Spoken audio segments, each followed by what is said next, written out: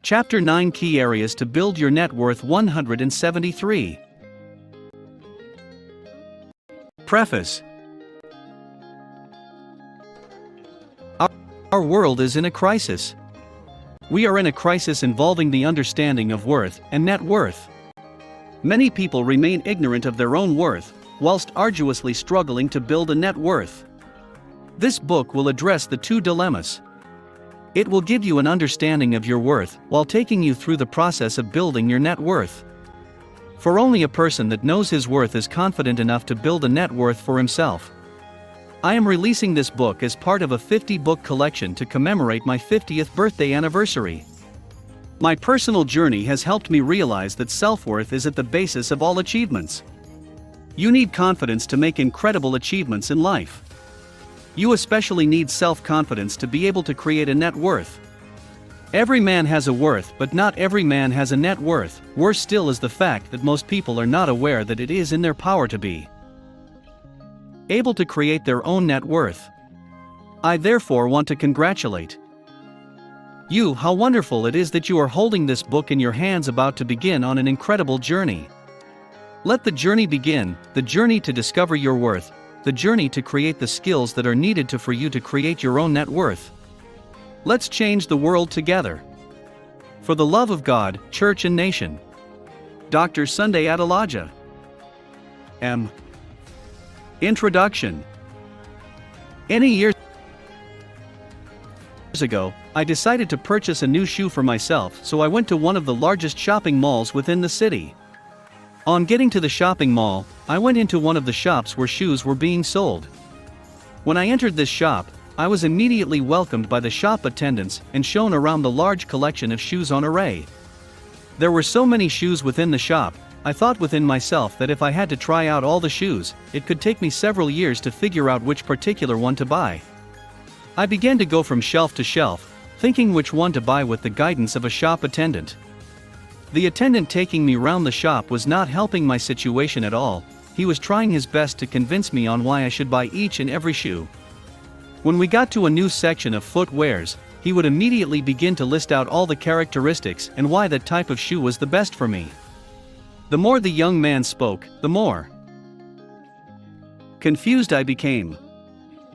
Eventually, I had gone through the shop for hours and had not spotted the right shoe for me. So I decided to do something about the situation, or else my entire day was going to be spent at a shoe shop doing nothing. I proceeded to ask the attendant a few questions. First, I asked for a particular brand of shoe I had in mind. With enthusiasm, the young attendant led me to the part of the store where that shoe was. I promptly went about the particular shelf the guide showed me, checking for the design that suited me. In no time, I had gotten the particular design that I wanted. My next task was to get my particular size, which of course was the easiest thing to do. Within very few minutes I had gotten my particular size. I tried on the shoe with my design, with my size and with the color I wanted, and everything just matched perfectly fine. I was so proud I had gotten the best shoe for me. I moved few steps with it, and it was perfect. I was elated and happy. Suddenly my eyes moved to the price tag on the shoes, and that was when the unexpected happened. I stopped in my tracks. How can the shoes be this expensive? I asked the shop attendant with every surprise in my voice. I asked to buy a shoe, not a car, I told him. We went to talk about the different prices of the shoes. Though I had gotten the perfect shoe, with the perfect size, the perfect color which suited me perfectly, none of this mattered when I saw the price tag that was on the shoe. Everything else suited me, except the price. The price did not suit me at all. In fact, on seeing the value of the shoe, I immediately dropped the pair and asked the young man to show me where cheaper shoes were sold. The shoe had a price which I could not afford. My attendant then took me to another section of the store where I saw all manner of shoes. Like the section where the expensive shoes were, there were so many of them at the cheap section too. I walked about this section severally but could not find my type of shoe. But did that matter any longer? I had found what I loved but could not afford it, so now I had to go for what I could afford. Without discrimination I immediately chose a shoe that was my size, but did not look a bit like the design I needed. You may guess that it lacked the quality I desired too. But what could I do? I paid for my new cheap shoe and walked out of the shopping mall. Don't ask me if I was happy with what I got. Happy or not, I got what I could afford. Why am I telling you this story? Because this life is particularly like that shoe store, and all men are like the shoes within the shop. Though the shop was called with a general term, a shoe store. Well, truth is, it never seemed that same way again when I got into the store. I learned one golden rule of purchasing shoes. All shoes have value, but shoes do not have same value. Indeed, within the shop, every shoe had a value, but honestly different values. Though they were all called shoes, not all shoes were in same class. In fact, all the shoes were not put in same section.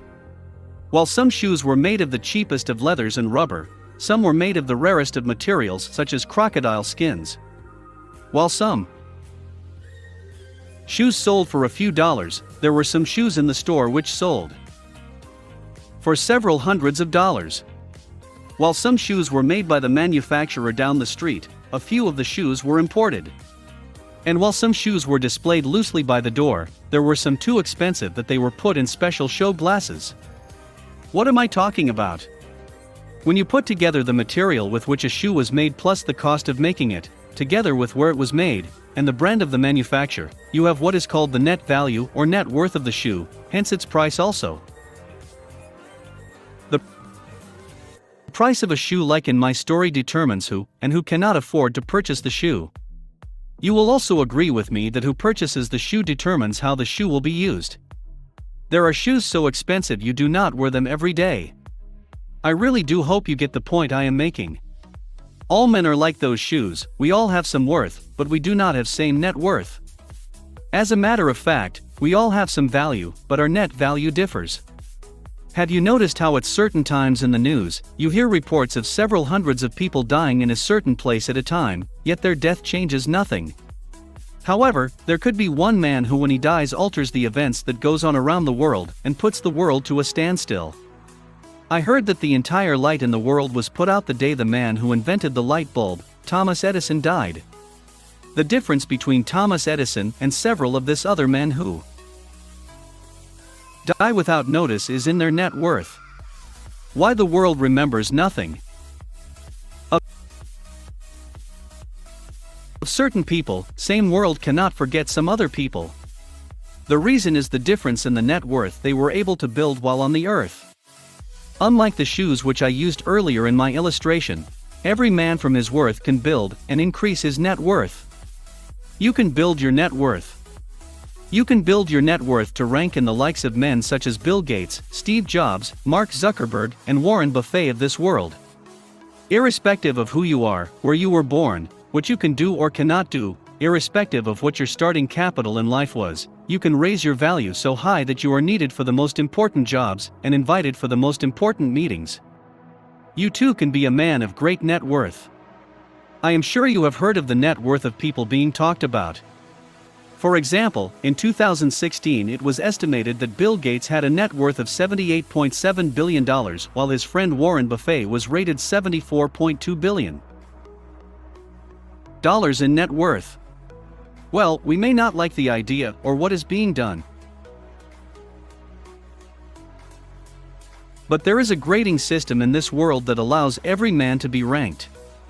Whatever that grading system is, you do not have to be at the bottom of the ladder, you too can be among the best, among the most important, among the most valued, among the most influential.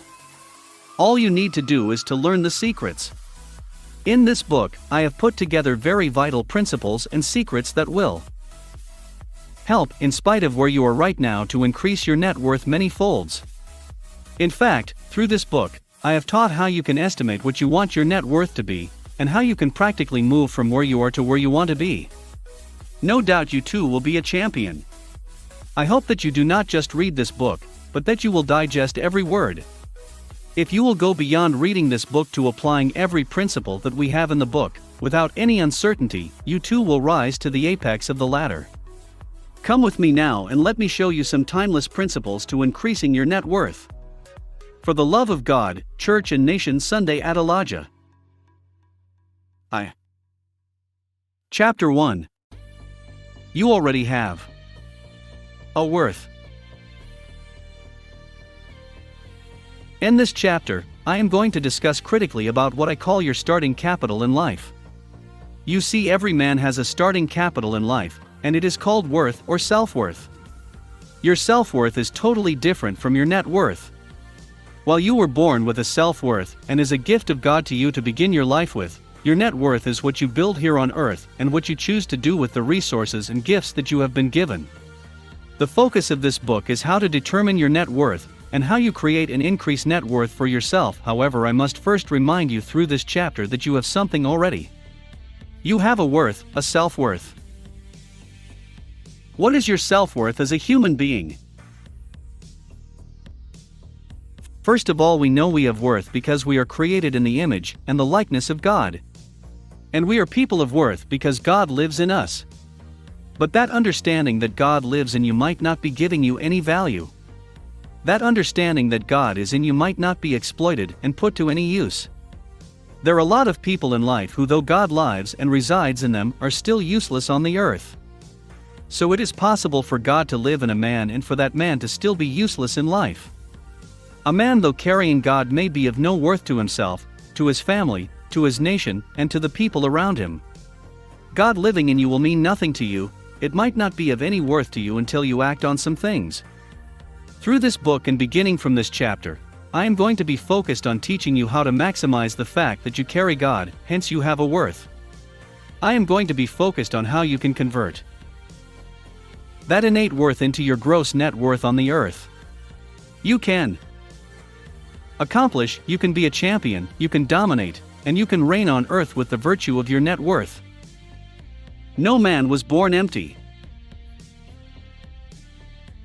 No man was born empty, every man was born with a worth. It is only left for you to leverage on that worth and convert your worth into your net worth.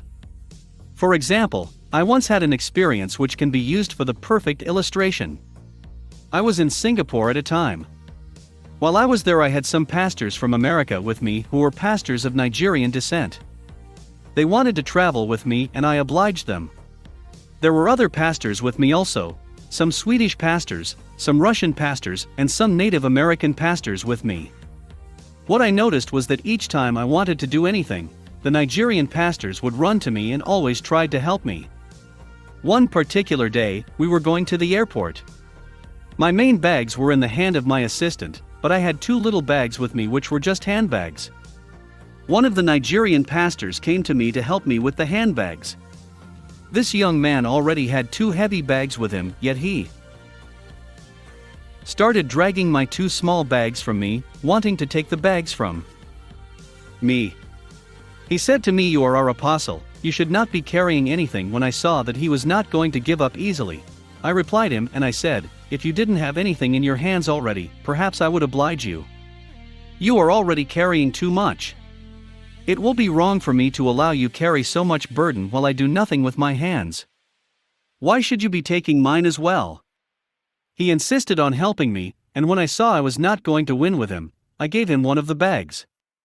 The other pastor of African descent came also and wanted to take the other little thing in my hand. I was embarrassed. Now this scene at the airport was disturbing enough. What was more disturbing was the fact that there were ladies that were carrying their bags to the airport as well, and nobody was trying to help them. Many of the ladies were on same trip as us, and many of them were struggling so much under the weight of their burden, yet none of the young men offered to help them. When these two pastors took my bags from me, I went immediately to carry the bags from the ladies, and I carried the bags for the ladies. Just as I did that, my dear young pastors came again to me and started dragging the ladies' bags from me. In addition to the many bags they already had, they would want to do anything to ensure I was not carrying any bag, whereas they cared less that the ladies were carrying as much or much more. When I realized what was happening, I knew these young men needed to be schooled. I called them and began speaking to them. I said, "I understand that you want to honor me, I appreciate you for that. However, when your hands are busy and my hands are not as busy as yours, then you should let me carry my bags. If you have two hands with which you are already carrying things, I have two hands also, and my hands can still work. I'm not invalid, I'm not paralyzed, I'm not incapacitated, just allow me to use my hands. I went on to tell them that because they were all over me, that was why I succumbed and allowed them. They appreciated me for talking to them on those things. However, I would not let them go until I gave them the more important lesson. I told these my dear friends how I noticed that they were so concerned about carrying my bags. Yet, there were ladies who were carrying heavier bags than me, and they cared less. They were not paying any attention to them, they were not even thinking about helping the ladies. So it was only when I took the bags from the women that they ran to me. While the ladies were carrying such heavy bags, none of them offered to help the ladies, none of them offered to take the bags from those ladies. Now, when I took the bags from the women, that was when they rushed to me, wanting to carry the bags and take the bags from me again. That gave me so much concern, it revealed a lot about their mindset. It revealed how much value we place on people. It showed that we fail to often realize that every man has an innate worth. What makes a man worthy, and that which gives him worth, is not title and status, it is the mere fact that he is a human being created in God's own image. A lot of minds have been so brainwashed. Still speaking to these my dear young friends, I said, why do you think you have to carry my bags and not those of the women? First of all, I have my hands, and I could use my hands. You needed not bother yourselves, even because your hands are already busy. If I have hands, they are meant to be used. Secondly, even if you want to help anybody and you are so generous, if you are so kind that you want to help people, then there are real needs around us here. The real needs are with the women. First reason being that they are women, they are weaker vessels, and should not be allowed to carry heavy loads. The fact that the young pastors didn't know that broke my heart. I told them to go help the women. I told them to go help anyone who genuinely needs their help. The women needed help more than I did. They are the ones who needed their bags to be carried. Their struggle and pain was begging for help more than I was begging for help. In fact, I didn't need their help. Do you see the worth in others? It is unfortunate that many people today cannot realize the need around them. They cannot sense the worth in people. They cannot listen and hear the cry and groans of people around them. They cannot help others realize their self-worth. They do not appreciate the value that every man possesses. Again, let me emphasize to you that every man that you see upon the earth has some value within him already. Hence you should treat every man you come across on the earth with that worth and appreciation. Yes, it does not matter who they are. It does not matter what title or titles go before their first name. It does not matter what schools they have been to, how many degrees they have, or whether they have no degree at all. What is most important is that they are human beings, and they already have a great measure of worth. Whose needs do you notice? Who do you observe as being in need? Whose cries catch your attention? Who do you see as needy even though they are not expressing their need with any word? You have to understand and appreciate the value in people before you can notice those in need and be of help. If not, you will be pouring your water into the ocean. You will be offering assistance where it is not needed. You will be wasting your time and your worth. That is what I see happening all over the world today. People will only commend and give words of affirmation to the CEO, Chief Executive Officer, who gets affirmation from a lot of people already rather than the janitor whose very essence is crying out for it. People will rather appreciate a man who wears one suit out of the several he has got and refuse to validate the man who has put the only suit he has into shape and has worn it on his back. People will rather pass by the weak, the lame, the beggars, the orphans, the tormented, the widows, and take their large offerings to church, to the man of God who already has mansions and jets. What shallow-mindedness! The point I am trying to establish and to help you see is that every man has a worth. Every man is worthy. Oprah Winfrey, the renowned television lady and talk show host in the United States, once shared something remarkable. She said in almost her 30 years of hosting the talk show, and it does not matter who was invited, once the cameras are down, every single one of her guests over the years turned to her to ask how was it. How did I perform? Tell me it was okay. Everyone asked same questions, from the President of the United States to the lowly housewife who was invited to share her story. Everyone asked same questions. Basically, what she was saying is that every human being on earth is the same and our very being is crying out for same needs. Every man wants commendation, so do not just commend your boss, commend those who are under you. Every man wants to be appreciated, so do not just commend your secretary, commend your wife at home too. Every man wants love, love all men. In Nigeria, for example, we have a lot of poor people who are daily laboring and languishing, many of them are hoping for any help. The statistics of people living in abject poverty in Nigeria is almost 65%, which is more than 100 million people in total. How come these people are not being helped? How come we do not see any of these people to give assistance to? We would rather give assistance to only people who can help us in return. That is selfishness and not true help. How come you do not notice people? How come you do not notice people? How come you do not even notice the crying and the hurting? How come you are not even paying attention to them? If you want to help anybody, go help people in need. I am not in need, why is everyone rushing to help me? Sometimes is the question I ask myself. In the story I shared earlier, I told the pastors that those same women they did not help have same innate worth as I do, yet they failed to help them. As soon as I went to help the women, however, the pastors came rushing to me. Not to the ladies, but to me to take their bags from me. It shows the level of their mind and the state of understanding that they have got. One of the pastors that I was challenging was the boldest. He was the senior pastor of his own ministry. He immediately came to their defense. I asked him to explain to me if there was something I was missing. He told me that they are only honoring my position. They are only honoring my title. They only pay honor because I was their mentor in Pastor Sunday. So I asked them what my position was. What is it to honor in a name or in a title? I can't remember the exact answer I was given, but one of them said they needed to serve the anointing.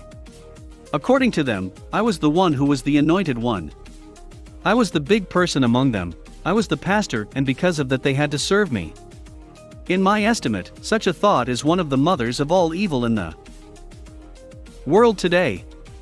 It is what makes a man place value on one life and destroy the next life. It is such a thought that gives education to some children and denies millions and billions of other children access to good education. It is what gives opulence to certain people while others can die in penury. It is what makes a household eat as much as they want for dinner, throw everything else away, while many other households cannot eat a meal 3 days in a row. Such a thought is anti-God, it is against the kingdom of God. If you cannot treat everyone with same respect as you give to your pastor, then you are a fake person. That is also eye service. You are only massaging the ego of somebody, and do not truly respect them. True respect respects all men, it values all people. I told the young men that day not to tell me that they were deciding my worth based on what I have done, based on my achievements or reputation. Unfortunately, that is what the world does. The world seems to have certain criteria with which it judges the value of people. The world judges people by money and status in the society, educational achievements, even racial background. This is unfortunate. Continuing in my discussion with the pastors in Singapore, I told them it was good to honor the anointing, even the Bible told us to honor our men of God, but I wanted to know if they knew the reason why I went to get the bags from the women. So turning to the one who was next to me, I asked him, why did I, your apostle, go to the ladies to collect their bags? He took a minute to think, then he mumbled some words. I wanted him to be clear, so I told him to speak up. He said he thinks I probably wanted to help them because they are women. His response got me laughing. What got me laughing was something missing in his answer. So I said to him, okay, but you also saw them as women, why didn't you help them because they are women? I had not landed when one of them said again, Pastor Sunday, but you are the pastor, you are the man of God.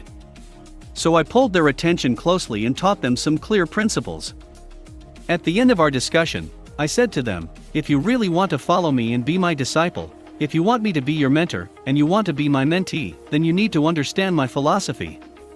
What is my philosophy? Let me tell you my philosophy. My philosophy is that everyone deserves to be honored, every human being has a worth. Why must a man be honored? What makes a man deserving of honor? Why must a man be honored?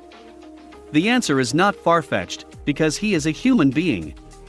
You only need to be a human being to be honored. Every human being on earth has God's nature within them. Every human being on earth has worth. Everybody has worth not because of what they've achieved. Everybody has worth because of who they are and whose they are.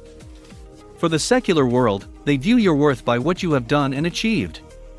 That is worldly. That is the way they see it, and it is worldly thinking. For those with a higher mindset, for Christians and those who want to live the right way, we should see and treat people differently. We should give everybody honor, we should give everybody worth because they are made in the image and likeness of God. Every human deserves to be respected, every human deserves to be honored. Now, those women in my story deserve to be given double honor. First, because they are human beings, and secondly because they are women. They are the weaker vessels. That's just logical. A woman has to be loved and shown affection. Women do not have the strength that men have. That is just sensible. You don't need to be a Christian to be kind and nice to the ladies. As a man, women shouldn't be carrying heavy bags around you, and you are looking on. You are the stronger one. You have the stronger body mass and frame. Use that to help people. Now, earlier and through the thoughts that I shared, everyone has a need for honor, affirmation, and validation. Everyone has a need for help. It is the silent noise that goes around with everybody and does not leave them. There are 7 billion people in the world today, and every one of us has need for one form of help or the other. Everyone needs something. So when you meet a man next, pay attention to that which is about him that is crying out for help. He could be dressed in expensive suits, exuding sweet smell from his strong cologne. Do not be deceived, that man has a need. As long as he is human, he has a need. Every one of us has a need. The pastor has a need as much as the gardener of the church. The waiter has a need as much as the man who owns the restaurant. Everybody that has need must be helped. It doesn't have to be just the pastor. I told the pastors at the airport in Singapore that though I was their pastor and mentor, if there was ever a situation where they needed help, I would help them. If the ladies were not there with bags, struggling to carry load, and I happened to meet them as young men at the airport with their hands full, I would help them. If my hands were free, I will not just pass by them. I will immediately rush to them to help them with their loads and bag, though I was their leader, teacher, and mentor. I told my pastors, I will not allow you to carry all the loads by yourself. If the ladies were not here and your hands were full, I, Pastor Sunday, will be carrying your bags. Those pastors laughed and immediately objected. They said, no, pastor, we will not allow that. We cannot allow you to carry our bags. Now, if you know me, and if you know those around me, what I said to these pastors is what you already know too well. I carry bags for my members, I open doors for them, I hold their seat for them, I do all of these. Because it's logical. That, as far as I am concerned, is the sensible thing to do. I do not do any of those things because I am a Christian, nor is it because I am pastor, rather because I am just logical and sensible. That is what I call basic human behavior.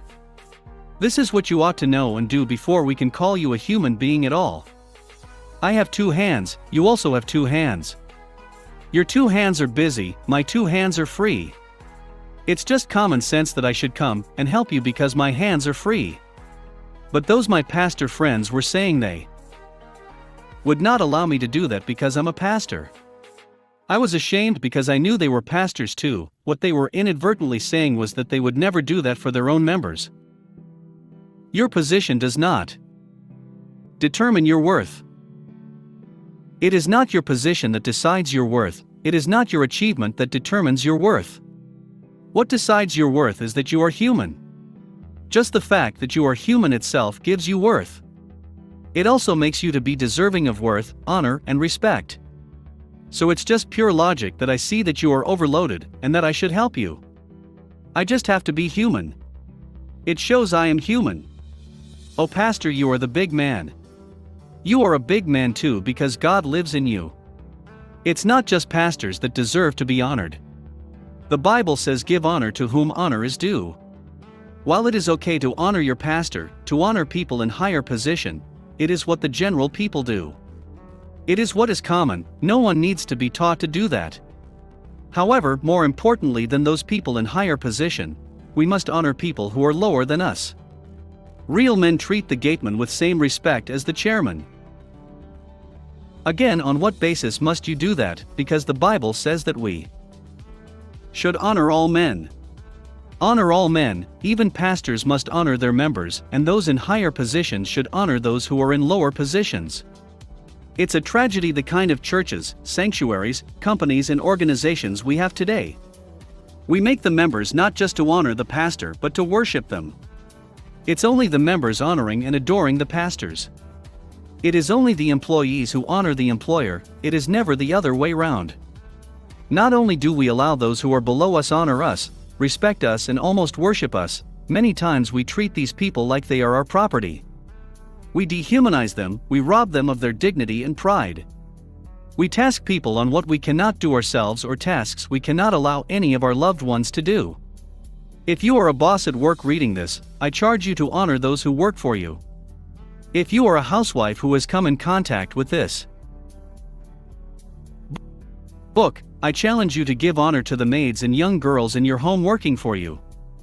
If you are a husband reading this, I challenge you to take out time to honor your wife and go out of your way to do the unusual for her.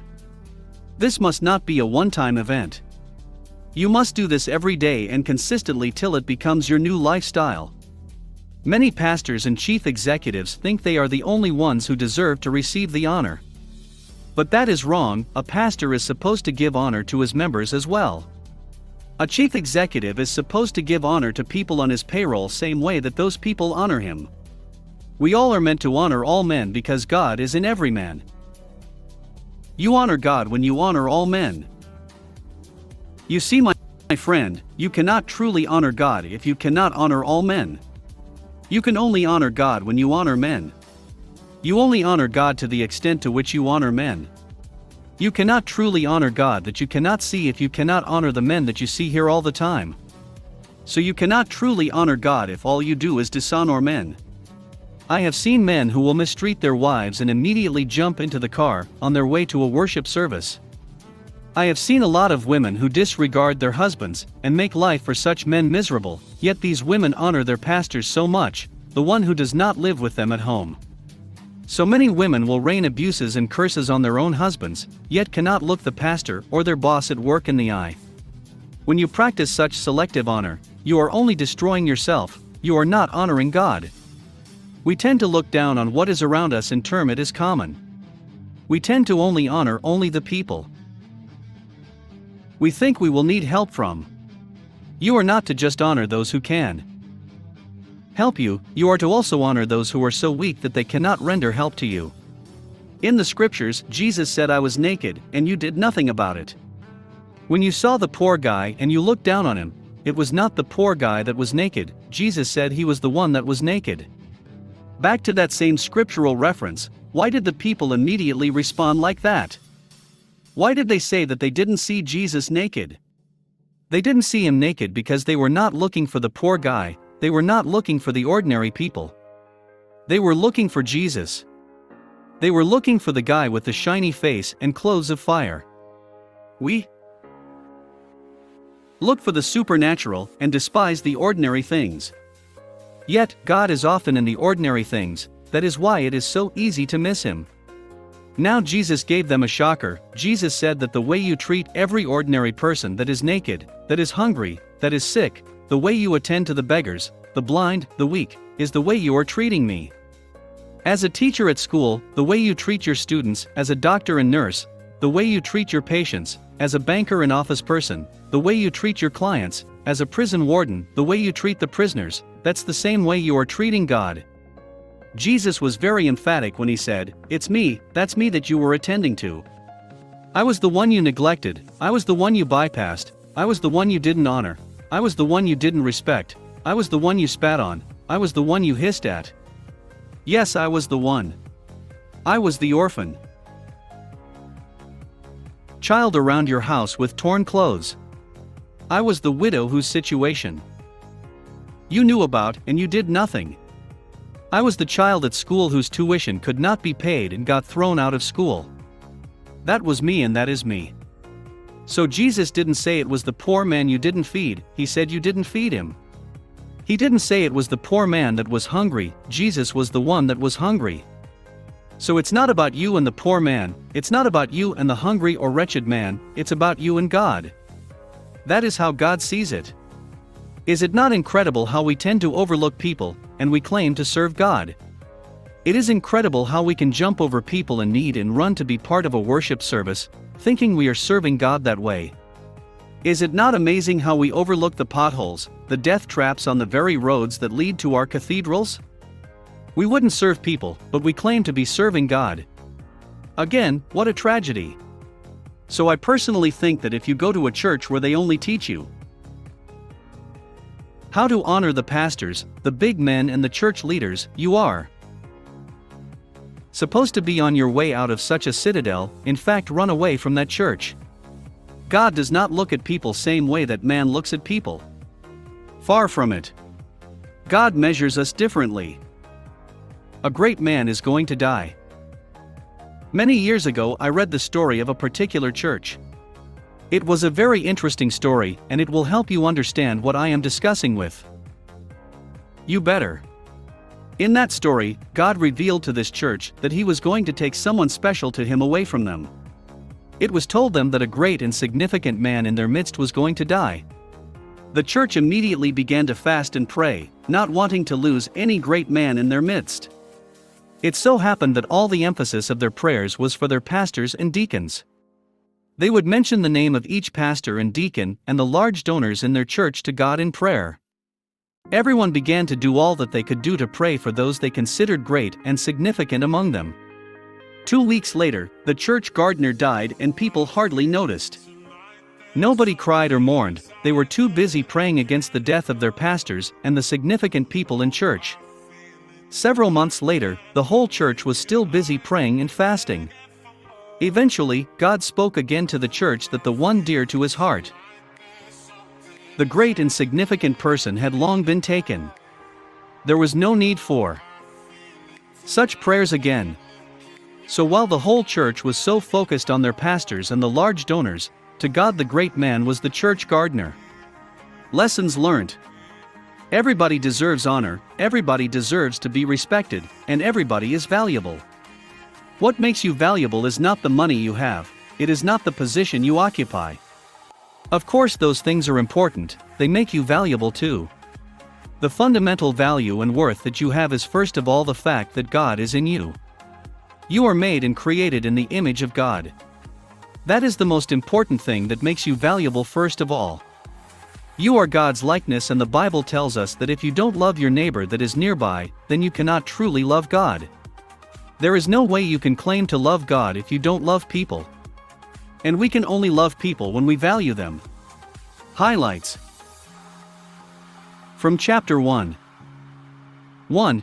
Every man has a starting capital in life, and it is called worth or self-worth. 2. Your self-worth is totally different from your net worth. 3. There are a lot of people in life who, though God lives and resides in them, are still useless on the earth. For a man, though carrying God, may be of no worth to himself, to his family, to his nation, and to the people around him. 5. Every man that you see upon the earth has some value within him already. Hence you should treat every man you come across on the earth with worth and appreciation. 6. My philosophy is that everyone deserves to be honored. Every human being must be honored. 7. Everyone needs something.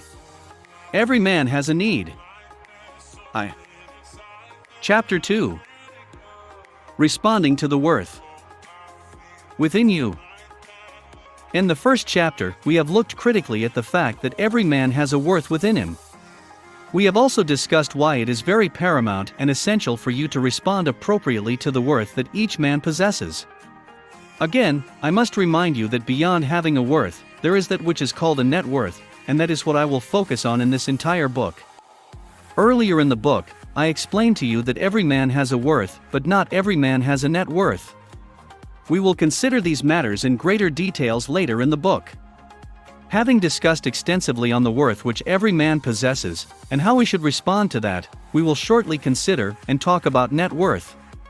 I will explain to you the issues concerning your net worth. I want to help you define your net worth. You have a worth. The whole aim of this entire book is helping you to build, create, and increase your net worth.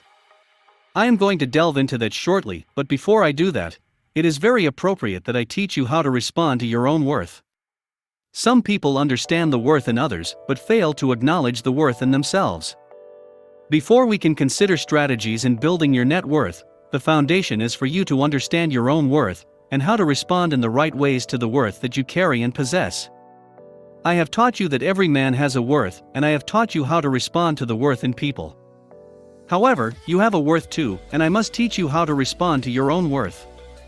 Without your worth, there can be no net worth. Unless you appreciate who you are, what you have, and what you can do with what you have, there will never be anything like the creation of net worth, building of net worth, building of value, etc. If there is any foundation that has to be laid and solidified, first of all, it has to be the value of knowing your worth and what demands you can make based on that worth. So right now, we are discussing about your worth. What is your worth and what implications does it have for you? Later on, we will shift our focus to how you can convert your worth into your net worth. I'm laying the base and understructure about your worth before I get into your net worth.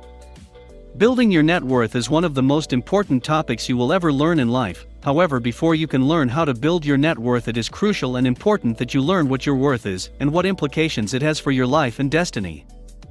We have picked our discussions carefully in a way that the real essence of the book will not be lost, that is building your net worth. Your worth is what you have got in you. You are a child of God, you are the image of God.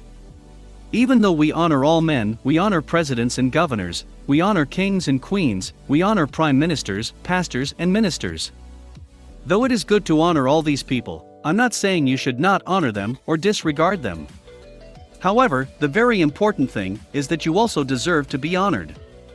I do not know who you are right now, and I do not know what state of life that you are in. However, one thing is true, certain and definite: you deserve to be honored. You must be honored. You have a worth, you have dignity, you are a person of distinction, you are privileged, there is God's glory upon you, you've got your own prestige and fame, you have merit, credit, and importance, you are of an illustrious birth and heritage, you are notable. Kings, queens, presidents and their allies, pastors and all people too must honor you. You know already that in life parents too must honor their children. If a parent only demands that his children should honor him and he won't honor the children in return, then those children are going to become rebellious one way or the other. Either such a father or mother likes it or not, those children will walk away and far from him or her. In same manner, if there is an organization or system that only puts people into slavery, if there is any system, church or organization that only subjects people and forces everyone to bow down to just one man, then that system is breeding chaos. It is like the adage of sitting on a keg powder or a time bomb, it will detonate sooner than later. Let no man enslave you. Let no one enslave you, let no one put you in a bondage, do not allow any man bend you before himself. By the way, nobody should bow down to another man. Nobody should worship another man. There is no scriptural basis for that, and that is what Jesus was trying to teach us. It was also what he was trying to correct when he said, don't call anybody father, don't call anybody teacher. It's not that you should not call anybody father or teacher as a title, you can use the words father or teacher for a man. The main idea though that Jesus was trying to teach and to pass across was that we must not elevate people to the point of worshipping them. Don't elevate people so much as to degrading your own value or your own worth. Don't elevate people so much that you see yourself as nothing. My dear friend, what is your name?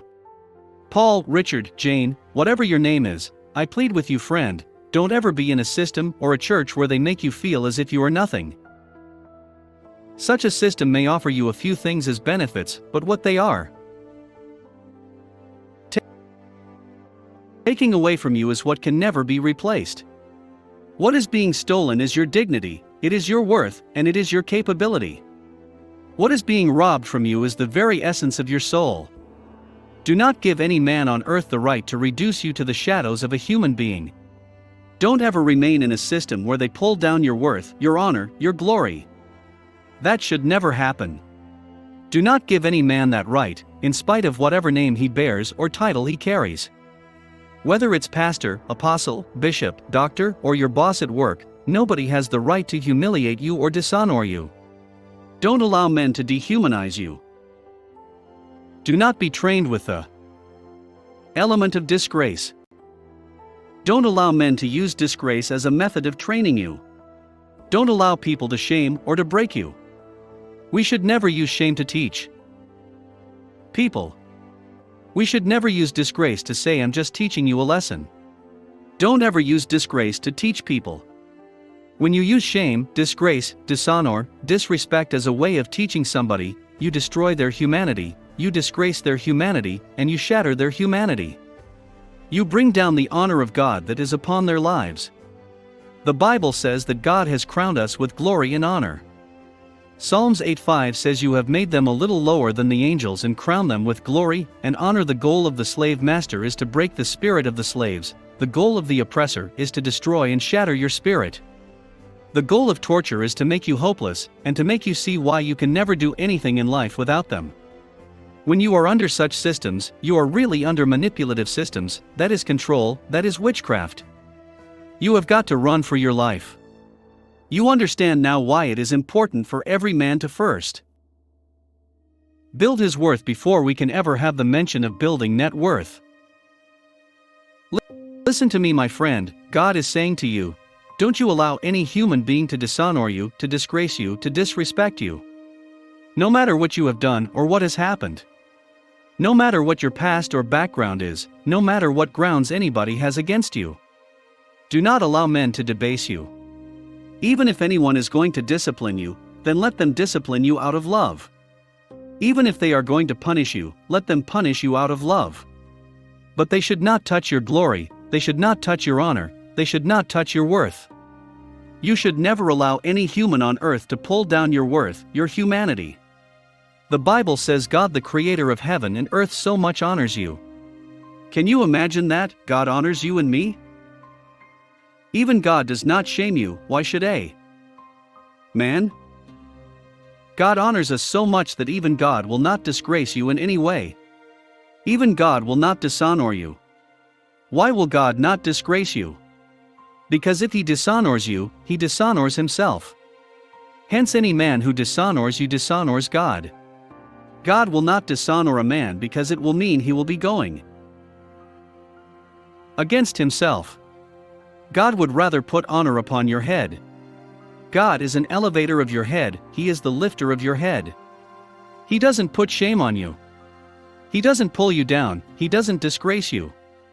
He will not humiliate you. God rather gives you honor. He crowns you, there is a crown of honor on your head. There is a crown of glory on your head. Don't let any human being remove that glory, that honor, that importance. It's not just the pastor that is crowned with glory and honor. It's not just ministers who are crowned with glory and honor. Every one of us is crowned with glory and honor. Somebody said, don't touch me because I am anointed, and do me no harm because I am a prophet. You are anointed too, so don't let anybody touch your anointing. You are also the apple of God's eye. We are all made in God's image. By the way, anybody that pulls a fellow human being down, anybody that humiliates another person, the person who humiliates is humiliating God. God said that if you humiliate the poor, you are humiliating not just the poor, but also his creator. It's not just the needy and the weak. If you humiliate anybody, if you mistreat any human being, you are mistreating his creator. I have heard different horrible stories of how people who are highly placed, people who should use their authority and strength to defend the weak, use same authorities to demean the people. I have heard this also. I don't know if it's true that some pastors slap their church members. Some even slap their assistant pastors, maybe not physical slaps, but many shout at people publicly and from open stage. Such act is called public shaming. If it is not done with the intention of bringing people's value down, then it is evil. No man should disgrace another man. I want to believe people do that because they are ignorant. You belong to the best places in life. The scriptures enjoins us not to have reserved places for pastors or anybody, not to become hypocritical and engage in the acts of the Pharisees and Sadducees. But today's churches are reserving places as if they don't read the Bible. When you see the thrones of some men of God, you might really get confused as to who sits on those thrones, whether men or God.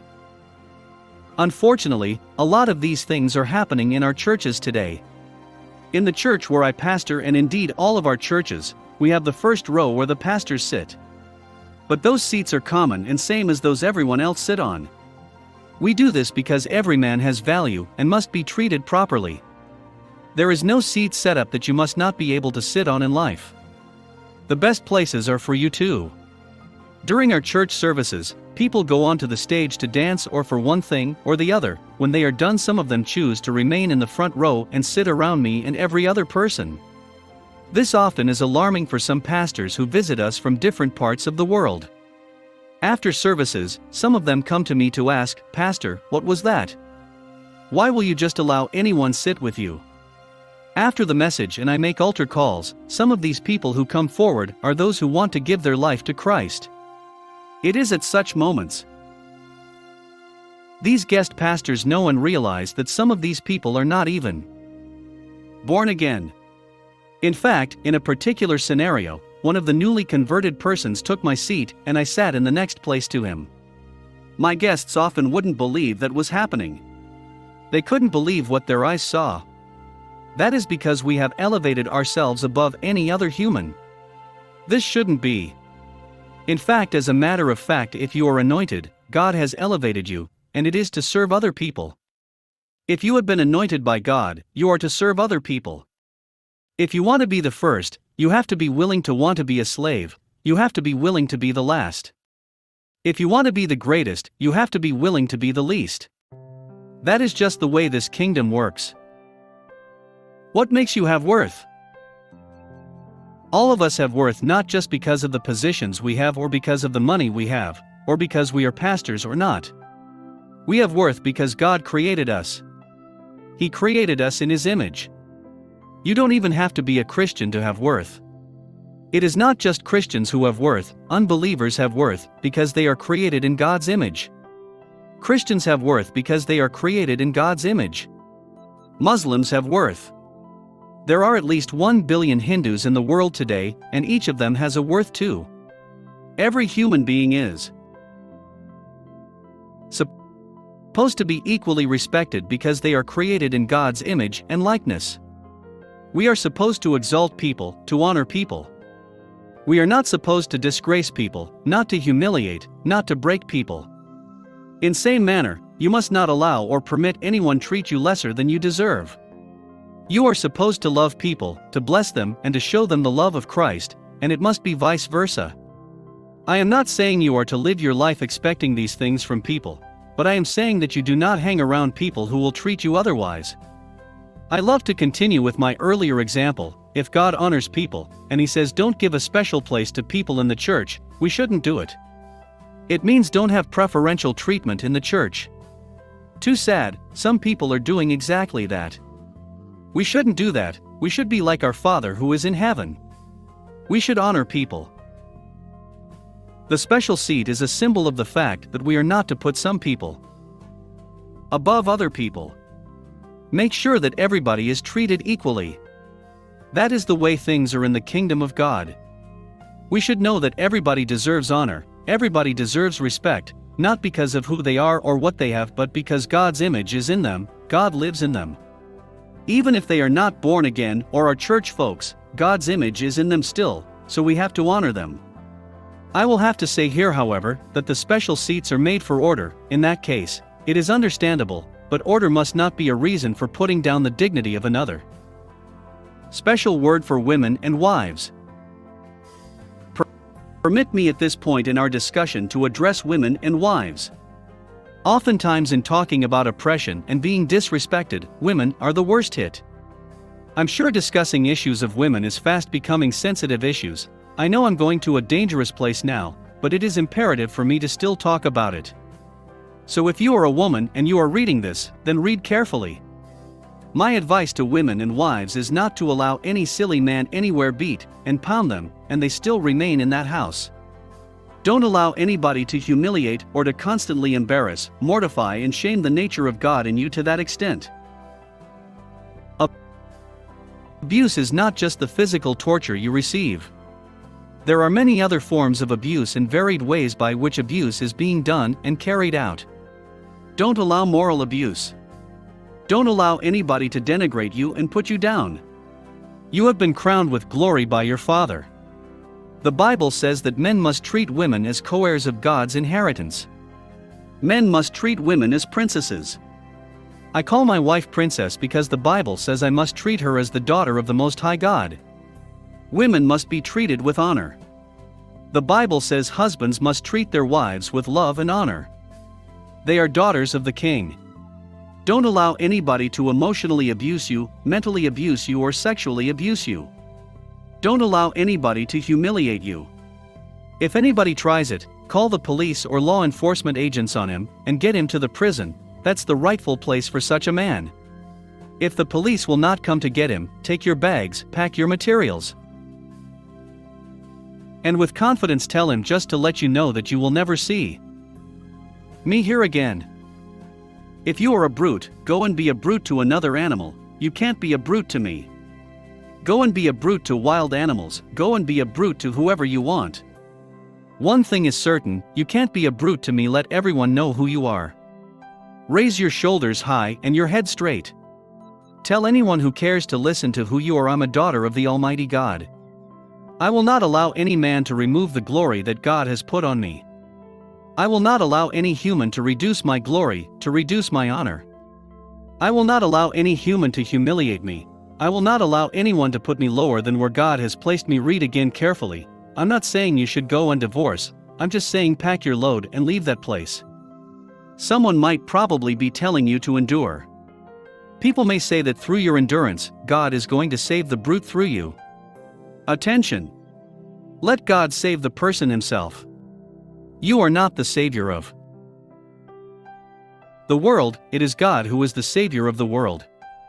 It is God who created him. God knows how to save him. Let God save him by himself. You are not going to save him. You are not the rescuer and the liberator of the world. You didn't die for him. Let God save him without your help. God has millions of people in this world. He has millions of ways that he can use to save him. Don't die foolishly in the hand of the oppressor. Don't talk yourself into enduring humiliation. Don't endure unnecessary abuse just because you are thinking God will use you to save the abuser. Don't die cheaply. Do not wait until your oppressor kills you. Dying in that manner is just foolishness, it's just stupidity. Don't wait till anyone kills you. Save yourself before someone will have to come and save you. Get that kind of brute out of your life. Don't allow anybody to abuse you. Same thing goes with men. It is not only women who suffer abuse. As a matter of fact, I read a very interesting article the other day which claims men tend to be more victims of abuse than women, simply because they are too ashamed to talk about it, and when they do, no one will believe them. We all have the honor and glory of God upon us. Don't allow anybody to humiliate that glory, to despise that God that is in you. Let the honor of God that is in you be seen. Let your worth be seen. That is how to acknowledge the worth that you possess and carry within you. I have seen on the internet over the years certain strange things that people do. I see how religion is killing people in Africa. I see how churches which should elevate people have become centers for debasing people. I see also strange things that pastors in African churches do. In southern part of the continent especially, it is extremely difficult for me to understand some of the things I have seen, like church members eating grasses. I read also that a woman was killed because the pastor put a very large box of speaker on her chest. Someone needs to start a campaign against all these things. Maybe that's someone's calling. I once saw a pastor in Africa stepping on a woman's pregnant stomach. All in the name of miracle. Don't let anyone just do anything to you in the name of miracle. Don't allow anybody to humiliate you.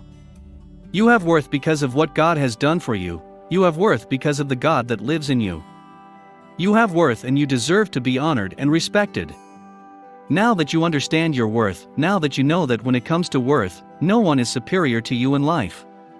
Now that you understand that there is nothing any man has in life that you do not have a right to. How do you build your net worth? That will be our focus from the next chapter. Highlights from Chapter 2. 1. Some people understand the worth in others but fail to acknowledge the worth in themselves. 2. Unless you appreciate who you are, what you have and what you can do with what you have, there will never be anything like the creation of net worth. 3. Building your net worth is one of the most important topics you will ever learn in life. 4. You must be honored. You have a worth, you have dignity, you are a person of distinction, you are privileged, there is God's glory upon you. 5. We have worth because God created us. He created us in His image. 6. Don't talk yourself into enduring humiliation. Don't endure unnecessary abuse just because you are thinking God will use you to save the abuser. 7. Let your worth be seen. That is how to acknowledge the worth that you possess and carry within you. Chapter 3. Identifying your net worth. Having understood the power of your personal worth, we can now proceed to discuss how to build your net worth. Your net worth is the sum total of your relevance to your environment and to your world. Your net worth is defined by how many people have need of you and what problems you are actually solving. Your net worth is determined by your applicability on the earth. How applicable are you? What is your importance? What is your purpose? What are we missing if you are not around? What would this world have missed if you were not born? Answers to all of these are what actually determine your net worth on the earth. Again, I must emphasize that you must not confuse your worth with your net worth. While every man was born with a worth, not every man has a net worth. Net worth is built. It is the choices that you make that determines your net worth and the products and value that comes out of you. In this chapter, I am going to teach you how you can create your net worth using every tangible and intangible material that you have got around you. Why I do not drive, why my wife does not cook. Some years ago, I preached a sermon to a group of people. I spoke to the people on why I do not drive and why my wife does not cook. The essence of the whole sermon was to help people create their net worth and see how time is the essence of life. It was a nice sermon, and I must say I had a great time with the people, or so I thought until the responses to my message began to pour in. I could not believe what the responses of the people were to my sermon. I received a lot of unpleasant responses from people, even though everything I said in the message was true. Over the years, I have created the culture of one thing, and that is the culture of saying the truth. I could say things you don't like, but what I say is always true. Nothing can be done against the truth but for the truth. If you do not agree or you do agree, the bottom line is everything I said is what I mean, and it is true. Even though that message was titled Why My Wife Does Not Cook, and I do not drive, the point in that message was different. The point that I was passing across is not to encourage women not to cook or for men not to drive, as many of the people who wrote to me afterwards assumed. That was not the main thing I wanted to communicate to the people. I thought the people understood that it was an illustration I gave to them. It was an example and illustration, and was not a commandment or decree. I was not saying everyone should be like that or operate their lives like that. I would have preferred for it to be so, or for everyone to be like that. It was just a sharing of experience and a recommendation for men to do same. I understand that not everyone has that possibility. My wife too fought the idea initially for almost 3 years. I had to convince her on the point I was making. Now, what is the essence of the message and what point was I bringing across? That is the whole essence of this book. It is about a subject which is one of the most important issues to your existence on earth. If you will be relevant on this side of eternity, if your life will have any use, if you will be a person of caliber and value, then you must understand the subject I am talking about. The subject is called net worth and how to increase your net worth. If you will pay careful attention to this truth, it will change your life and transform you. A careful acknowledgement of this truth will give you more results in a few years than you have ever gotten in your entire life. How do I know that? First, I must tell you why my wife does not cook and I do not drive. Why did I make this decision many years ago? It's not about cooking and driving, it's about this value. I made this decision because of something I already understood. That is the way I treat my wife and women generally. I've been asked often by people who cannot afford such a life. Many have expressed concerns like my wife expressed initially. What if I cannot afford to cook for my wife? When people ask me such questions, I realize they have not come to the full understanding of what I am about to tell you. They are still stuck in the illustration of the message. Many years ago, I spoke with my wife on this pertinent issue. My goal was to help her see the need in creating self-worth. I said to her, "Princess, I have worked very hard all my life to get to this point when I can afford anything for you. I have built my life to come to a place when nothing will be too costly or too expensive for me to do for you. I prepared myself and worked hard. Now that I have attained this, I need you to stop cooking for me or for the children or our entire family altogether. My wife may cook for leisure, but she will never cook because she has to do it." I ensured that. You see, I did not get to that stage in one day. However, the fundamental understanding of a principle I got quite early in life kept driving me till I got to that stage. It is that same understanding I want to drive into you in this book. I quite understand it is not everyone who will do what I do, but you can also prepare yourself and work hard. You can prepare yourself so that your net worth can increase. I worked hard so that my wife wouldn't have to work. It's not just cooking I decided long ago that my wife wouldn't do. I also decided she would not have to work for any other man in her life. She may work if she chooses to, but she wouldn't have to work for survival. She would not have to go to work because she needs to pay 50% of the home-keeping bill. She wouldn't have to work to support the family. She wouldn't have to toil for anything.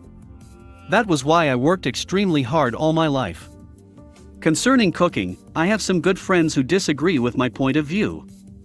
Many think I prohibit my wife from cooking. My wife cooks leisurely sometimes, especially when she wants to eat what our cooks cannot make. Sometimes she wants to relax by cooking, that is different. My wife drives sometimes, which I can also do.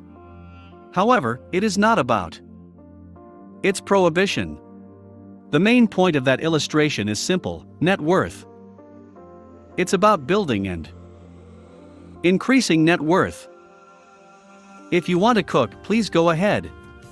Let me emphasize to you the main point one more time: net worth. Except we understand what net worth truly means and how to create and increase net worth, it will be extremely difficult for you to agree with me on this issue.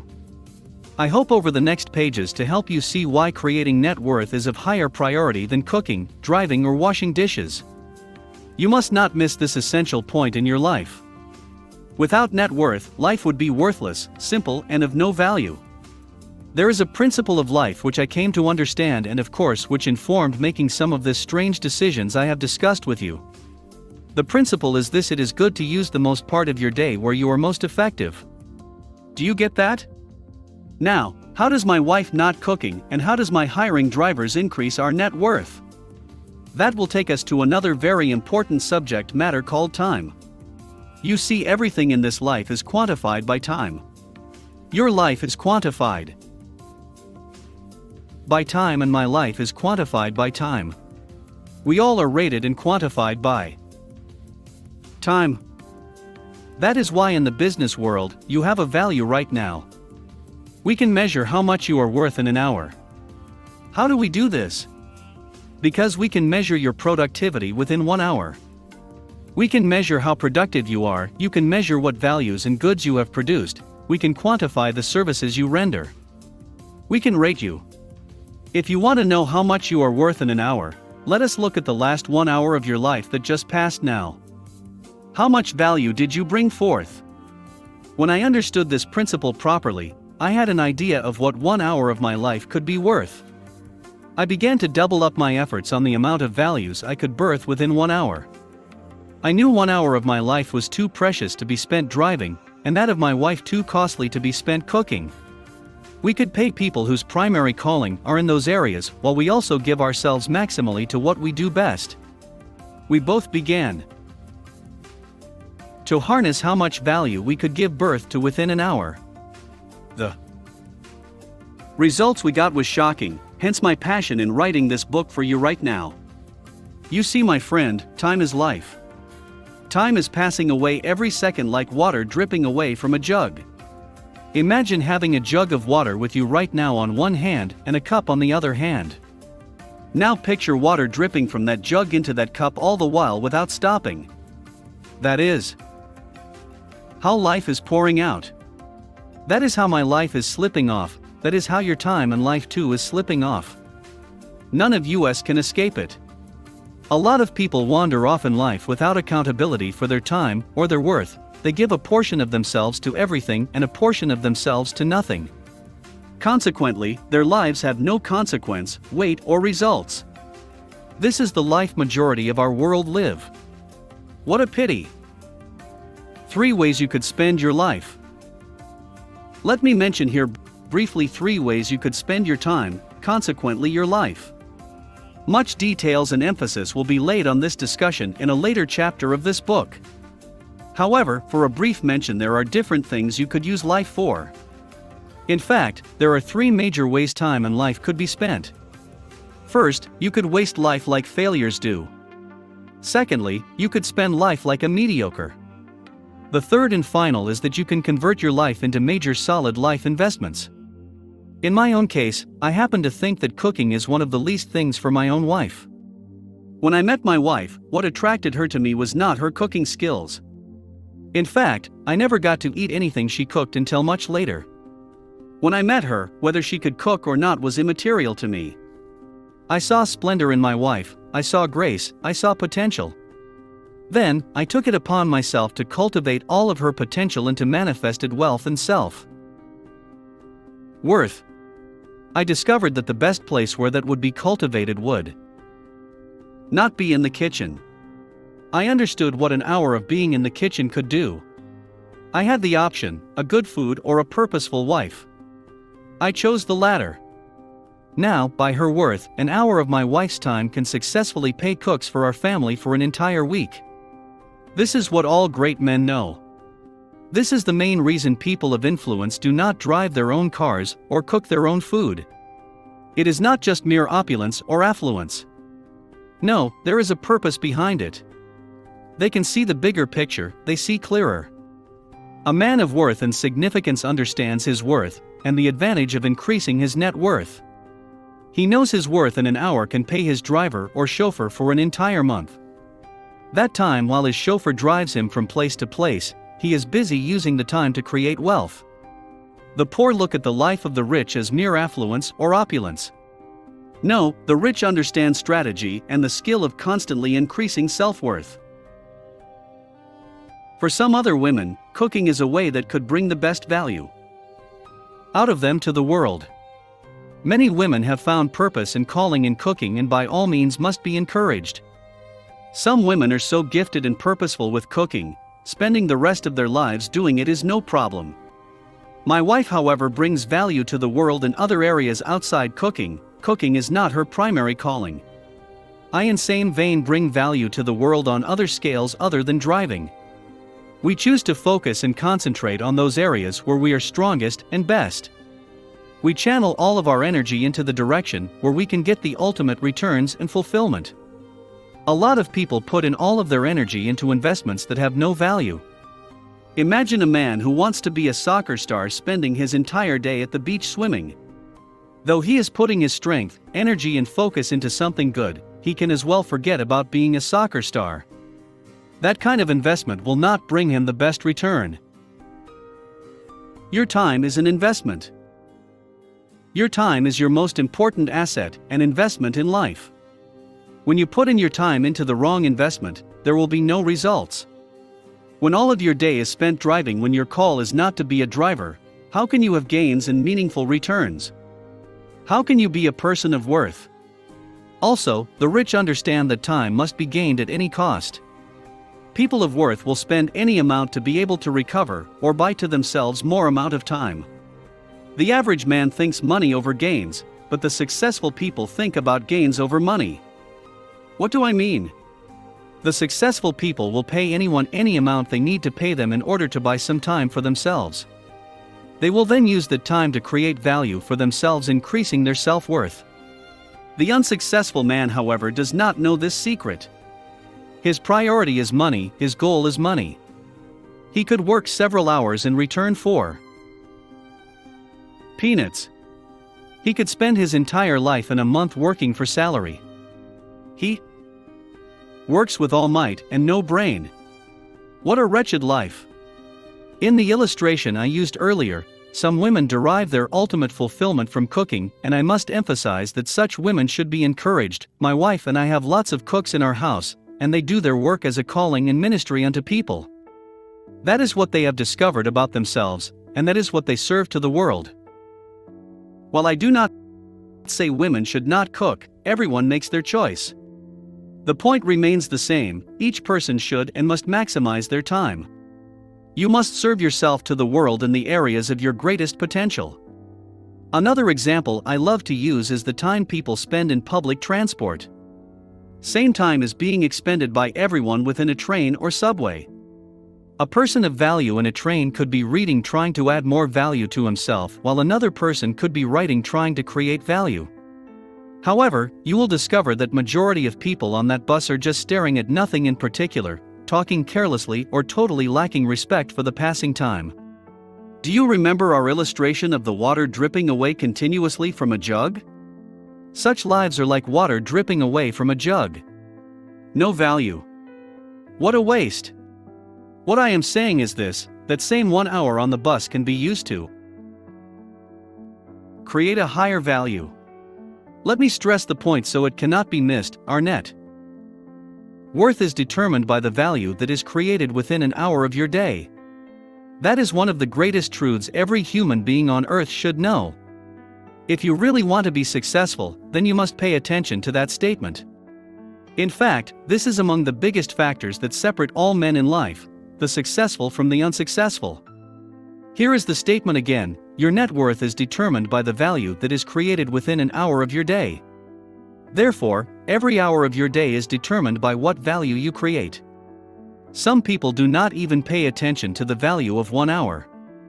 Have you heard a speaker is being paid $5,000 for speaking for 1 hour at a conference?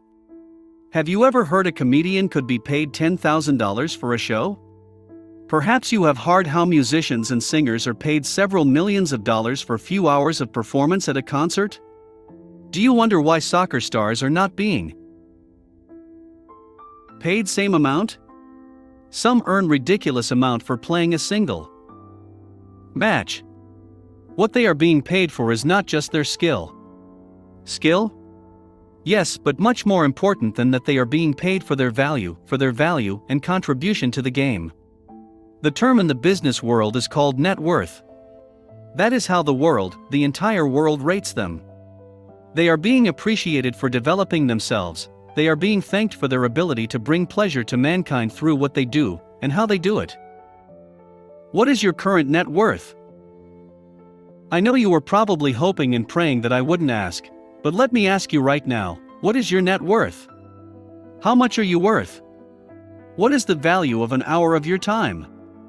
When a man has not consciously created and recreated himself, when a man has not increased his net worth and value, such a man is a waste. We all were born same, nakedly coming out of our mother's womb, but few people among us when they got to the world recreated themselves.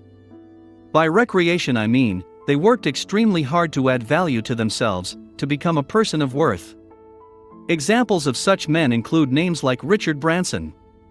Others you might have heard about are Aliko Dangote, Bill Gates, Warren Buffett, and the list goes on and on.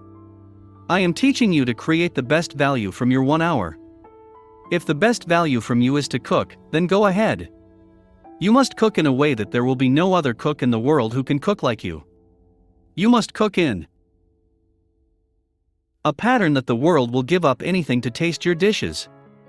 You must cook with such enthusiasm and passion that generation of cooks after you will wish they met you. You must generate such value and worth that the whole world cannot deny or despise. In my own family, I have discovered the best way to create values. The best way for my wife to create value is not to cook, but to create value in other areas. We have discovered what we do best, and we expend our lives in those areas and projects.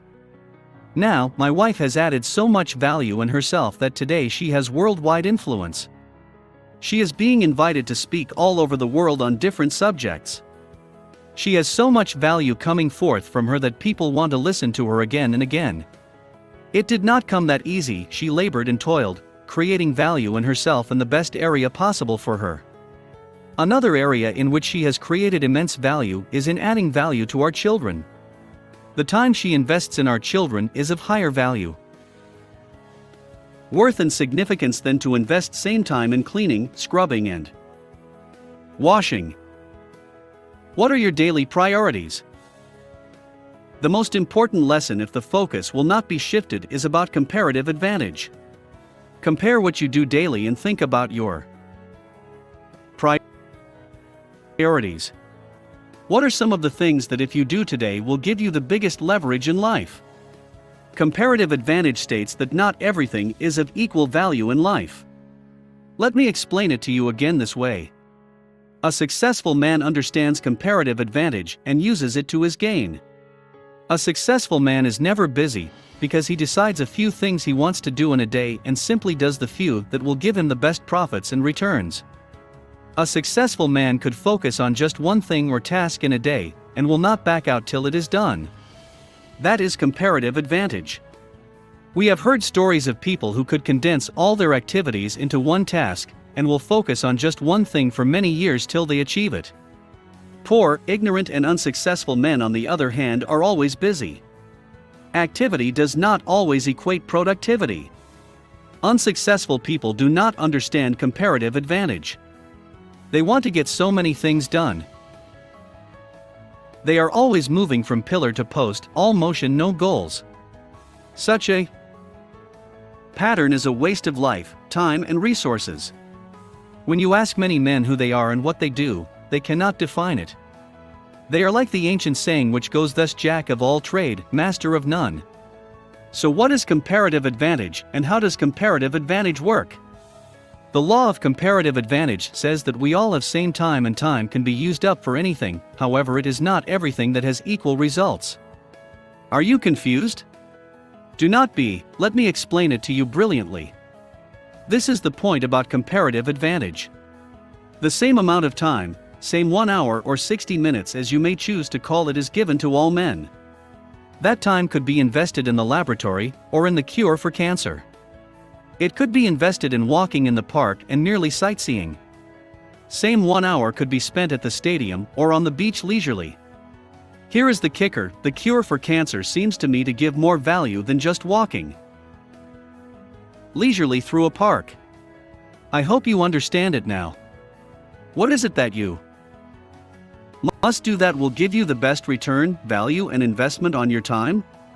As a teacher, what would you rather do that will give you fulfillment and higher return, and what other activities would just be a waste of your time? As a doctor, how best can you invest your life and how best can your time be wasted? Write them down. If you practice law and stand before judges, what must you do daily? What will make you the best and give you the best yield? Possibly sit in the judge's seat one day. Also, what are the things that will not add anything to you? You must note them and identify them. Same is true for all men, for all professions, for barbers as well as businessmen, for farmers and students. What will give you a comparative advantage? How are you using your time? While a person invests his 1 hour productively, another could waste his carelessly. Let us take two scientists working on a research project for example. Let us assume they have same topic and are working on same thing. One of them could spend an hour studying, researching, observing and experimenting, while the other person could take same time to wash plates or to cook. Of course, cooking is not bad, but if I need to choose what to use my 1 hour for, I will rather use my 1 hour to find the cure for cancer in the laboratory than to walk in the park or wash plates. A lot of things may not be bad, but they do not have same value. A lot of things you do right now are not bad, but have you thought about the value? Do they add equal value to you? If I have a responsibility to my family and people under my influence to maximize their potential, I must open their eyes to see the best way to create their net worth. The best way is to create a net worth in their sphere of influence. The best way is to discover that which you do best and you have passion for and do it with all your strength, grace and finesse. Now, I am sure you understand that the most important thing in life is to create maximum value. You must strive to create the maximum value in your 1 hour. Since you understand now that your net worth is determined by how much value you can create within your 1 hour, what will you begin to do differently? Another question for you is this: how can you create the maximum value for yourself in 1 hour? How do you increase your net worth? I will bring you so much light and illumination in this regard soon. This is the idea: the difference between people and their net worth is in the value that they create. I'm not talking about your network. So much is being said today about network, many of which are undisputedly true. Network refers to who you know and who recommends you. But a solid way to beat network all the time is through your net worth. In other words, a man with a strong net worth will always win over a man with a strong network. An example is this: a man with a strong network will get a good job, that's no doubt. But he will only get the job because a man with a strong net worth created the company. A man with a strong net worth does not need to look for recommendations or who will favor him. He converts his net worth into whatever he needs per time. Your net worth and value and respect and honor is in what you are able to produce in an hour of your time. How much value are you able to create within an hour of your time? How much value are you able to create in an hour of your day? The only thing many people achieve within an hour of their day is that they visited the toilet. When all a man achieved in an hour was that he passed feces, what will you describe his worth as? Your guess is as good as mine. Your net worth is decided by what you do in an hour. Let us imagine this for a moment. Let us take 8 hours as the standard working hour of a day. The average working time around the world in a day is 8 hours. What is your net worth in an hour? Again, your net worth is decided by what you do in an hour of your life. I mean each hour of your life. Each hour is deciding your net worth, your value. Each hour is deciding your future. In fact, each hour is actually painting the picture of your whole life. What will you do with your passing time? What will you do with your passing hour? Like I wrote earlier, 1 hour of your life, and how you spend 1 day of your life is the picture of your life. If you can afford to waste 1 hour, you can waste the whole day. If you can waste hours, you can waste a day without noticing it or feeling anything amiss. The way you spend 1 day is a picture of your whole life. Therefore, if you are prone to wasting time, if you are prone to watching your life drip away like water from a jug, if you are prone to not creating value within an hour of your day, it means your whole life will not be of value. You will be shocked to suddenly wake up one day, and it's your 60th birthday. Hooray, the only thing you would have achieved is that your life has now been placed on pension. The only thing people on pension have done with their life is that they gave their time and youth to somebody else, to the government. If you live your life like that, the only thing you will do with your life is that you had a job and you lived on salary.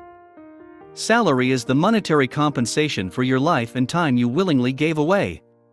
Like the water in the jug in our illustration, many people on salary are merely being poured out, they are simply wasting away.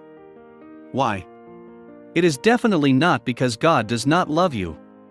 It is also not that God hates you or that life is not fair, it is because you lived a lifestyle that is not used to creating value in an hour. Anyone that is not used to creating value within an hour of his day will be shocked at the end of his life. There will be nothing to show for it. And the reason is not because Satan is bad or that God is not blessing him, it is just because they have not mastered the wealth of time. They have not planned to master life, and they have not mastered the secret of conversion. Such people have not learned conversion, and they have not learned the secret of maximizing their life or how to form their net worth. They have not learned how to use their life to create a system of value chain. We will look critically on the subject of creating value chains in the next chapters. When a man has not learnt the principle of creating value for every hour, his life has not become valuable, nor can it exist in a value chain.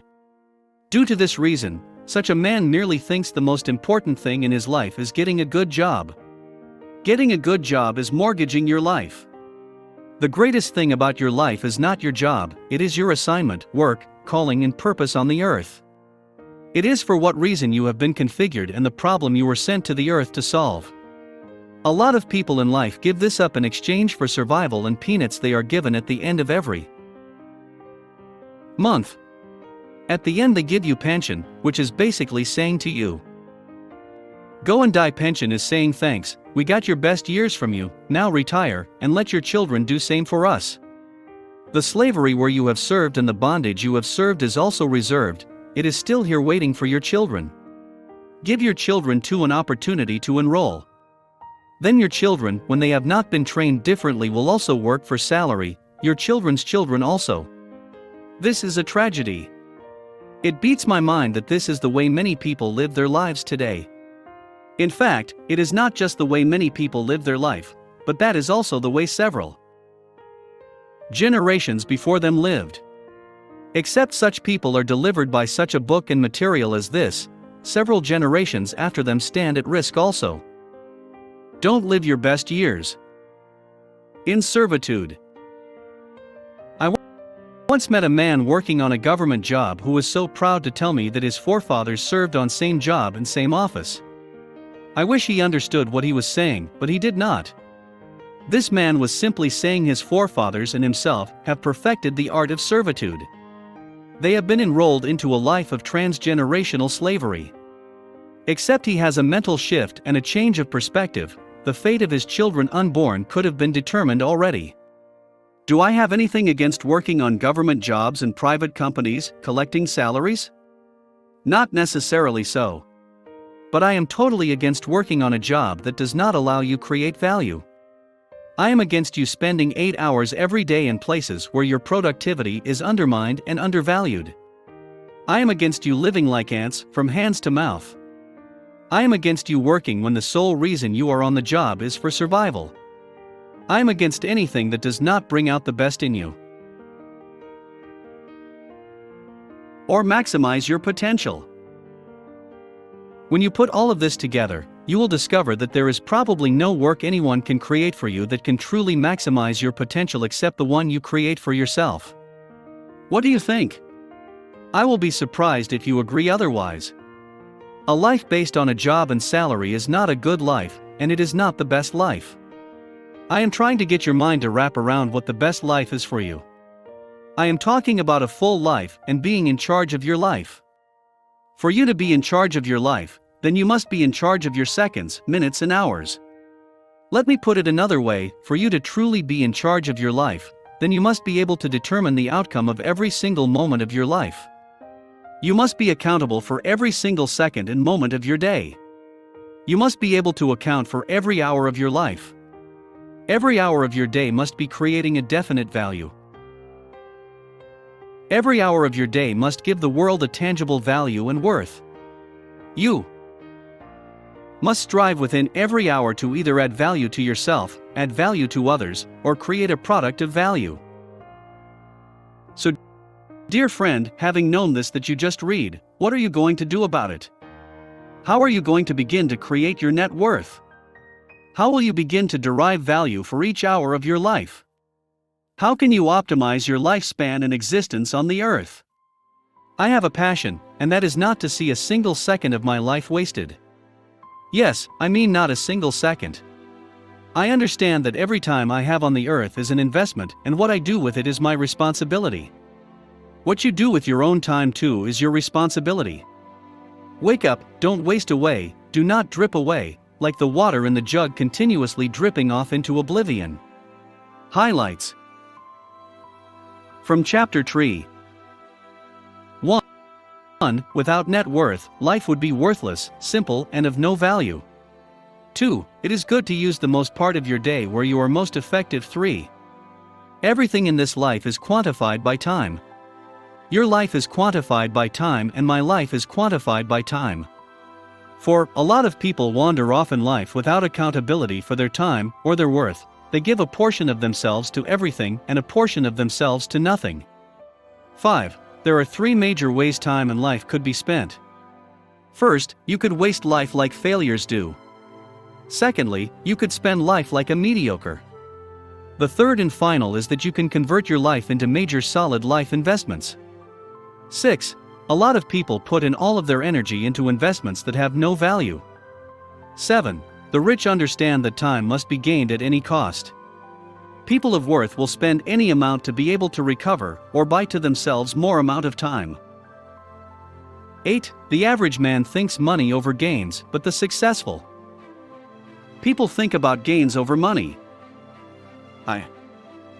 Chapter 4. Creating and building your net worth. In the last chapter, we discussed extensively on what it means to have a net worth. We were also able to critically consider time as the basic element of building your net worth. Having understood that, I am going to discuss with you in this new chapter how to create and build your net worth. I am going to begin to share with you basic tools and principles for conversion of your time into net worth. Already, you understand the value of time to building your net worth.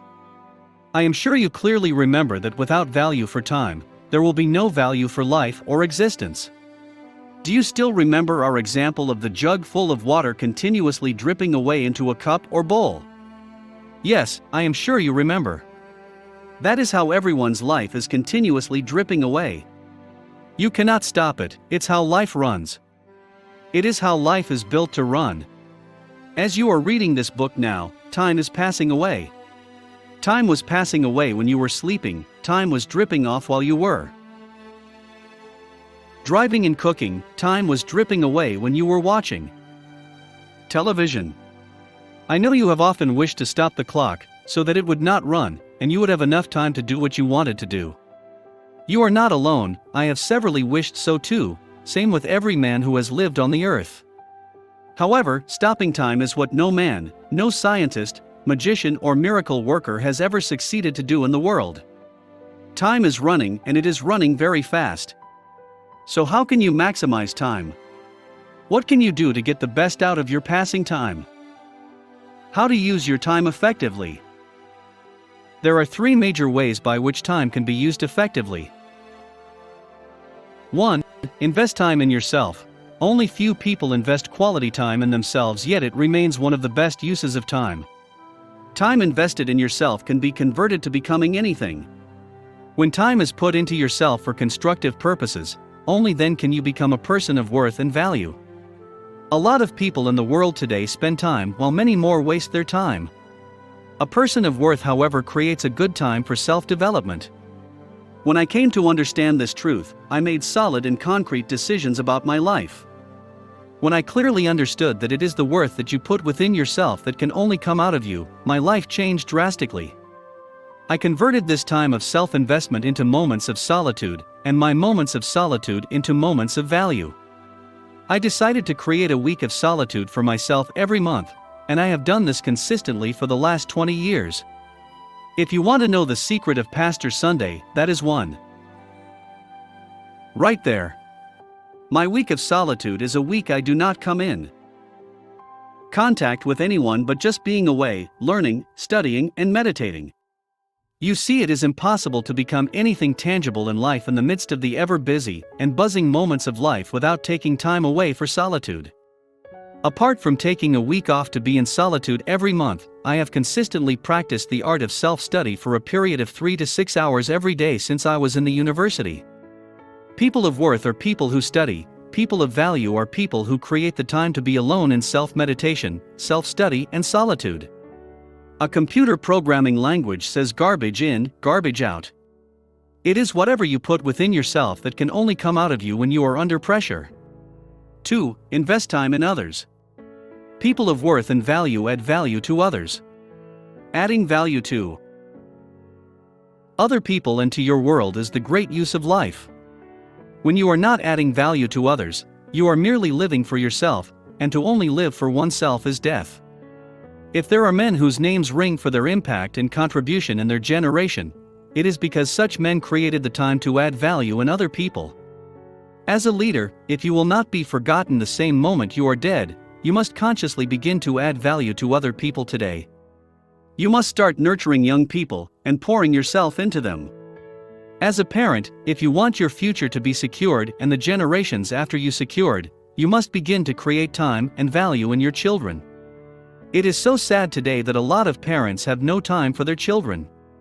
A lot of children see less of their own parents, while clients and customers see more of such parents in their offices and places of work. What a misplacement of priority.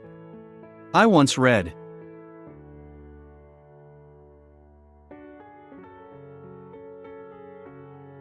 the sad story of a young boy who offered to pay for an hour of his dad's time.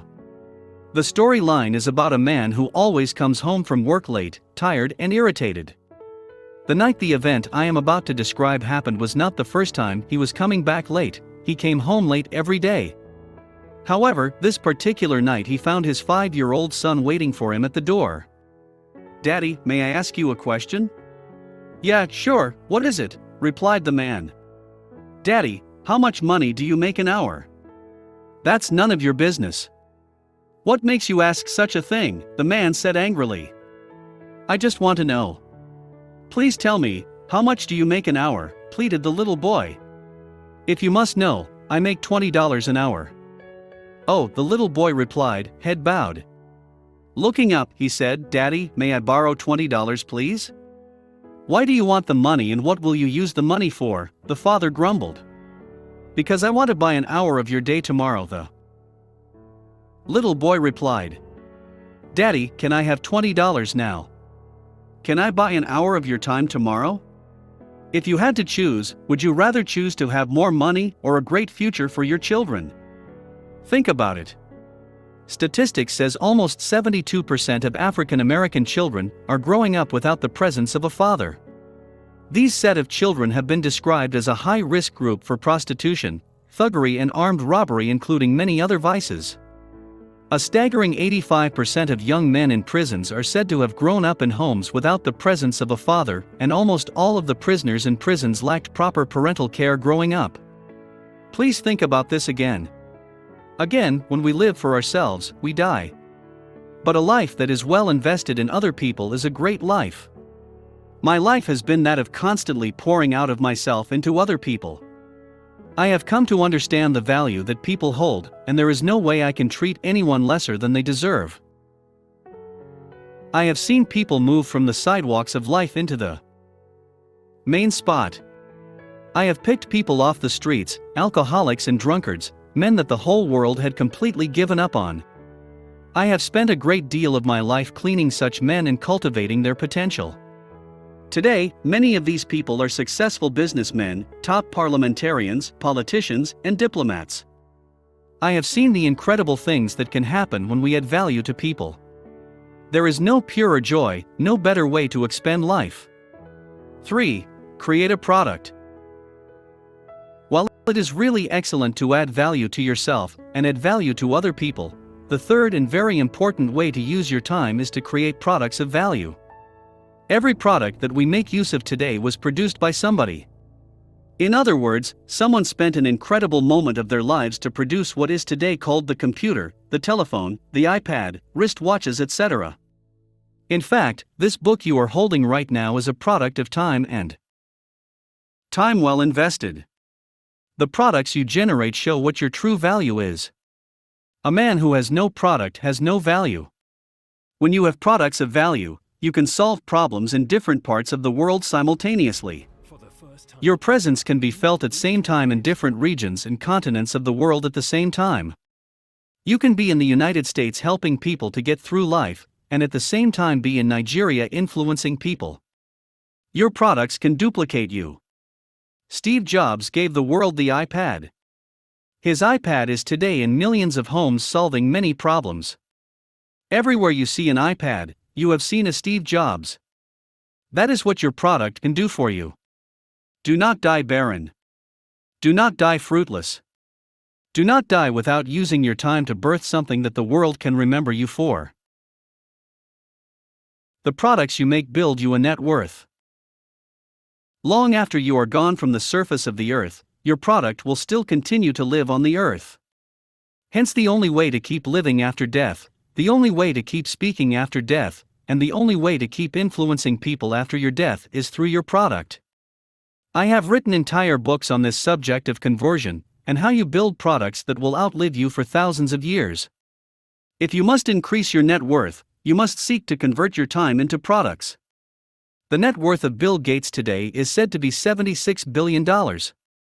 What they are really saying is that his product, his company, Microsoft, is valued at around same amount. When successful men would increase their net worth, they create new products, they build new companies. It is only unsuccessful people and people with poverty mindset who think they can increase their net worth by getting better paying jobs or seeking new salaries. Seek to build your net worth by building products.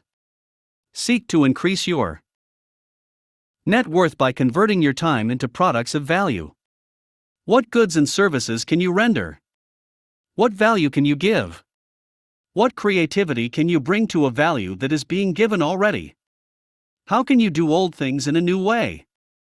These are questions you must always ask yourself if you must come up with new products. Additionally, if you must constantly come up with new products, you must understand systems. Many people marvel when I tell them I write at least one book per week. They simply cannot fathom it. But the secret is in systems.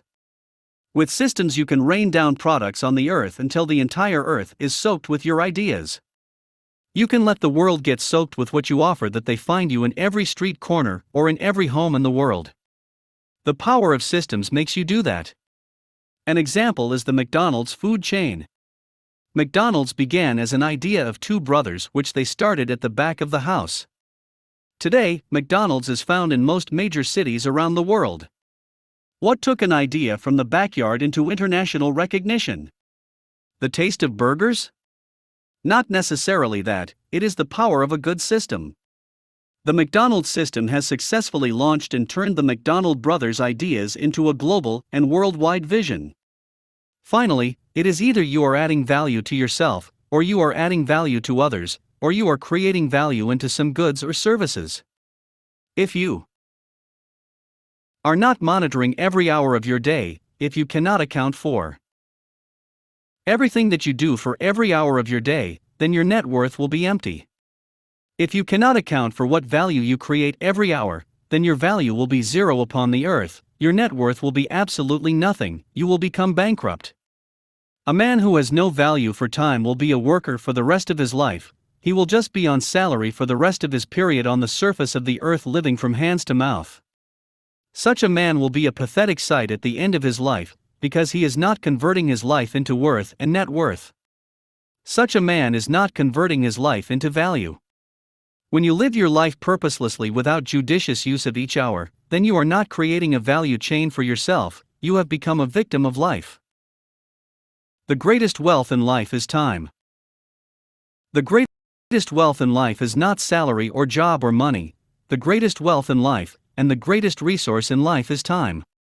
Let me help you understand those words very clearly. You see, my dear friend, the man who has just money is not really wealthy.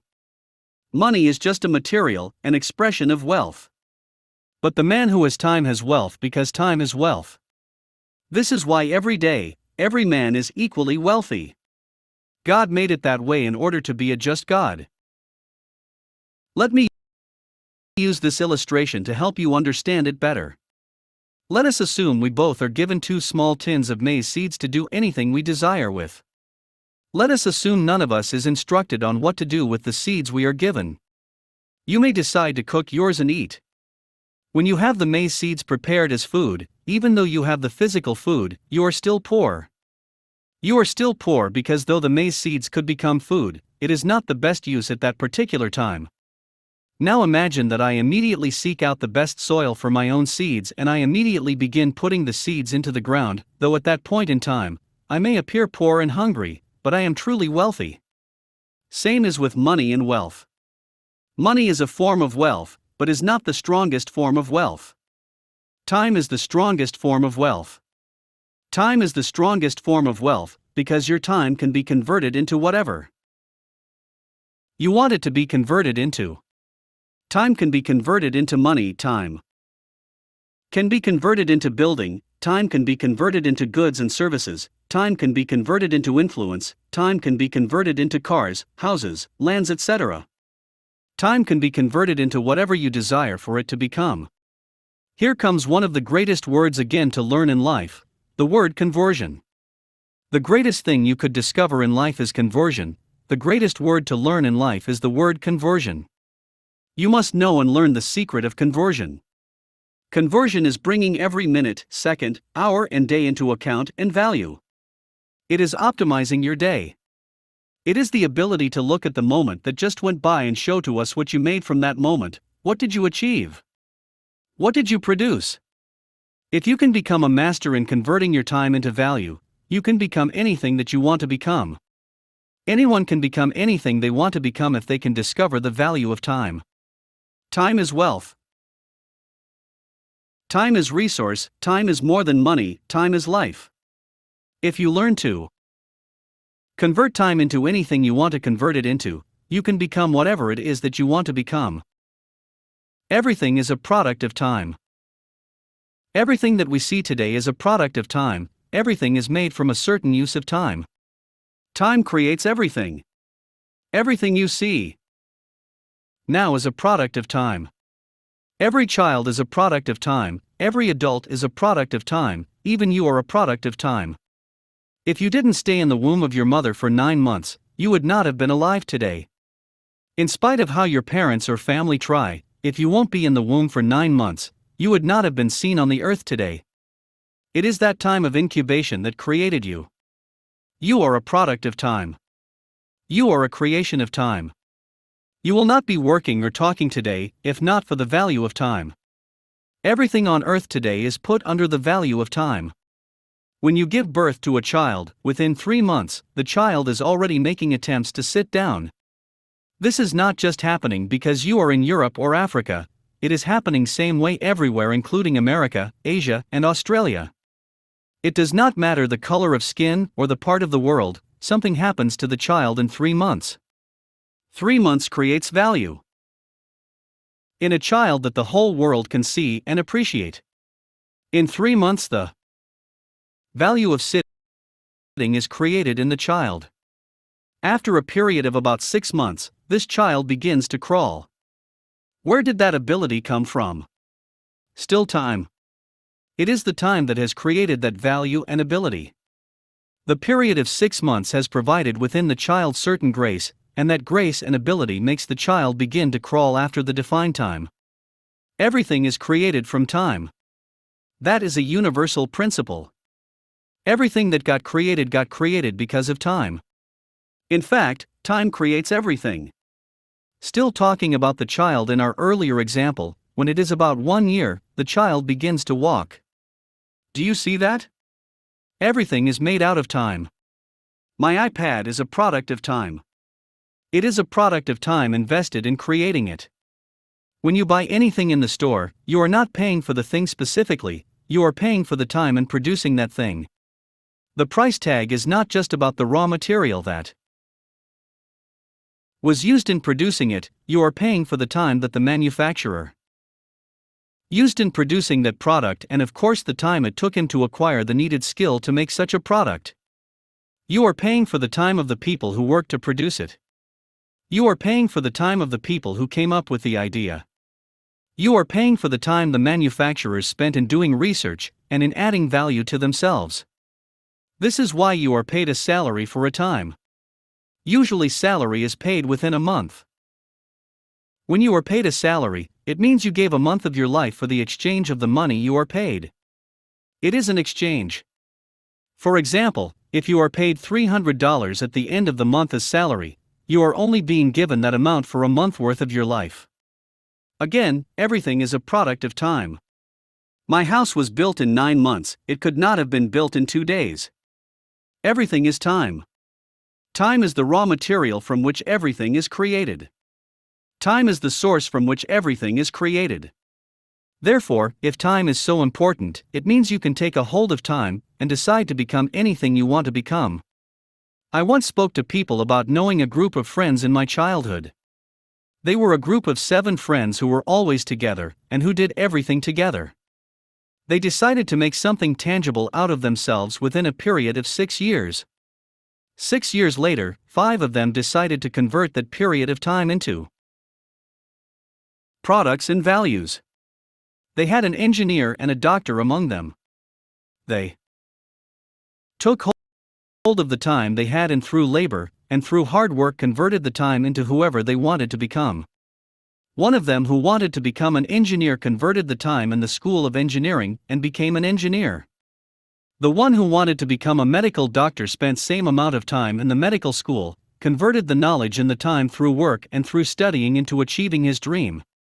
They became lawyers, doctors, engineers, etc. Could they have swapped professions?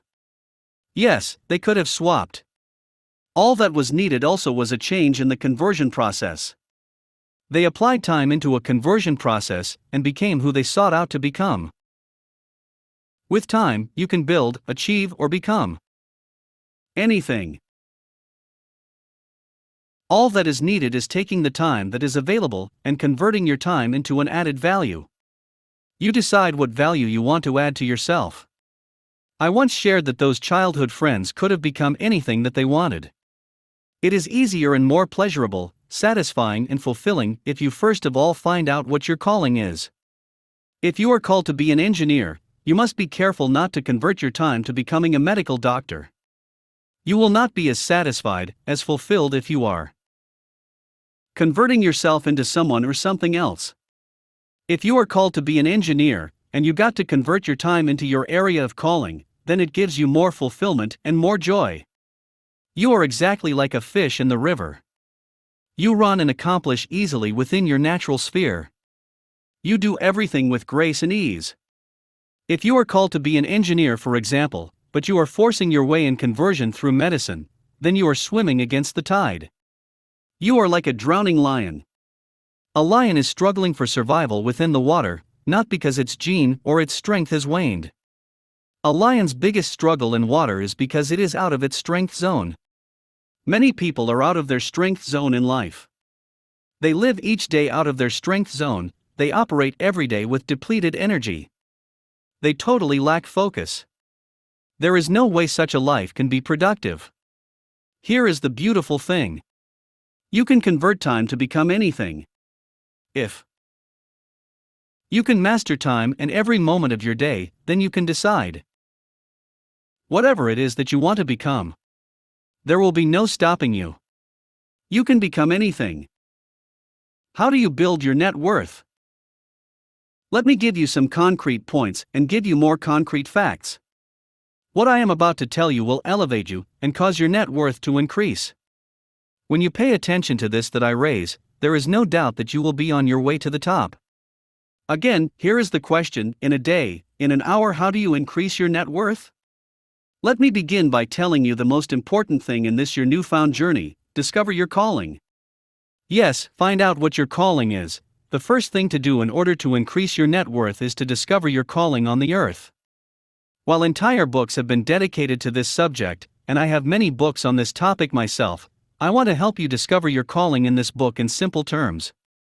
I want to help you discover that which your purpose is without much hassle. I want to help you locate what you were born to do. In order to discover your calling, you must learn to pay a great deal of attention to yourself. You must learn to listen to the whispers of your own heart. You must learn to be real and passionate to live out your own life on the earth and not somebody else's life. It is so sad today that a greater majority of our world today are caught up in somebody else's life and somebody else's business. Such people went to school for the reason that someone suggested it to them, studied a particular program in the university because it was somebody else's desire for them. Eventually, when many people graduate from college, they take up jobs which are so far away from their own desire. An average human being spends more than 2/3 of his entire life trying to please people or somebody else. Many people do not really get to live, they only exist, they only survive. A man who will increase his net worth, however, must be very restless until he has discovered his calling and has found himself right in the middle of it. So how do you discover your calling, and how do you start living within your calling? If you must discover your calling, then endeavor to note and identify now. What are your passions? What do you have the strong affinity for? What makes you concerned all day and embitters your heart? What gives you joy and gladdens your heart? What do you want to see happen for people? What are some of those things that you can do all day? Have you discovered what your talents are? What gives you boundless energy and you can continue to do without being paid? When you are able to answer some or all of these questions, there is no doubt that you would have identified, discovered, and can effectively live out your calling. Calling is generic and it is specific. It is generic because everyone has a call. It is specific because no one has same call as you do. Hence, no one can effectively tell you all that you are designed for. It is what you will have to discover for yourself. Self-discovery makes you relevant to the world. You have to discover yourself and your calling. Self-discovery is what makes you relevant to your world. It is the expression of your purpose and calling on earth that gives you a name on the earth. I don't know what names you think you bear. The only names most people carry around are the names given by their parents. But your real name on the earth is by the assignment and the purpose you fulfill. For example, I might not mention the anti-apartheid struggle, but simply mentioning Nelson Mandela defines it. Everyone knows what I'm talking about.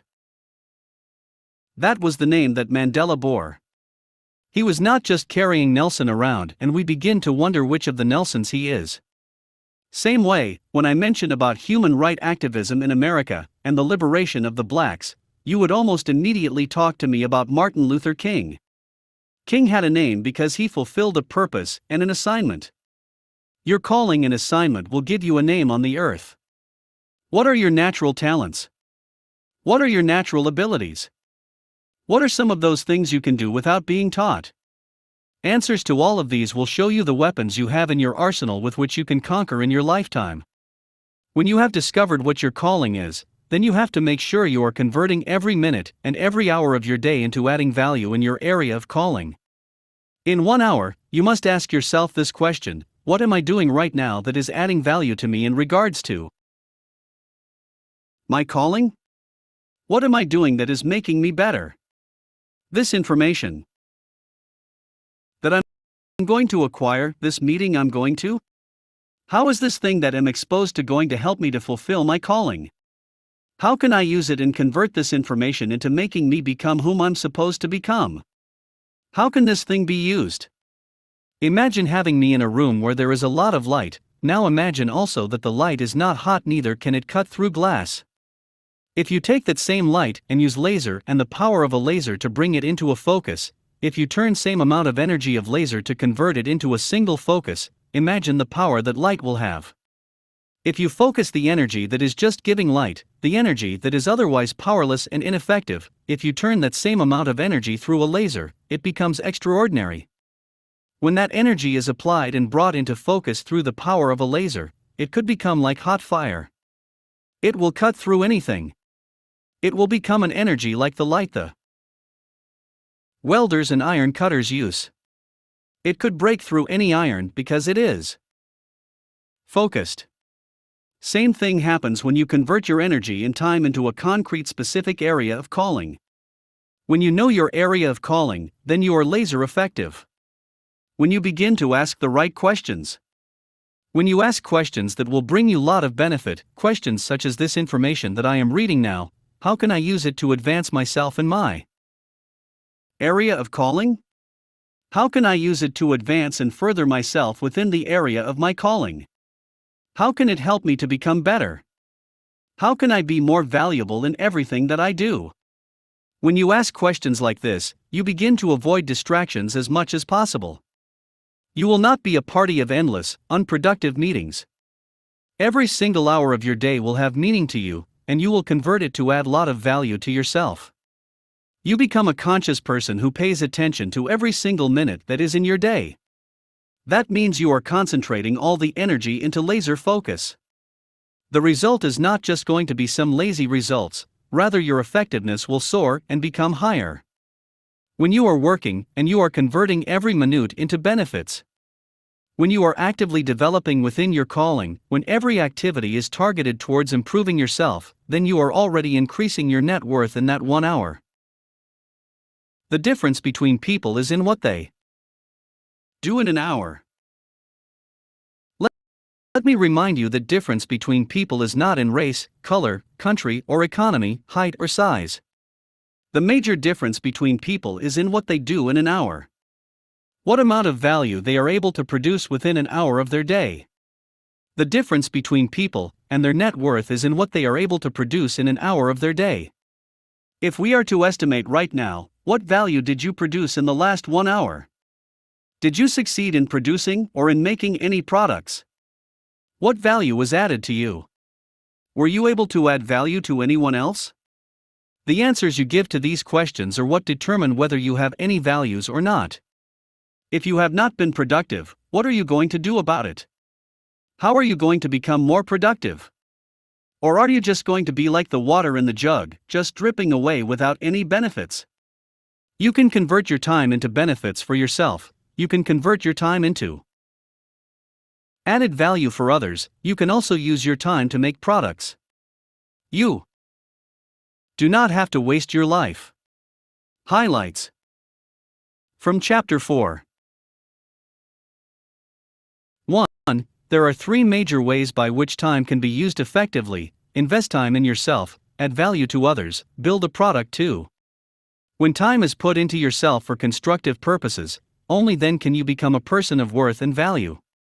3. As a leader, if you will not be forgotten the same moment you are dead, you must consciously begin to add value to other people today. 4. A man who has no product has no value. 5. When you have products of value, you can solve problems in different parts of the world simultaneously. 6. Do not die without using your time to birth something that the world can remember you for. 7. A man who will increase his net worth must be very restless until he has discovered his calling and has found himself right in the middle of it. H. Chapter 5. How to increase your net worth. Having learnt the principle of creating and building your net worth, let us now consider what it will take you to increase your net worth. In this chapter, I will not only share principles of increasing your net worth, but I will also share ways by which your net worth can increase continually. You see, dear friend, it is not enough for you to create a net worth, you must find ways by which your net worth can continuously increase. You must seek strategies and ideas that can make your net worth accumulative. Did I say you must seek? Well, those strategies and ideas are within this chapter, and I hope that you pay attention to every point that I have highlighted. You cannot afford to be average, you cannot afford to be a mediocre, you cannot afford to be lesser than anything that God has made you, hence you must seek to always increase your net worth on the earth. Increasing your net worth is easy, this is how. Let us now proceed to discuss the strategy for improving your net worth. Increasing your net worth is quite easy, it begins with you discovering what your calling is, as I discussed with you in the previous chapter. After you have discovered your calling and you are growing within your calling, what comes next? The secret to increasing your net worth is this: Your net worth and the value you produce in an hour directly depends on how much value you have earlier added to yourself. How much of self-education you have acquired, and how much of personal development you have done on yourself.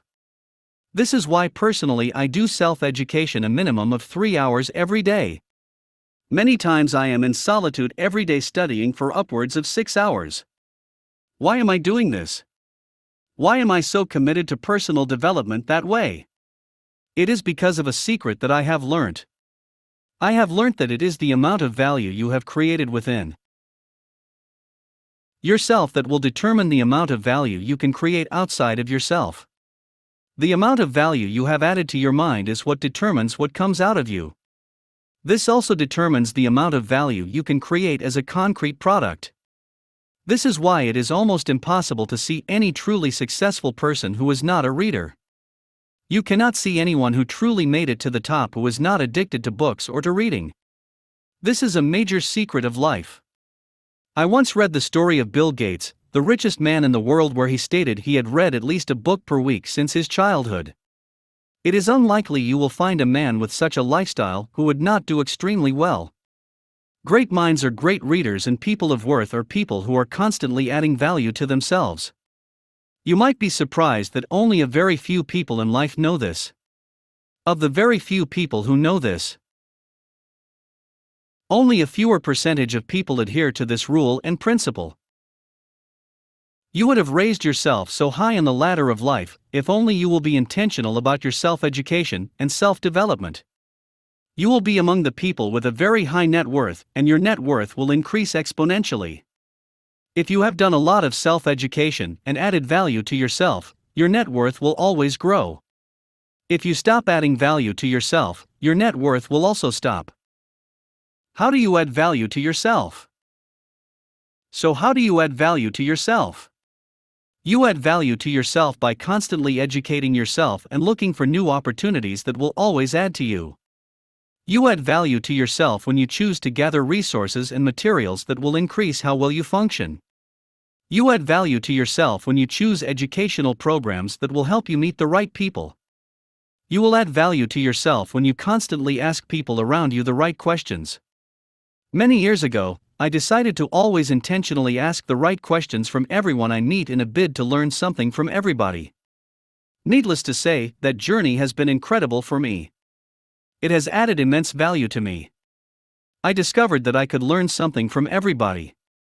A lot of people talk just to communicate and pass information. Only very few people talk in order to learn and to increase their own value. The way to do that is to ensure you ask questions when you talk. When you are constantly asking questions, you will know more. Ask people who are doing better than you good questions. Ask questions from your mentors. Everyone around me knows that they must always ask me questions, otherwise I feel there is no use being around me. Asking the right questions help you get the right answers. Application of the right answers that you got will help to increase your worth and value. In the quintessential story of Chris Garner, one of America's multi-billionaires, a single question catapulted him from life on the street to a life of influence and affluence. According to him, one day while on the street as a broke person, he happened to stumble upon a stockbroker who apparently had the kind of life he desired. He immediately proceeded to ask the man perhaps the most important question of his life up till that time: what is it that you do and how do you do it? That question made him secure an appointment with the stockbroker, who later brought him into the business of the stock market. The rest, like they say, is history. So one question for you right now: what question do you need to ask someone, and when are you going to ask that question? Increase your net worth through diligent labor. The next thing to do after you have discovered your calling, and you have added worth to yourself through self-education, is to increase your net worth through the quality of your labor. In fact, let me put it to you more accurately: one of the most important things you can do to increase your net worth is the quality of your labor. We live today in a shallow world where a lot of people prefer to do shorty and shabby jobs. People who will increase their net worth, however, must be people who must be ready to do their work qualitatively. Let me remind you of this all-important quote by Ralph Waldo Emerson, in which he said that if a man can write a better book, preach a better sermon, or make a better mousetrap than his neighbor, though he build his house in the woods, the world will make a beaten path to his door. This is one quote you must strive never to forget in life, if you must be a person of value. If you will ever be a person that will affect and impact the world, you must have the ideology behind that quote engraved upon your heart. Because it is very important for you to remember this point to remember, let me repeat the quote again for you in bold letters. If a man can write a better book, preach a better sermon, or make a better mousetrap than his neighbor, though he build his house in the woods, the world will make a beaten path to his door. The quality of your labor decides your net worth. The world will pay anything and any amount to a man who can not only do his job well, but who can do his job excellently well. There are doctors and there are excellent doctors. There are teachers and there are excellent teachers. There are those who call themselves engineers, and there are excellent engineers. There are musicians, and there are those who make the world stand still just to listen to them. What makes all the difference between these categories of people is in the quality of their work. Talking about the quality of work, this that I am discussing with you right now is what has always amused me about many Africans. A lot of time that I have given assignments to Africans and their European counterparts, you will be shocked when you compare the results they bring to you. I have a lot of Africans and Europeans who work with me, and I discover how I have to constantly monitor and check on the work that these Africans are doing. It seems that these fellows are not able to do any quality job without being monitored and supervised. The difference is in the value system that has been set up by these individuals and societies. I dare say that this is one of the strongest reasons Africa is the way it is today, and seem to be many light years behind Europe. How do you do your job as a civil servant? What quality of work do you produce as a policeman or law enforcement agent? How do you do your work as a cleaner or barber? What ratings do you have as a politician? Can we ask you to stand on same platform that we will place your counterparts from the rest of the world? Can you compete effectively with other professionals from any part of the world in what you do? What if your work were to be placed side by side and in comparison to what other people do, wouldn't you have to bury your head in shame? Your mantra, "Nobody does better than me," as a person who will increase his net worth and value, what do you do when you know you have 1 hour? While a person may use an entire hour on social network, another person is working hard in a concentrated manner. At the end of the way, the two of them cannot have same net worth. It is impossible. Quality of work increases your net worth. Like typing, someone may type 1,000 words an hour, while someone else may type 10,000 words in an hour. We must pay attention to quality of work in everything we do. How do you improve the quality of what you do? How do you become a person of quality? How do you increase your net worth through the quality of what you do? The secret lies in what I am about to tell you right now. I dare say again that applying this one thing alone is enough to separate you from the pack. This secret is big and solid enough to distinguish you from the crowd. So what is the secret of improving the quality of what you do? Pay attention to details. I always teach my disciples that everything depends on how you relate to small things. If there are no small things as it pertains to you, if you relate with everything diligently including the smallest of things, you will be a person of quality. To a person of quality, there is really no small thing. There is absolutely nothing small. Excellence is in the details, in the minutest of things. Excellence is paying attention to details and paying the maximum attention to the smallest of things. That is how to improve your net worth through the quality of what you do. Many years ago, during a period of my solitude, I could audibly hear a voice in a very clear manner as if I was in a trance. The voice communicated to me, "Pay attention to details and excellence will not be an issue." Since then, my passion and drive is to always be the best at what I do. In fact, I made a resolve that there will be nothing I do while I am on this earth that will not be the best. There is nothing I do that will not be able to compete meaningfully with what anyone is doing at least 200 years after I am gone. That is, the books I write and the sermons I preach, every product I release will still be among the best decades in several years when I am no longer physically present.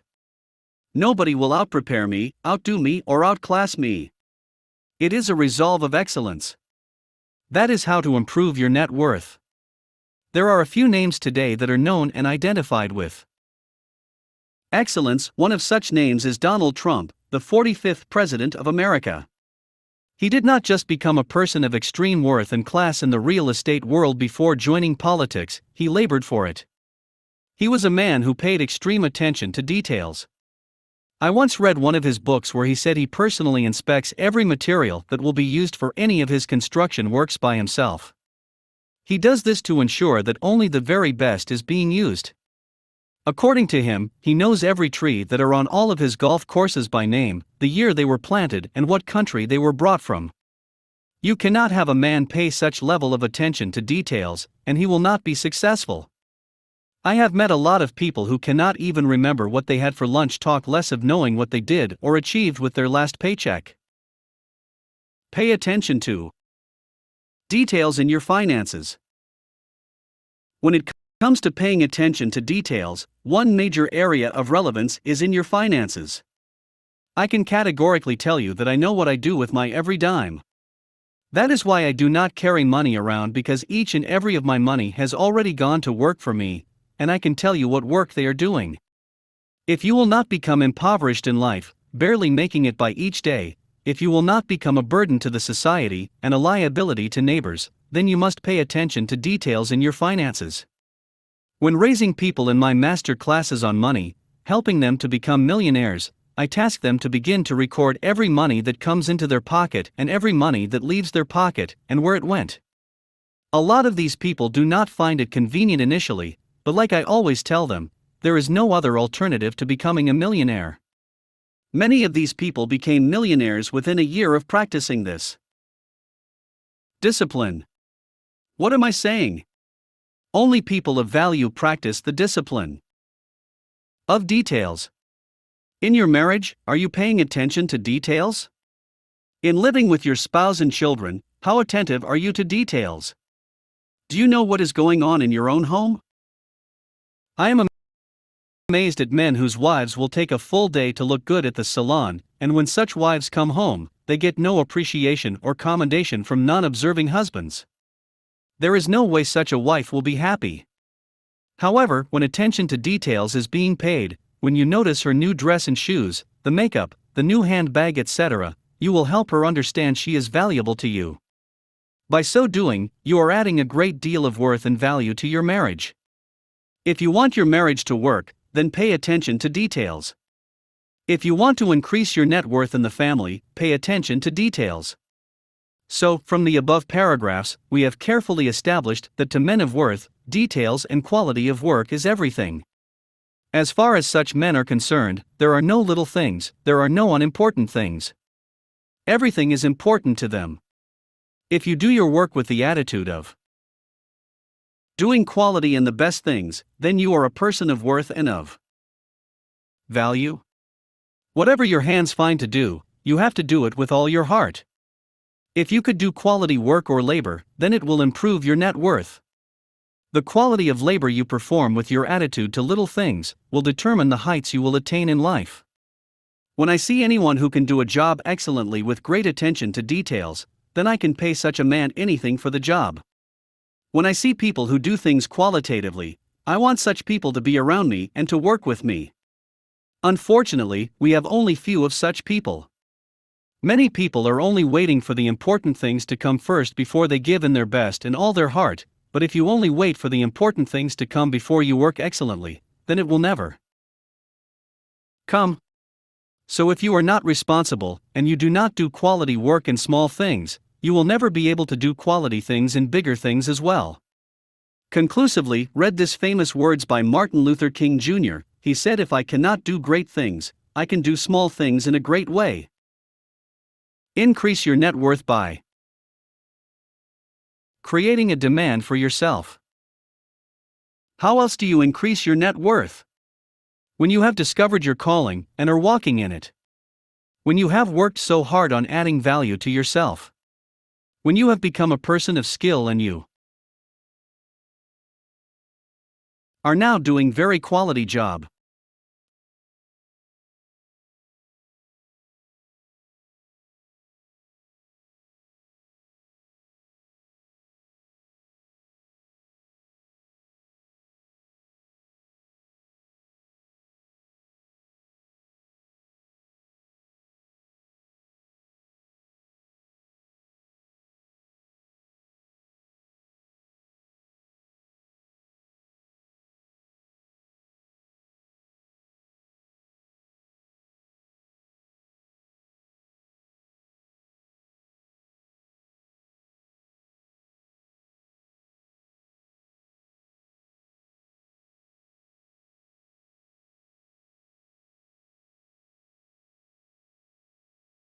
Highly sought after. As a speaker or author, as a writer or blogger, as a businessman or professor, even as a clergy, a major way your value and net worth is estimated is by the demand for you and your product and services. I want to teach you right now how you can increase your demand and raise how much you become sought after. I want to teach you how, like they say in the business world, to draw customers to yourself and monopolize the businesses. In the world of public speaking, there are speakers around the world who are increasingly on demand. Every conference host wants them on their stage.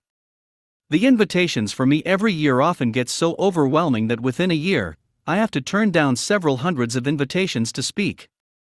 When you create demand for what you do, you will become highly sought after, hence your net worth will increase. This is also the secret of many successful companies like Coca-Cola and McDonald's. These two companies have become highly successful because they are highly sought after. In addition, they are constantly looking for new ways to increase demand for their products. From the above paragraphs, you will appreciate that it is not enough to just produce a product, you must understand ways of creating demand.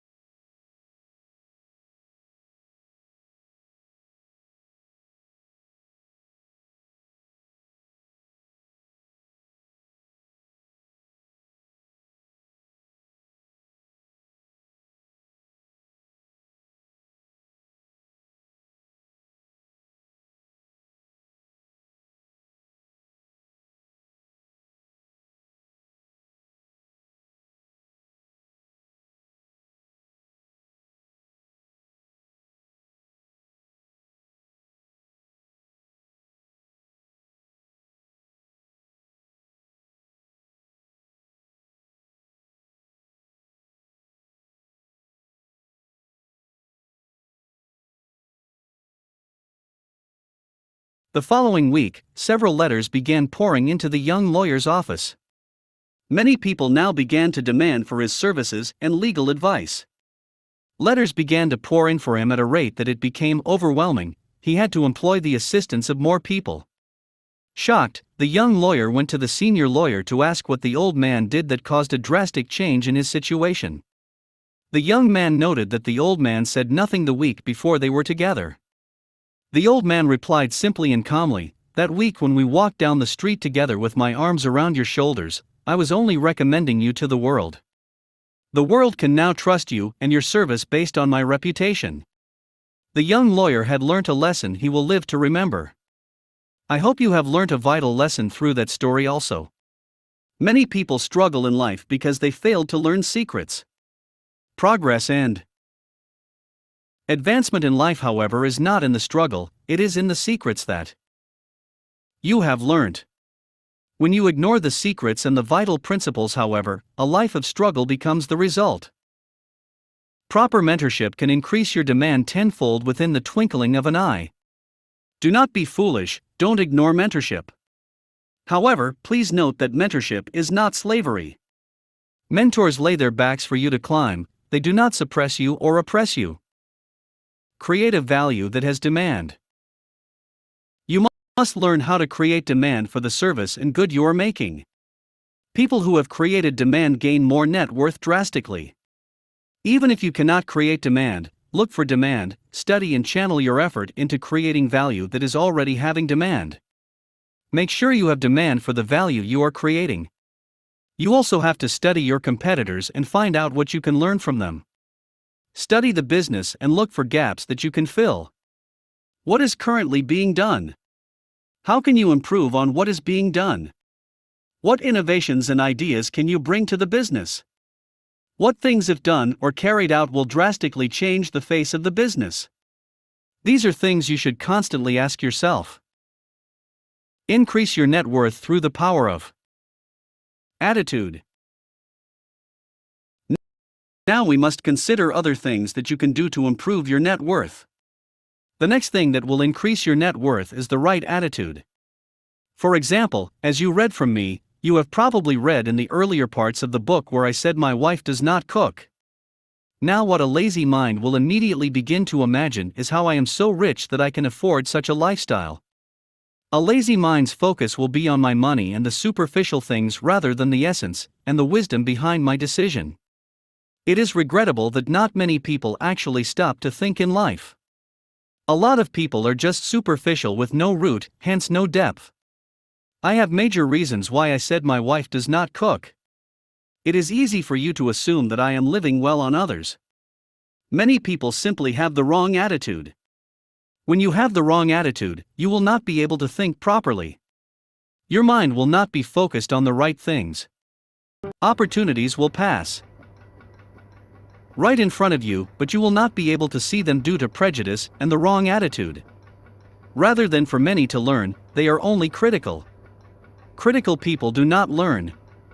If that is your attitude, you are always going to lose.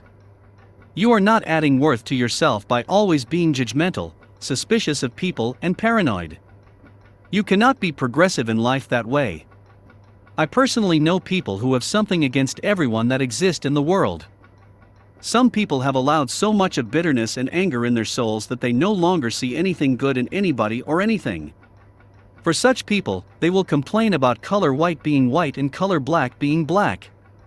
And when you show them the color gray, they will complain about why it is neither black nor white. Ask yourself, are you a critical person? What kind of attitude is stopping you from learning from others? I discovered long ago that everyone can be my teacher in life and that I can learn something from everyone. When I meet a mad person, I can learn from him how not to be mad. It takes a right attitude to be able to do that. A man considered to be a man of ancient wisdom is Ralph Waldo Emerson. Hear him on this quote: in my walks, every man I meet is my superior in some way, and in that I learn from him. The right attitude is what creates value for you. It makes you conquer your enemies without raising a sword.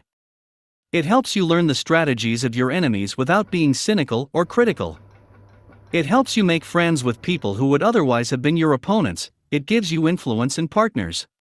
It adds value to you in every sense. These are the things that the church must teach people. The church must teach people how to have the right attitudes. The right attitude of hunger and passion, of humility, of asking questions, of seeking to add gain to oneself, etc. No doubt, a man with the right attitudes will be a man of great worth. So in conclusion, if you seek to increase your worth, then you must seek to be a person with the right attitude. Increase your net worth through the path of wisdom. The next crucial way by which you can increase your net worth is through the path of wisdom. A path of wisdom is asking questions. Always ask questions. You may not have observed that asking questions is a significant way of adding value to yourself and increasing your net worth, but it is. When you ask the right questions, you improve your chances of acquiring knowledge and getting understanding to a tricky situation. People who ask questions are people of wisdom. Personally, I have little respect for people who talk all the time and have not perfected the art of listening and asking questions. Unless you are quiet, unless you pause and you listen, you will not acquire wisdom. Ernest Hemingway said that it takes 2 years to learn to speak and 60 to learn to keep quiet. You do not just keep quiet for nothing, you keep quiet to listen and learn.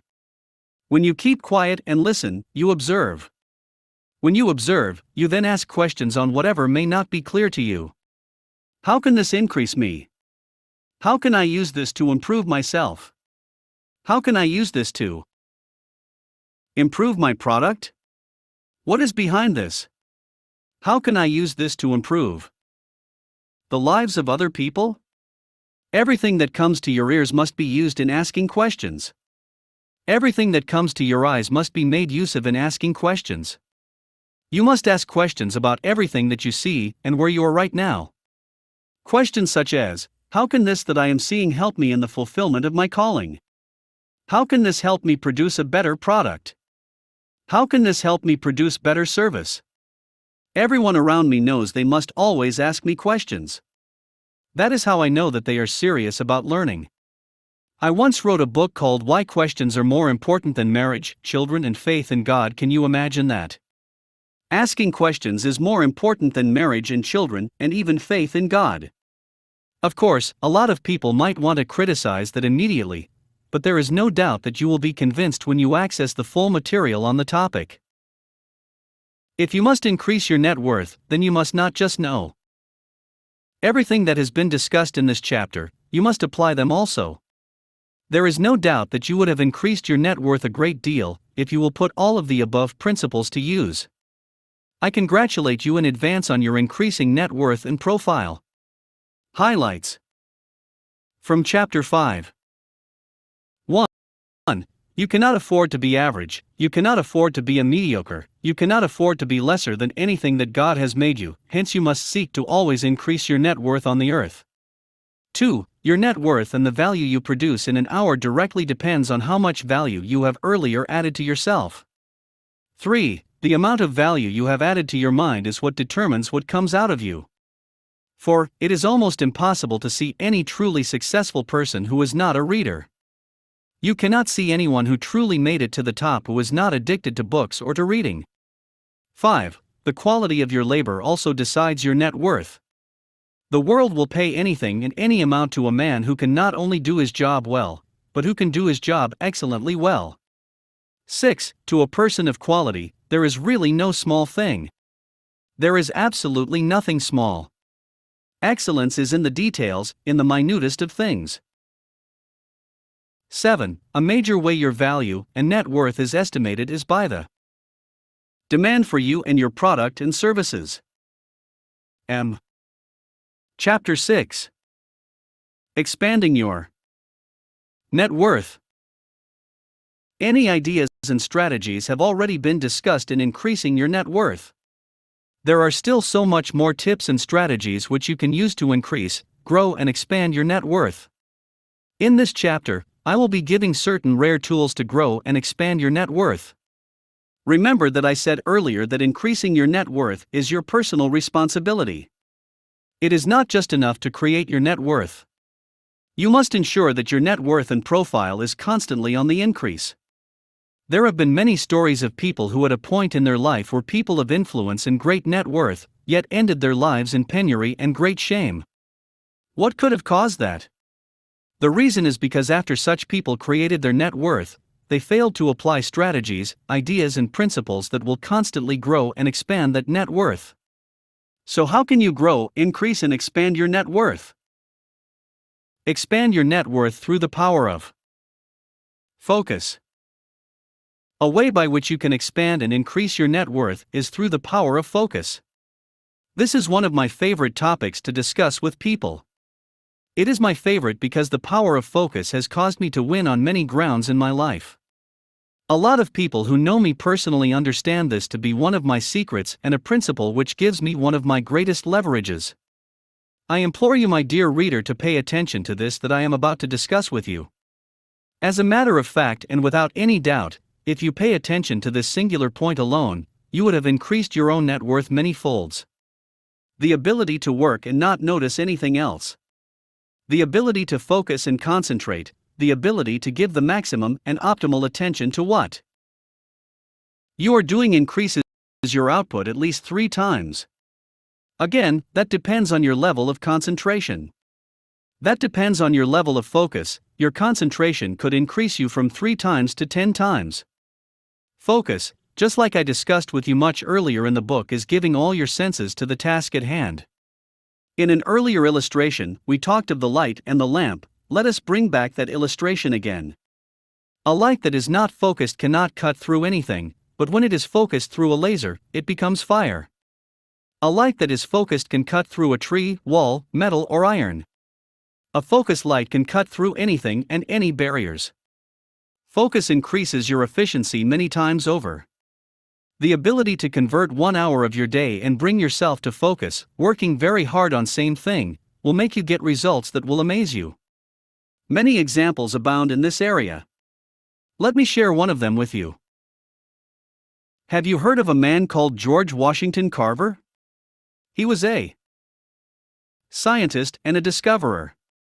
As a matter of fact, his discoveries using just the peanut saved an entire nation from economic recession.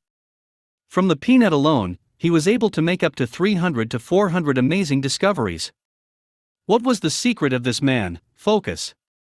From written accounts of his life, we are told that this scientist will get into his laboratory on Monday morning and often will not get out of the laboratory until Friday evening, surviving on drinking just water.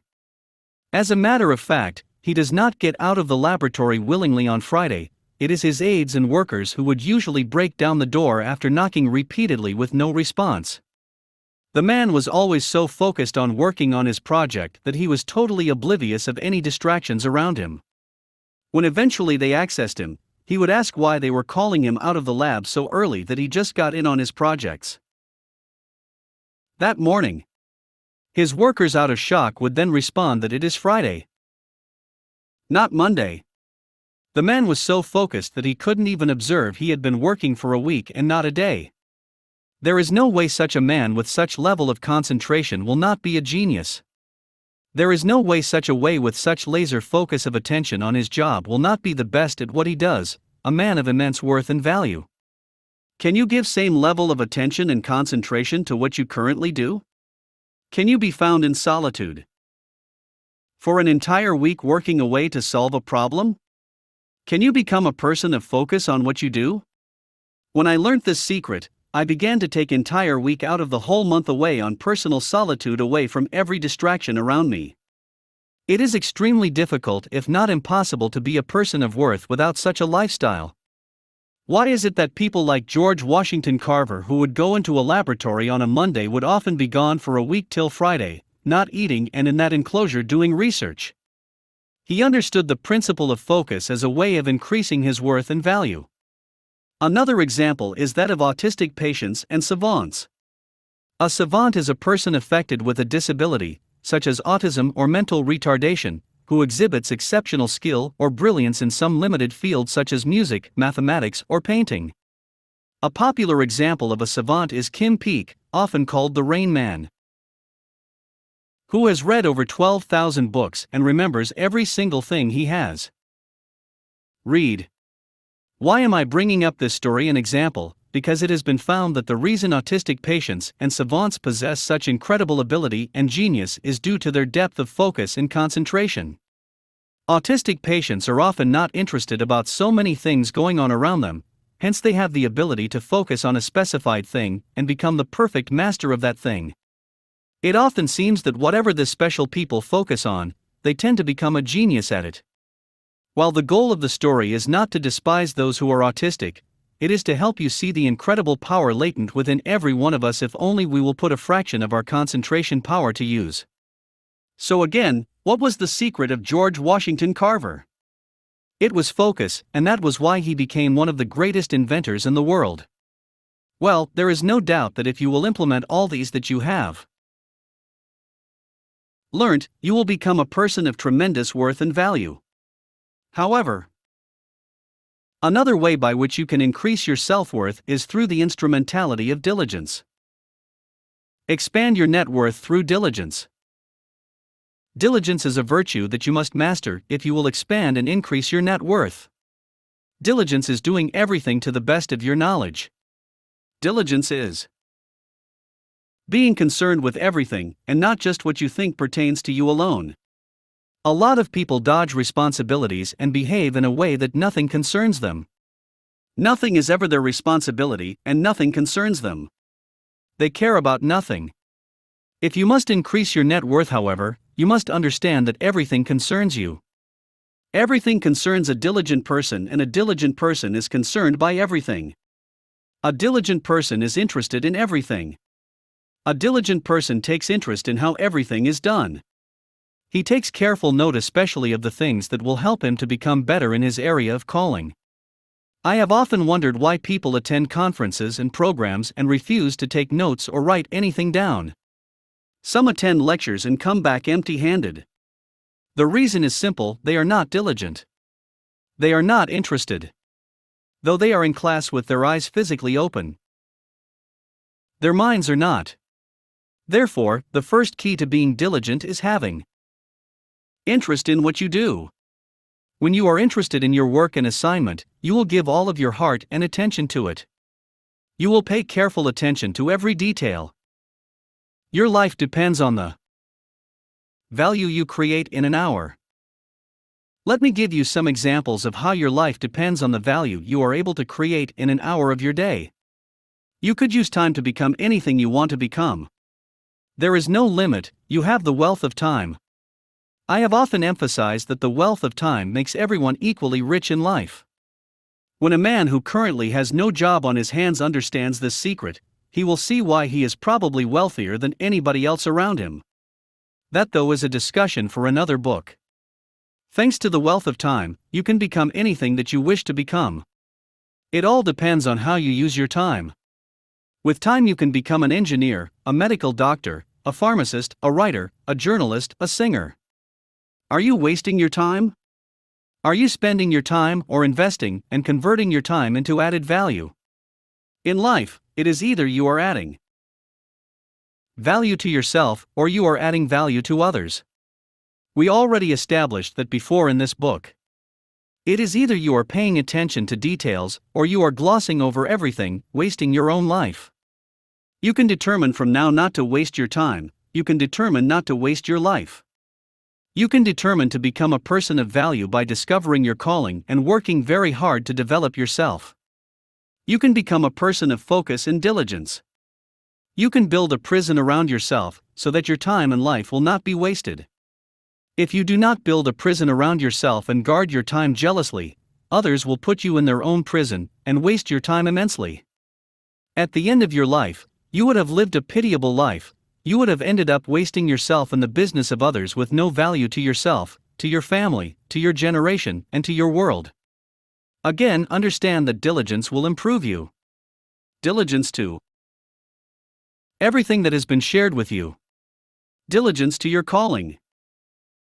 Diligence to improving yourself by asking questions. Diligence to the right and solid mentorship. Diligence to doing everything that will increase your net worth. It will be good to remind you that diligence also is paying attention to details. These are the right ways for you to use your time. Add value to the products you create. Another way we establish that you can increase your self-worth is by adding value not just to yourself and to others, but also to the products that you create. Few add value to themselves, but extremely few add value to a product that they are creating. You could use your time to create some valuable products to the world.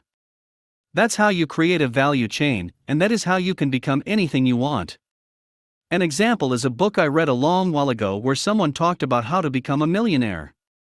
When I read the book, I discovered that the reason why I was not yet a millionaire up till that time was because I had spent all my time in church, and all my time in events. I was a busy pastor, and I hardly had time for anything else. Right there I knew if I would give 2 years to study on the laws of money, I knew I would become a millionaire. I achieved the goal in 9 months. You have not paid the currency of time required to achieve a thing. That is why you have not achieved it yet. Another example that will help you to understand better is this, and I hope you understand this well. I used to be just a pastor before, but then I knew I was not just interested in people coming to church for religious activities, and the country is unchanged. I discovered that I was more interested in changing countries and the whole of societies. I knew if I wanted to become an expert in national transformation and an expert in changing nations, I needed to give my life to studying that. So I invested about 10 years of my life studying principles of how to change nations and bring about national transformation. I'm not sure how many experts you know in turning around countries and entire nations like I have done from the pulpit. My whole church is centered on turning around nations and bringing about transformations. All my members are trained for this purpose. When I talk now about politics, economy, etc., people are amazed. It is because I have devoted time to create value in myself on how to change a nation. I became a millionaire in 9 months. I became a national transformer in 8 years because I gave my life to becoming an expert in those areas. Now, with the instrumentality of this book, I am discussing time with you. I do not know if you have read books on time management. Everyone seemed to be writing and talking about time management same way. I decided that my approach to all things will be different, same with this topic I am discussing with you right now. Often you will not read on time management like you have read in this book. People who discuss on this topic often repeat each other, because they read same books and access same sources. But through the power of focus and the tool of diligence, I dug deep not just into the Bible, but into the knowledge of the world and the wisdom of God. I dug deep into God in personal relationship with Him. I have been able to write whole books on time and time management focused on transforming entire nations. I am proving to people that the governments of developing nations, especially a nation like my dear country Nigeria, is in crisis due to one major thing: the abuse and total disregard for time. When developing nations pay attention to developing their worth, especially by paying attention to private and corporate time, these nations can double or triple her economy. An example of a nation that can achieve this is Nigeria. We can sit together right now were it to be possible, and I will give you mathematical proofs that Nigeria can triple her economy through the understanding of time. Developing nations and especially the whole continent of Africa can take hold of this one insight and turn around entire societies, and that is even without selling anything yet, just entirely through the power of time. Pay attention to time. Time is so powerful, nations are rich because of their understanding and conversion of time. Also, nations are poor because they fail to understand time. Understanding of time will turn around entire nations. You can use this knowledge to add value to yourself. Time can be converted to double the GDP of a country. Right now, the GDP of Nigeria is $500 billion. There is a book already on how Nigeria can double her GDP to become $1 trillion within a year. You can use time to transform anything. You can use time to become anything also. If there is anything you do not have now, it is because you have not dedicated the time, and have not converted enough time to have it. You have not bought that specific thing through the currency of time. I have proved this principle first in my own life before I teach them. How have I done some of these things? I have a disciple who is a professor of chemistry in Atlanta, Georgia. He lived in America for about 30 years, teaching chemistry and physics. Now, on a particular encounter, what he said to me was one of the greatest compliments I have received. This gentleman told me he never understood God's perspective of mathematics until he met me. Now understand this: I grew up in a village. I graduated from a school in the village that had no mathematics teacher. I passed mathematics only by hard work and self-study. I was not a science student, neither did I study physics. There was even no physics as a subject in my school. I never saw a laboratory in my whole life till I came to Europe. We never had chemistry as a subject. But I created time to add value to myself. I created time to study deeply into all of these interest areas. This professor of science said that he understood biblical insight of physics and chemistry only when he met me. Those were the subject he lectures on. He's a professor. He also added this within the compliments he gave to me. He said, "I never knew physics, mathematics and chemistry were in the Bible until I met you." What a regard! Those were not my words, those were the words of a knowledgeable person. When I saw what Mark Zuckerberg did as young man, a little above the age of 20, I challenged myself. I again applied the principle of knowing that I could become anything, the principle of knowing that I could bring solutions and answers to any problem in the world. I began to challenge myself on inventions. Now, the things I have done in these areas will amuse you. With the right use of time, you can solve any problem in the world. Yes, can you believe that? Can you believe that you can solve any problem in the world? All that you need is the right understanding and use of time. We could bring solutions and answers to anything and any problem in the world. There was a man called Malcolm Gladwell who invented the 10,000-hour principle of developing a skill. What Malcolm said was that it takes approximately 10,000 hours to become a world-class expert on any skill. If you must become a near genius, if you must become a person with a sharp skill, capable of developing solutions to pressing problems, then you must have practiced a single skill for at least 10,000 hours. I fear not the man who has practiced 10,000 kicks once, but I fear the man who had practiced one kick 10,000 times. Bruce Lee, you can just convert your time, like Malcolm Gladwell said, into a world-class skill. If you will dedicate at least 10,000 hours into anything, you can become anything or discover anything. If you will dedicate 10,000 hours into a particular line of research, into practicing the piano, into learning to dance, into clothes and fashion designing, you will be able to solve lots of problems within a specified area with your unique skill. When I saw what Mark Zuckerberg had done, I knew I had a secret and that I could apply it. I told myself, if a young man and a man with no access to the wisdom of God, someone who has no personal relationship with God could come up with Microsoft, Internet, Google, etc., I decided to dedicate myself into research. The result was that I came up with a concept, a unique concept. It is an Internet concept. We submitted this concept to Silicon Valley, and experts who worked with Steve Jobs and Mark Zuckerberg said our invention will be better than what Facebook and Google have done. The idea is revolutionary, and it will revolutionize the world. This project is being developed and will be patented soon. I've got more desires in my soul. I want to come up with an invention that will make all men to hear the gospel.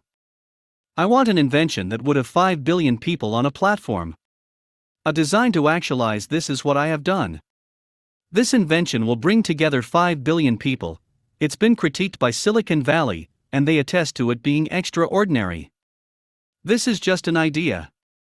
I am not a science person, but through self-education and conversion of time to add value to myself, I was able to create an invention. I have been told this invention is greater than Facebook. That is what you can do. This is what all men can do, because we all possess that invisible energy, that force, that godlike nature within us.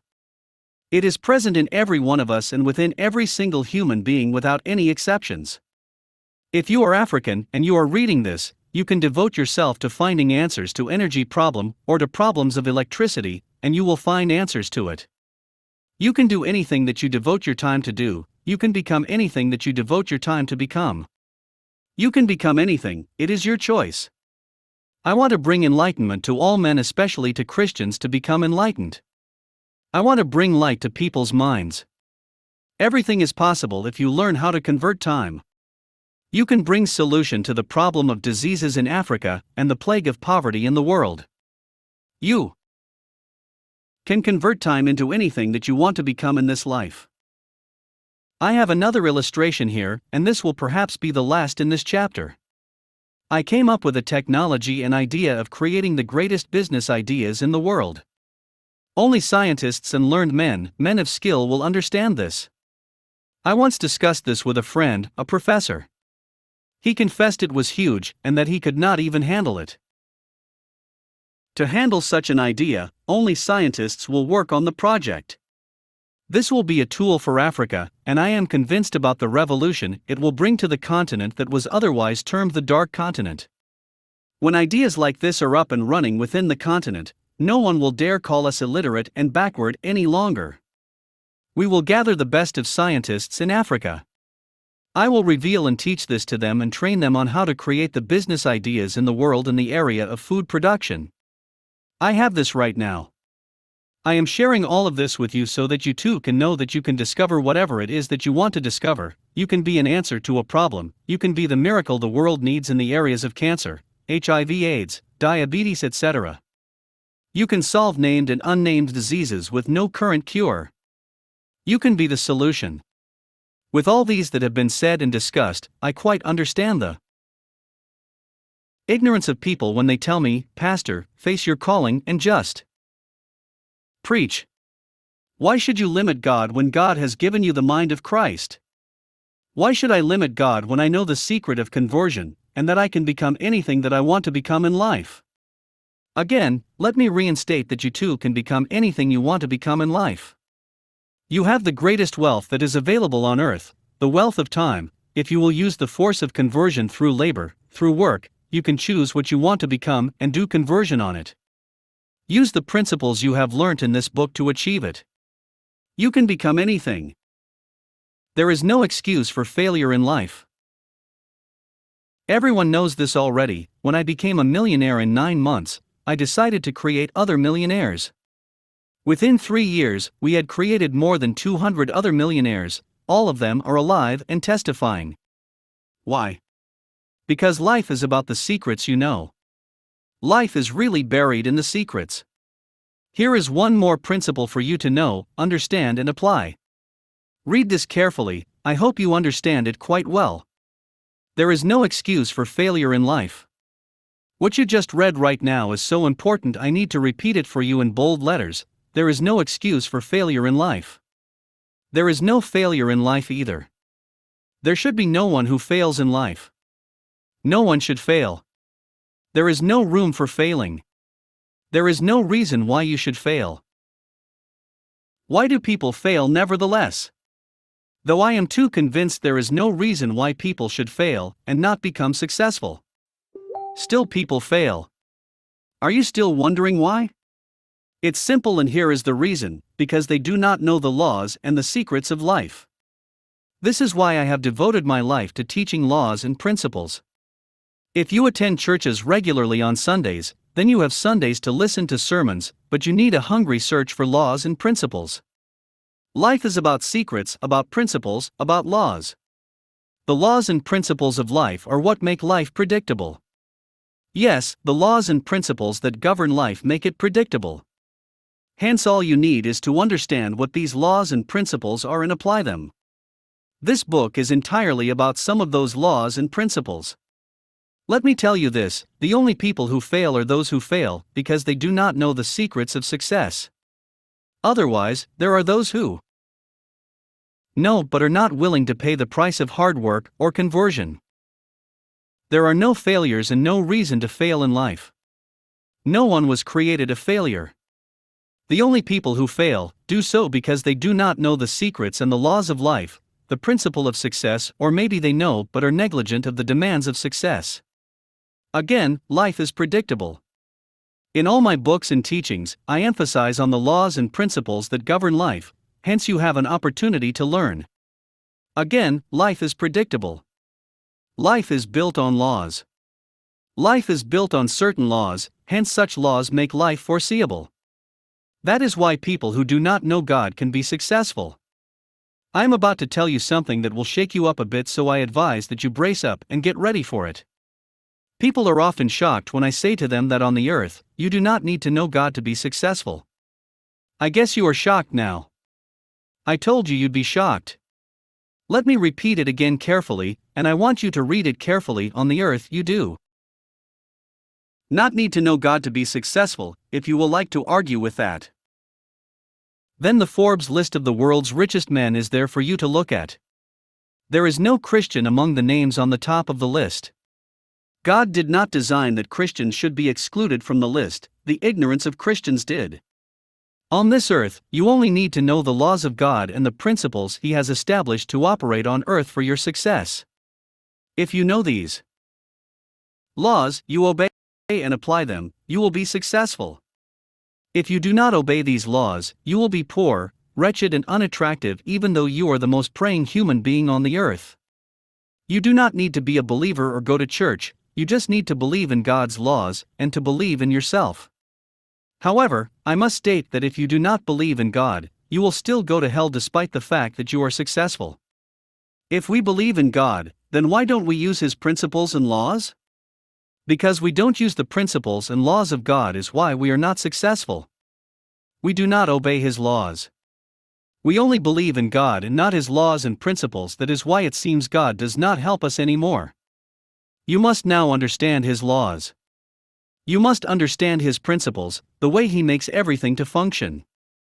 When you exploit His laws and His principles, when you submit yourself to His rules, then you know you can become anything you want to become. One of such laws is the law of the conversion of time, which we have discussed the whole while. We can find solution to any problem. We can resolve any issue if we will dedicate our time into finding solutions and answers to problems. You and I can begin finding answers to the equations of life.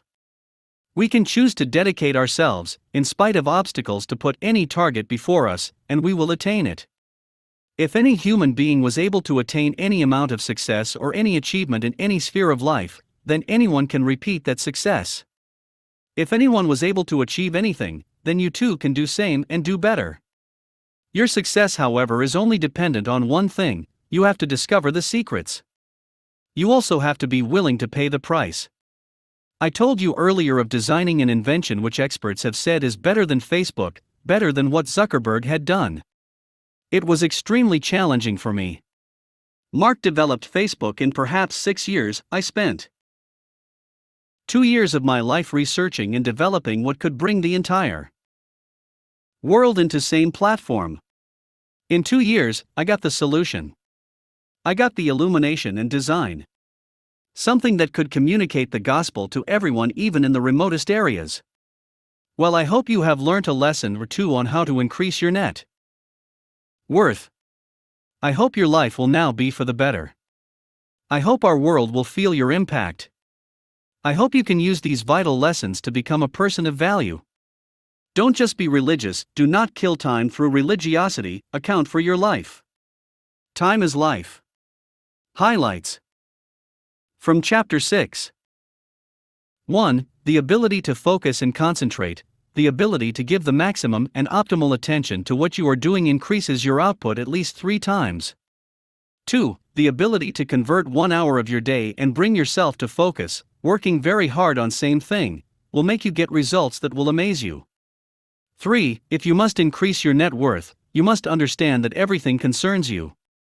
Everything concerns a diligent person, and a diligent person is concerned by everything. 4. You could use time to become anything you want to become on the earth. 5. When developing nations pay attention to developing their worth, especially by paying attention to private and corporate time, these nations can double or triple their economy. 6. You can solve any problem in the world, all that you need is the right understanding and use of time. 7. There is no excuse for failure in life. D. Chapter 7. How to determine your net worth. Oh, you know you can determine your own net worth on the earth?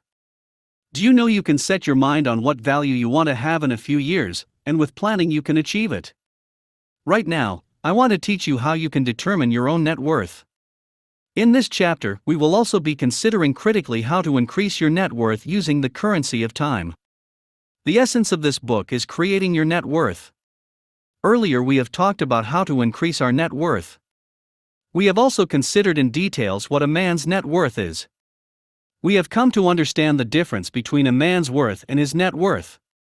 A man's worth does not depend on anything he possesses, but a man's net worth depends on the values he has created within himself, and the value that he carries.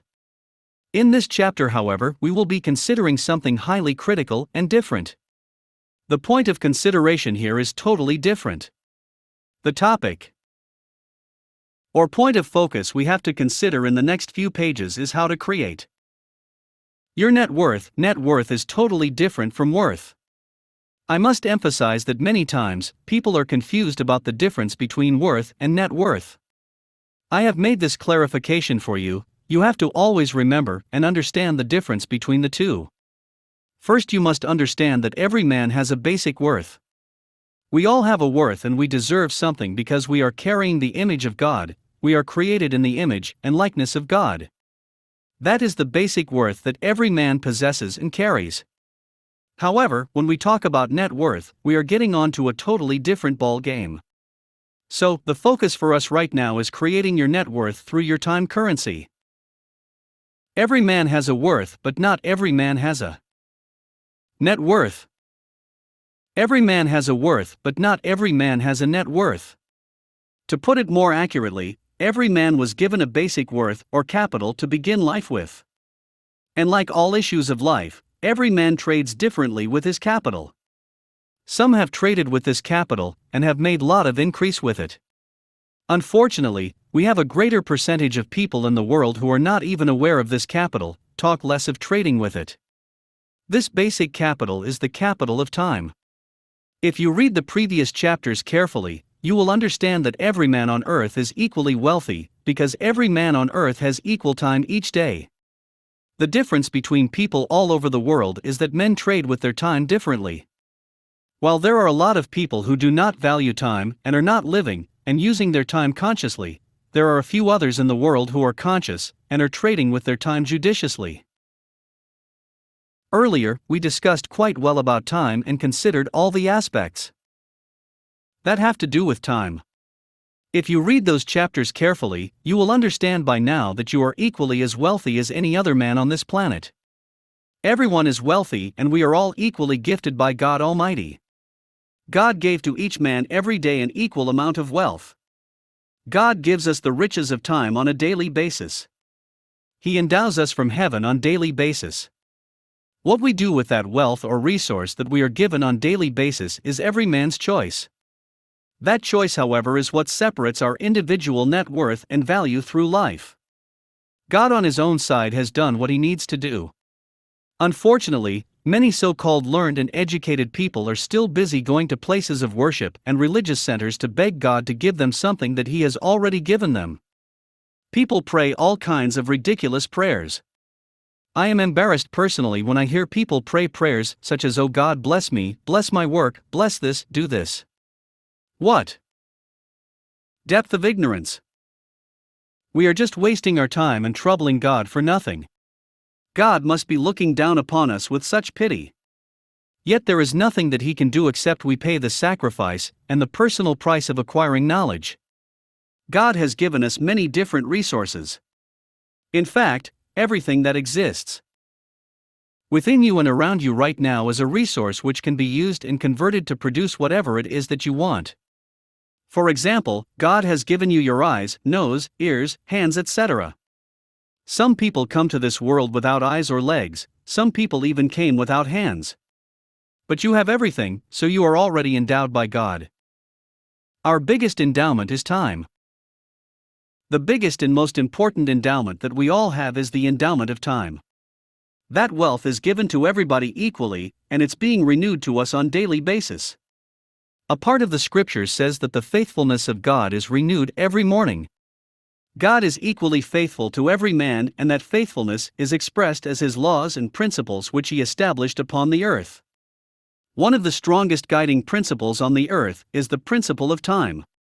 So we are all wealthy, we are all rich, but what you do with that endowment, what you do with that daily wealth is entirely up to you. The key to realizing and to maximizing this vast amount of wealth that you have got is called conversion. Earlier, we considered conversion and what you can do with the wealth of your time. We discussed already about the most important things you can do with your time. The most important instrument with which you convert your time is the instrument of work. If you must convert your time, then you must work. Without understanding the principle of work, and how to use work to convert your time into the right products, you will end up wasting your wealth every day.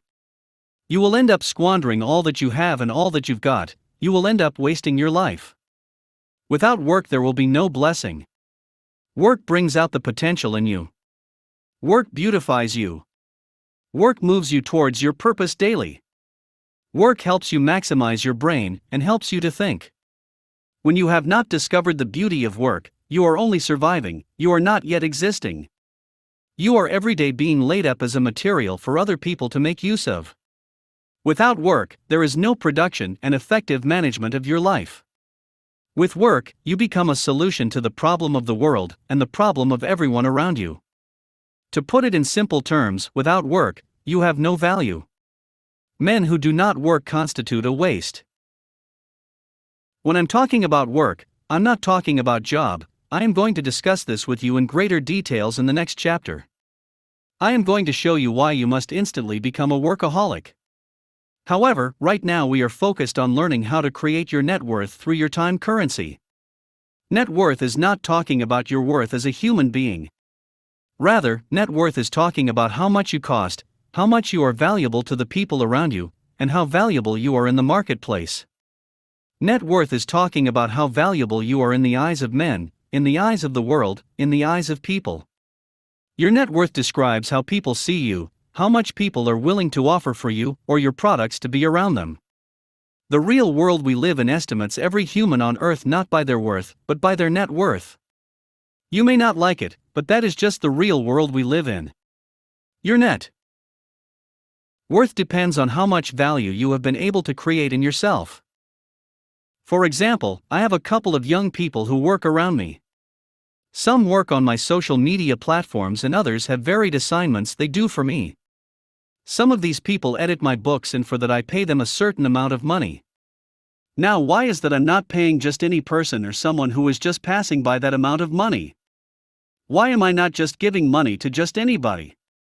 The reason is quite simple, because the people who work with me have created value in themselves. Somebody could say that I pay too much money to these young people. Someone might complain that the remuneration is too high seeing that many of them are young and students, while another person might just say it's okay. Whatever it is, I am not just paying for the work that you do, I am paying for the amount of value that you have successfully created within yourself. Let's say I pay you $1,000 for an assignment that you complete. For me, someone who is merely observing may question the amount you are paid. There are people who will look down on what you do and complain, making it look like you didn't do anything. There are some others who will boast that they can also do what you do, even though they lack the same skill with which you did the job. Everyone thinks they can accomplish same task that a skillful person has done because he made it look so effortless. Have you ever watched soccer players on the field of play? How many times have you made boasts that you can also score goals if put on the field of play? Many people also complain about how much boxers and heavyweight champions are paid for their titles. If it were allowed, a lot of people would jump into the boxing ring for the sake of money, only forgetting it might be a jump to their last fight. An untrained person who jumps into the ring for the sake of money won't survive to tell the tale. What am I trying to point out? What the boxers and heavyweight champions are being paid for, what soccer players are being paid, what Olympic champions are being paid for.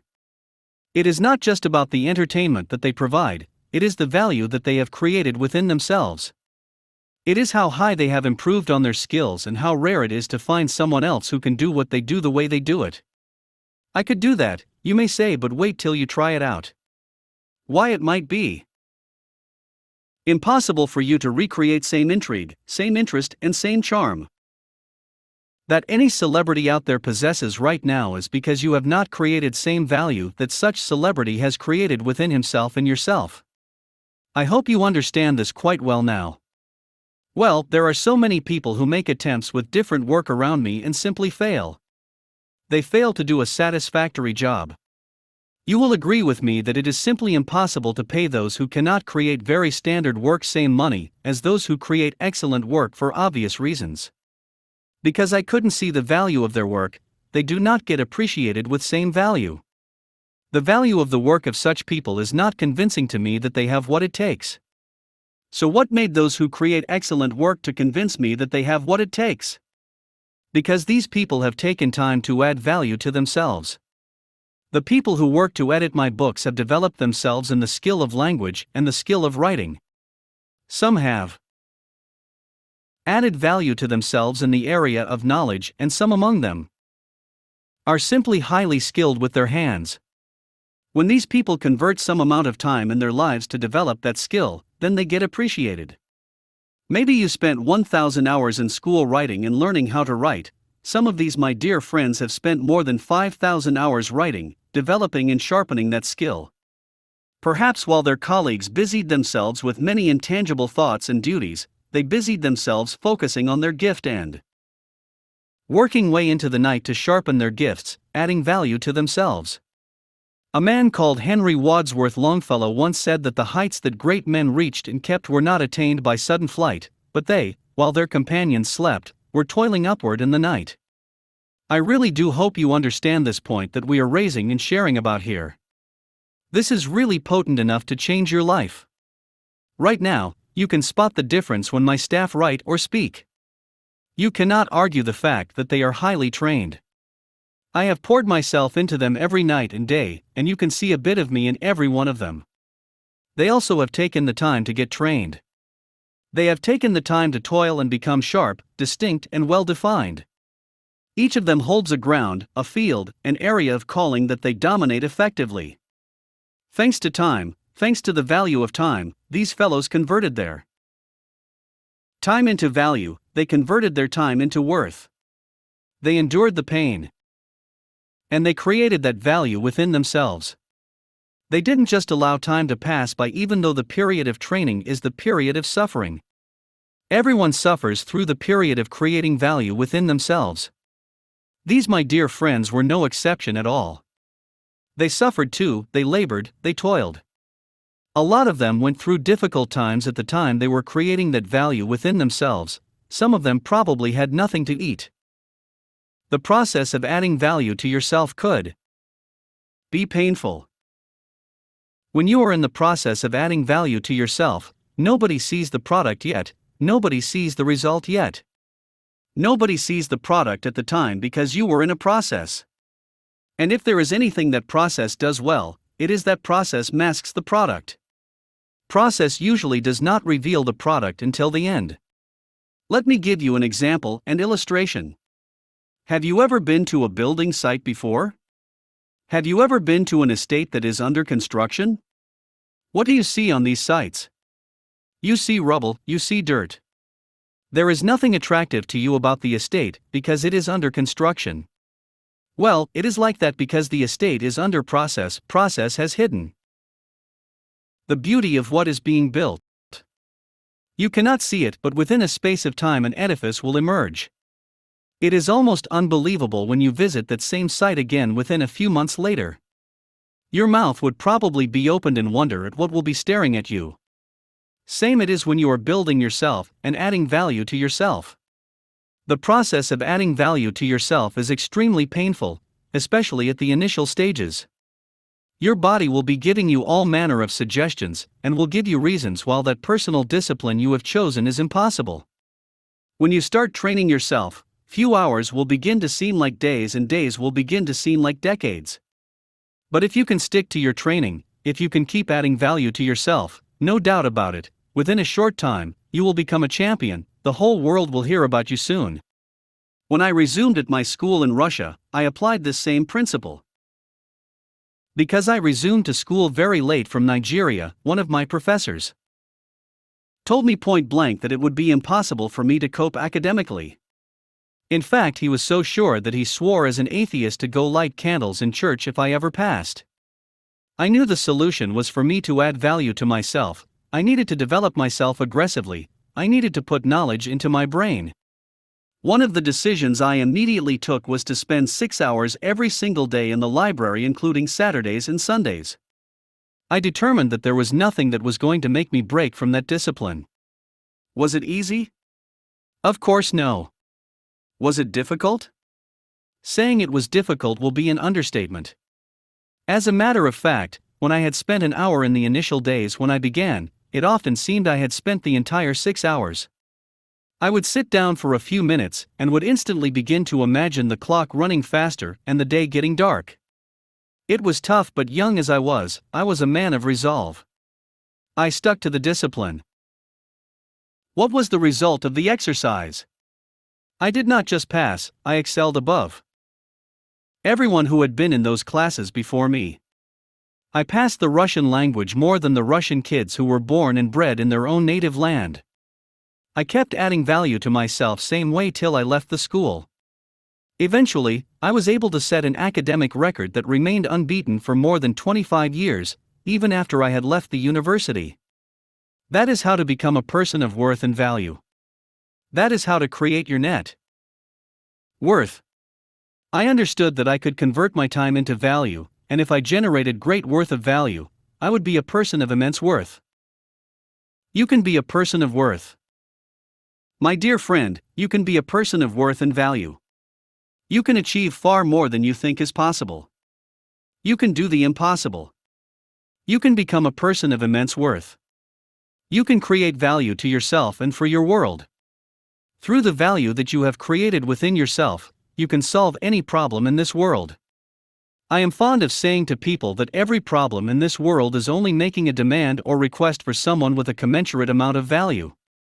What am I saying and talking about? The problem of cancer in this world is only making a demand on someone who has created enough value within himself to solve that problem. The problem of electricity within your country is only making a request for anyone who has developed himself up to the extent of solving that problem. The problem of the economy, of commerce and industry is not actually the problem. The main problem is that there is no one who has created enough value within himself to be a solution to each of those challenges.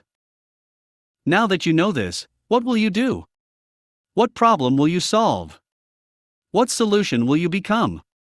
What chosen field will you decide to start creating wealth within yourself for? What is time making out of you? What are you making out of time? You must believe in your activity, you must believe in what you are doing, you must also believe in what you can do. You must believe in the process, you must have faith in what you are becoming, you must have faith in the future product you are going to give. Many of the people who work for me, and who are staff on my team, were once students. Indeed, every one of us was once a student and in school. But beyond what you are being taught in school, what are you teaching yourself to become? There is that which the school is making you, and there is that which you can make of yourself. A lot of people pay the school to become one thing or the other. Actually, what you are paying the school for is the process and the discipline they will instill in you to become what you want to become. Beyond that, however, you have to reach deep within yourself and offer more than the school can ever make demand of you. If you are a young person reading this, I sincerely hope that you will not waste your life. I sincerely hope that you will not just go through school and endure your days while in school. I sincerely hope that you will become conscious of your environment and the process of what you are going through. I sincerely hope that you will lay demands upon your life and put yourself within the process of what you want to become. Earlier, I was sharing with you how some of the people who were working for me began working for me when they were students. Each of them perhaps had a personal challenge, many were stranded and without money. Of course, students are always looking for ways to get more money. Before this young people began working for me, nobody was paying them the amount and kind of money I was paying them for their work. So, young as they were using their whole life to develop themselves. They kept developing themselves in the hope that their payday was coming. Eventually, when some of them met me and I told them how much I was going to pay them for their work, they just could not believe it. Many still did not believe till they got paid the actual money. Endure the painful process of adding value to yourself. When you are converting time to add value to yourself, it could seem like a wasted time. It could seem like you are punishing yourself. It could seem like you are antisocial and ignorant. Now read this carefully. Whatever amount of time that you convert to add value to yourself is never a wasted time. Time is never wasted if you are using it to add value to yourself. Note this again, time is never a wasted time when that time is being converted to add value to others. Here is the kicker, though you might not see the result immediately, but when you are adding value to yourself, you are on an upward march in life. When you know the quality of time you are using to add value to yourself, then you know the quality of value you can add to others and to your world. When you know of the quality of conversion you are doing to add value to yourself, that time is never wasted. Such time is invested. When you are adding value to others, you are also in a great way investing your time. Converting your time to add value to others as well is never wasted. You have a greater leverage and a better reward, especially if those people you are investing your time in are responsible and accountable people. If you teach them responsibility, if you teach them how to go and practice what you've given to them, that time is an invested time. So when you are adding value to yourself, or when you are adding value to others, it becomes a way by which you are multiplying yourself and getting multiple results for what you do. It means many people can now do what you alone have been doing. It means there are many more like you on the surface of the earth multiplying and duplicating your effort. Let us backtrack a bit to the discussion on hand. When you are converting your time to add value to yourself, that conversion process. Adding value to you is called creating net worth. You are thereby creating your net worth. Do you understand that? Maybe it will take you a few years or upwards of 5,000 hours to create your net worth. It may take you several years to keep on adding value to yourself concerning that particular thing you have chosen to improve yourself upon. Perhaps it costs you several hours, perhaps it takes you just 8 hours, whatever amount of time it takes you, you have to keep on working. Many people who quit in life quit at the stage of training. Many people left their preparation grounds and turned their backs on their calling. I have always been quite impressed with how soccer players train in all seasons in preparation for their big games. Even when there is no game coming up, they still have to keep training to keep their body in form and shape. They train when it is snowing and they train when it is raining. That must be the condition for you if you must win in life. There may not be any immediate competition, there may not be any big game coming up for you, there may not be a significant event where you have been invited to, but if you must create your net worth and be a person with a great net worth, then you must keep training. Several years ago, one of my friends who owns a big church in the United States, and who often gives out his church hall for concerts and programs, told me something very important. He said when the church hall is given out to rent for concerts, preparations for the concert would have begun weeks before by the celebrities and the performers who were going to have the concert. According to him, many times these people were training and preparing up to 15 hours every day for a period of about 2 weeks for a concert which was probably going to last 2 or 3 hours. Now that is how you win in life, that is how you create your net worth, that is how you force your world to look up to you with respect. When you see a man who is putting forth such amount of diligence into his work, it is only a matter of time before such a person becomes a superstar and one that the entire world cannot do without. When you are adding value to yourself within a period, it is most likely that you do not have a physical product yet to show for it, probably you don't produce services yet. Maybe that value you are adding to yourself has not become visible yet, but if you know what you are doing, and you believe in the quality of value that you are forming in yourself, then you keep training. If you can endure the process, your payday is coming. The value you have created will later work for you.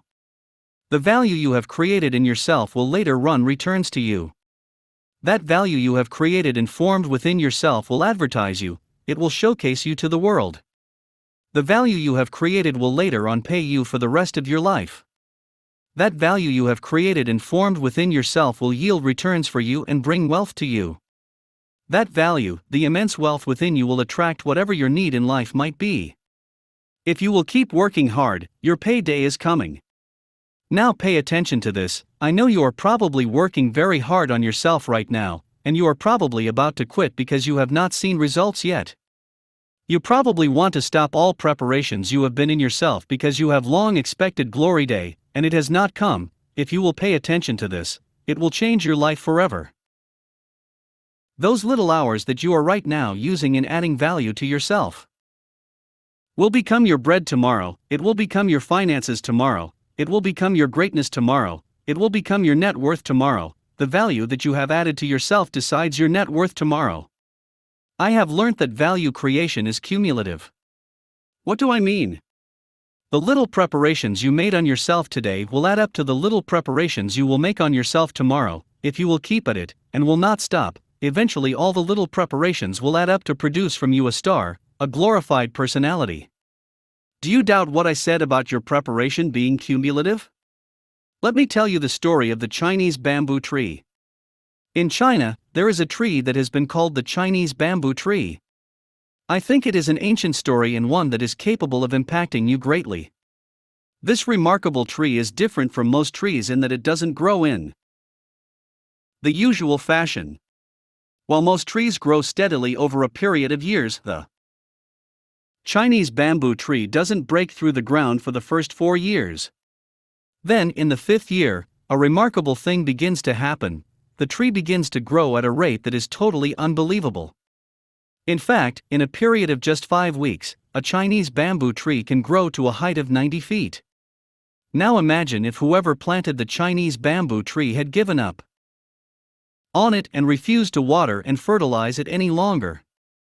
What if he had pulled out the seedling to just check if the seed is still there? What if he had got discouraged and given up altogether, saying nothing will ever come out of his efforts, his daily watering and his periodic fertilizing? If he had given up and thrown in the towel, nothing would have germinated. Not because he was not doing the right things initially, but because he gave up too soon on his efforts. Success in life works mostly like that. In fact, it is another major principle that you have to learn in life. You must not give up on your daily watering and daily fertilizing. When you are daily investing in growing yourself, when you are daily adding worth to yourself, then you are right on your way to becoming a champion so soon. You need to keep that faith. I remember as a young pastor working to grow my church, I was doing everything I knew how to do to grow my church. I remembered giving myself a daily target of sharing 100 flyers inviting different people to fellowship.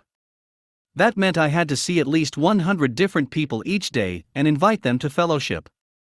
What was the result after 1 year? How many people came to church? Not one person. Eventually, after keeping to this routine for a long time, certain things began to happen in our ministry that saw us grow to a population of about 5,000 people within 3 years. Now, what do you think would have happened if I had given up? What would have happened if after 1 year of inviting thousands of people to church, and no one showed up, I had simply given it all up? I would have given up the 5,000 who later came too. I hope you understand it. Your manifestation is buried in the daily seeds you are sowing right now. You have to keep nurturing it and keep believing that it will come up right, and it will germinate correctly. Harvest is near. Champions aren't made in gyms. Champions are made from something they have deep inside them, a desire, a dream, a vision. They have to have the skill and the will. But the will must be stronger than the skill. Muhammad Ali highlights from Chapter 7. 1. Every man on earth is equally wealthy because every man on earth has equal time each day. 2. Many so-called learned and educated people are still busy going to places of worship and religious centers to beg God to give them something that He has already given them. 3. The key to realizing and to maximizing the vast amount of wealth that you have got is called conversion. 4. Without work there will be no blessing. Work brings out the potential in you. 5. Every problem in the world is only making a demand or request for someone with a commensurate amount of value. 6. Whatever amount of time that you convert to add value to yourself is never a wasted time. Time is never wasted if you are using it to add value to yourself. 7. The value you have created will later work for you. The value you have created in yourself will later run returns to you. Chapter 8. How to use your net worth to become the most significant person on earth. Why, dear friend, I am so happy that you have come this far in this book already. There is no doubt that you have acquired so much information which is going to change your entire life completely. I know you are ready to begin building your net worth now. In the last chapter, we discussed on how you can determine your net worth and attain it. We discussed how you can determine what value you want to be on the earth and achieve those goals. We also looked at principles with which you can build strategies to unearth the potentials within. What you have discovered so far in this book is not enough. I have got more. In this chapter, I want to teach you how you can use your net worth to achieve significance. I will show you how with your net worth you can become one of the most significant people on the earth. Why am I teaching this? Okay, let me give you a simple task. Can you take a pen and paper right now and write out the names of the 15 richest people in the world? Were you able to do that? Probably not. Why were you not able to? Because not everyone is truly significant. There may be a lot of people with money, but money necessarily does not give significance. What makes you truly significant is that you are actively and proactively solving a problem. I hope you get it. Your net worth affords you this rare opportunity.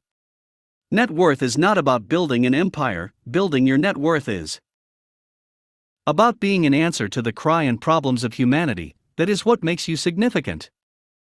YN. Your net worth comes mainly from added value either to yourself, to others, or to the product or service that you are producing. Let us say, for example, that you are a caterer and that you bake cakes. As a caterer, you are spending a lot of time studying how cakes are done.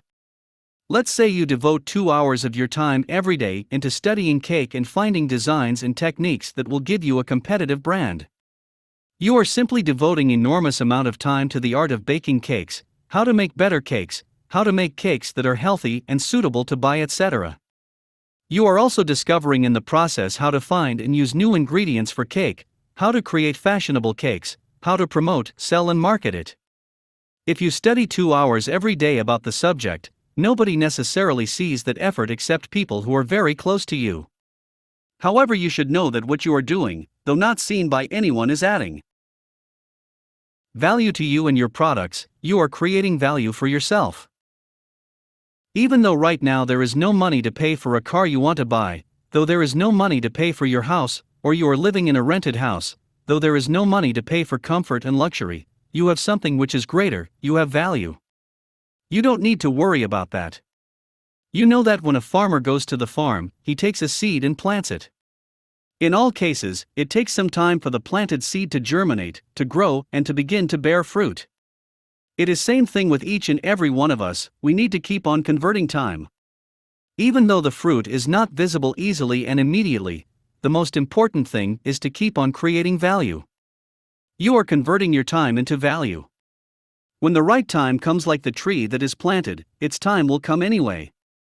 When you don't stop working on that field, when you don't stop adding water to it, when you don't stop tending your ground.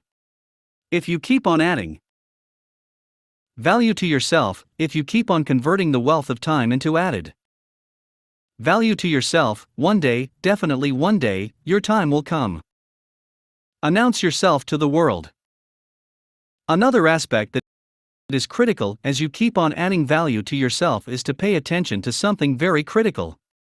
That which is also critical is to announce to the world what your value is and what your products are.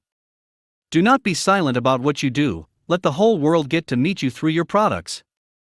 For example, I wrote this book which is in your hand right now. If I have not found a way to bring it out and let the world know the value of what it possesses, it probably would have remained as mere manuscripts under my pillow. So as you are adding value to yourself, and if you are doing anything really worthwhile, you must learn how to advertise yourself, how to promote yourself, how to look for partners, how to talk to other people who might be interested. You must find a way to convince the world or to showcase to the world the ability that your product possesses or that it has. You must, through strategy and ideas, find ways by which your product will stop being a local brand but a global brand. So as an example again, if there is anyone who is more renowned than you in the cake industry right now, they probably have added more value to themselves than you in the world of baking, or they have found ways to convince the world that their cake is superior to yours. That is why everyone still patronizes them and not you. Get out of your small thinking, get on the big stage. The world wants to hear and see you. The world wants to know what you can do. The world wants to see your potentials. The world wants to see your value and whatever you carry within yourself. A lot of people want to win, but many more people are winning in the dark. No one knows them, of their achievements, or who they are. Do not be quiet about your successes and achievements so far. Can you imagine that among the 20 richest men in the world today, there are so many you do not even know their names? Yet, there are a lot more who, though may not be as rich as the first 20, but have more significance and are influencing more people. That is true net worth. If you are developing yourself all round, that added value becomes your worth. It becomes your net worth, even though it has not given you money yet. it's already an added value. The only thing needed for that value to become money is for somebody to take note of you or your product one day. When you have worked extremely hard to create your value, then all you need is for somebody to see you, perceive you, or notice you, or for you to just speak. The mere fact that you have added value to yourself, the fact that you are a skilled expert right now, the fact that you already know what to do, and you know it better than any other person, the fact that you are more prepared than any other person has placed your value and your net worth above that of every other person too. Your manifestation to the world is just a matter of time, your physical wealth is just a matter of time. So your real wealth and real worth is that added value that has been put within you. How to become significant and truly wealthy. Wealth and riches is not just having access to tangible money, or when you have the physical money in your hand. Money and other forms of physical wealth are things which come later on. Your real worth is the added value. That is your worth. That is what makes you significant. It is not how many zeros are after a large figure in your bank account, or being number one on the list of world's richest. Those things are good, but there is something more. Let's talk about Bill Gates, for example. Bill is the richest man in the world, but he became the richest man in the world not because he was busy searching for money. What made Bill Gates the richest man in the world is Microsoft. Microsoft is his added value, the time that he converted in making himself skillful by creating value in himself and also by creating his product. So in essence, it is the skill, the know-how, the knowledge of Microsoft that is his net worth. He is actually worth more than the amount people are saying he is worth now. Earlier in the book, I quoted Bill Gates' net worth in 2016. In that year, Bill Gates' total money was put at $76.7 billion. Well, if you understand the principle we have just discussed, you will understand that he is worth much more than that. The $76.7 billion that the entire world is talking about is what they can see. It is the tangible, physical, material money. That is just the amount that has been produced, but the worth itself is in him. He has been able to create a worth within himself which is worth much more than that value. What do I mean? You cannot produce a value physically that you have not attained unto within yourself. Let me explain with this illustration. If a man's value within can be quantified, if the worth of a man can be placed in numbers or percentage, then we will say that a man whose value within him is worth $1 million cannot produce more than $1 million physically. The worth of what he will generate physically cannot be more than $1 million when quantified and in total. If you give such a man $1 billion worth of asset to manage, because he is $1 million man on the inside, he will reduce whatever thing you give to him that is more than $1 million into that amount. A man will do everything to reduce or upgrade the value of everything around him into the worth of his person or the worth of the value he carries. In same manner, if a man is $1 billion man, if the worth of the value he has placed and created within himself can be quantified, and the worth of that value is estimated at $1 billion. If you put such a man into an environment that is empty, and where there is nothing, if you put such a man into the midst of the desert, all you need to do is give that man some time, a few years perhaps, he will raise the value of everything around him into the worth of what he carries within him. Within a few years, everything within that desert will be worth billions of dollars. I hope you understand that truth because it is potent enough to change your life. So can I ask you, based on this understanding? How much are you really worth?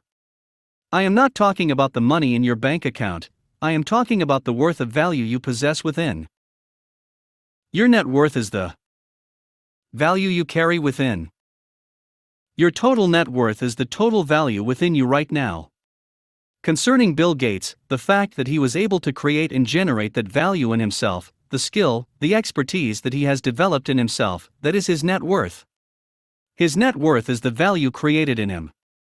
It is how much time he used judiciously, how much conversion he was able to do with his time. That is his net worth. Money is only a manifestation later on. Cash and bank accounts are just physical manifestation.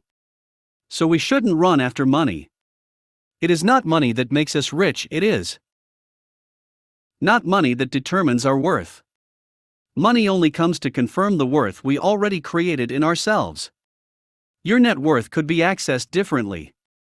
Somebody accessed the net worth of Bill Gates and said he's $60 billion rich, but that is not his worth. He is worth much more than that. His worth is much greater than the money. His net worth is the revolution that he created. It is the fame, it is the aura, the name he created for himself. It is the fact that he made computer available to everybody. That is his worth, that is his real net worth. His net worth is more than that money. I see a lot of people do not understand this, and that is why they go about seeking money the wrong way. If you study the life of billionaires and significant people all over the world who acquired true wealth, you will see a different pattern in them. They were people who were not striving to be rich, they were only striving to add value to themselves and solve a problem. They only wanted to be a solution to the crisis that they have observed and what they can do to provide solutions. An example of such a man is Henry Ford. Henry Ford in his lifetime determined that he was going to make automobile accessible and affordable to every family in the United States. That was a very high dream at the time. It is like saying right now that you want to make private jet at the cost that we have it today affordable to every family and every single person on the earth. Many people will call you crazy. Even though that is what is going to happen eventually, it is unfathomable for many minds today. However, crazy as it seemed, Henry Ford believed that he could achieve it, he believed that he could do it, and he went about adding value to himself in that area. He began looking for ways to design and recreate inexpensive automobile engines. He began to redesign the body parts so that cars could be affordable to government workers, artisans, and farmers. His dream was that in his lifetime, cars and automobiles will stop being the exclusive right and affluence of the rich. He worked extremely hard for long years, and eventually his dream and determination began to pay off. He created the Ford Company, which began to sell cars to people at affordable prices. Henry Ford was solving a popular problem that in no time he became very popular and the favorite of everyone. A lot of people were buying his cars, and he was also adding more value to himself and to his company. In no time, Henry Ford became a billionaire and one of the most powerful men on the planet at his own time. What am I saying?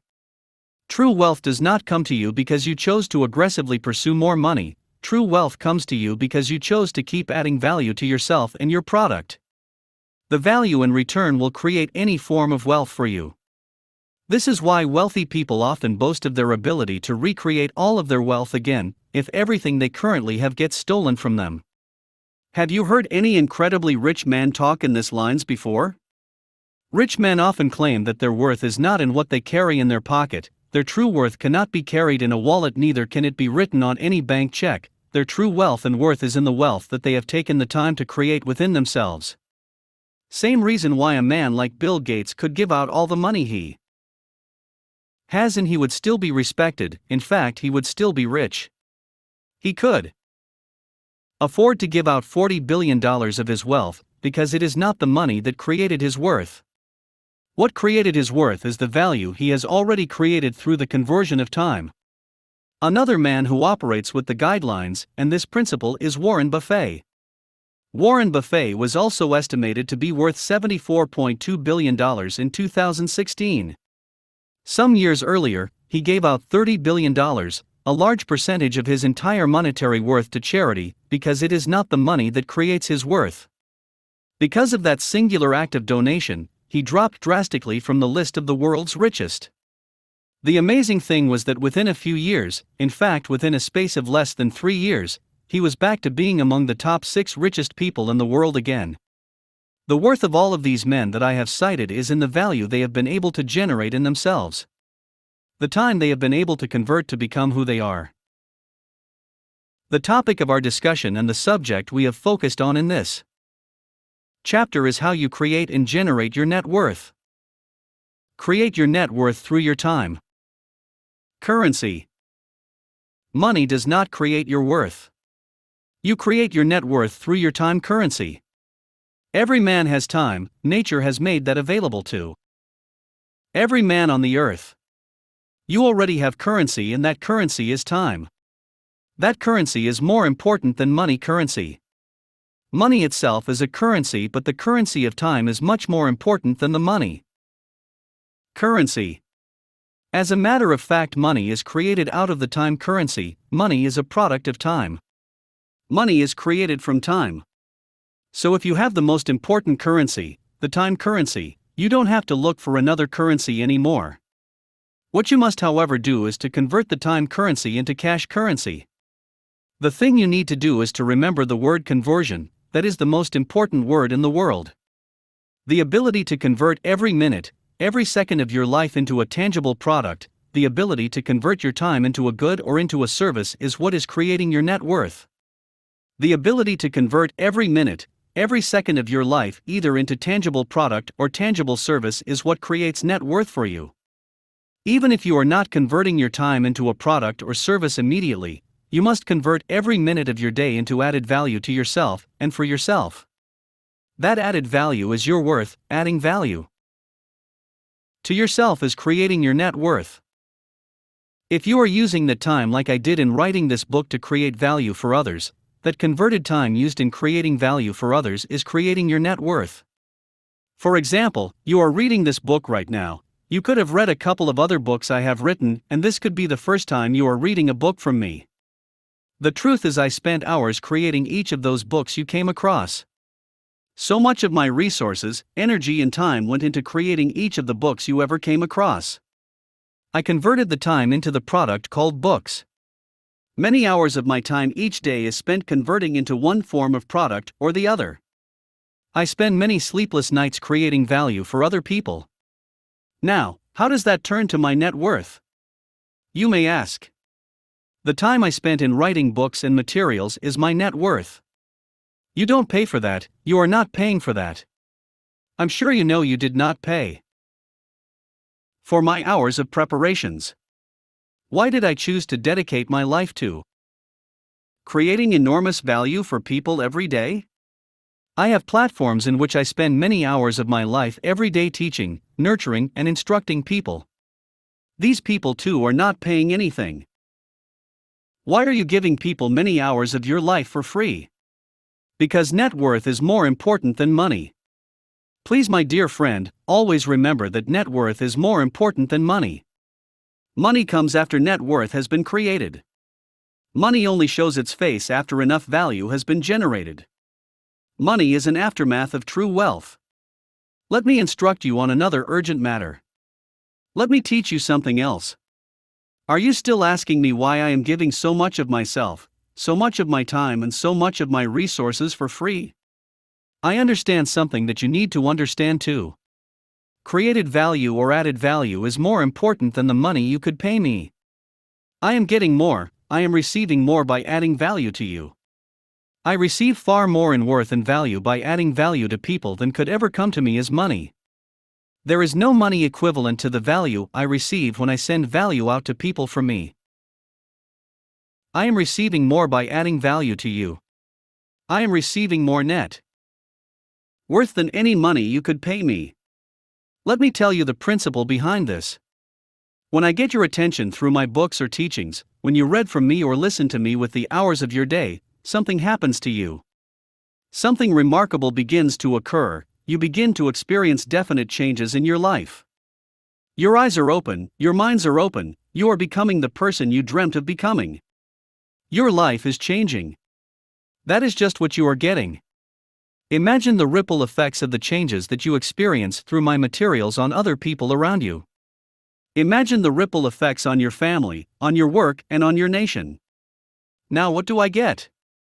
What do I benefit in return? What I get is net worth. Returns come to me as net worth.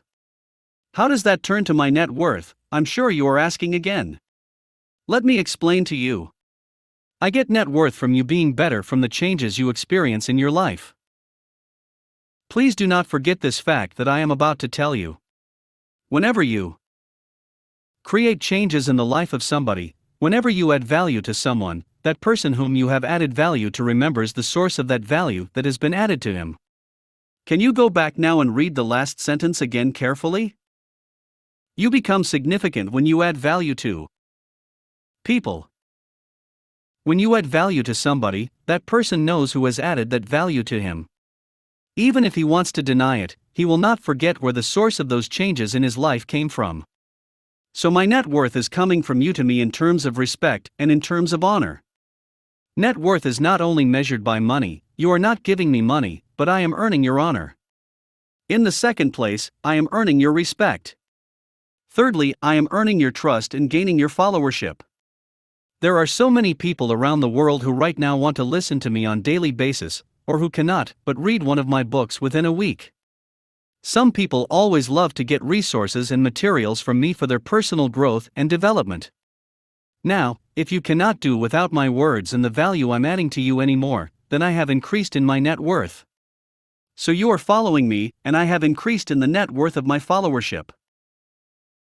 This is why successful businesses do not pursue monetary gain, rather, they pursue followership.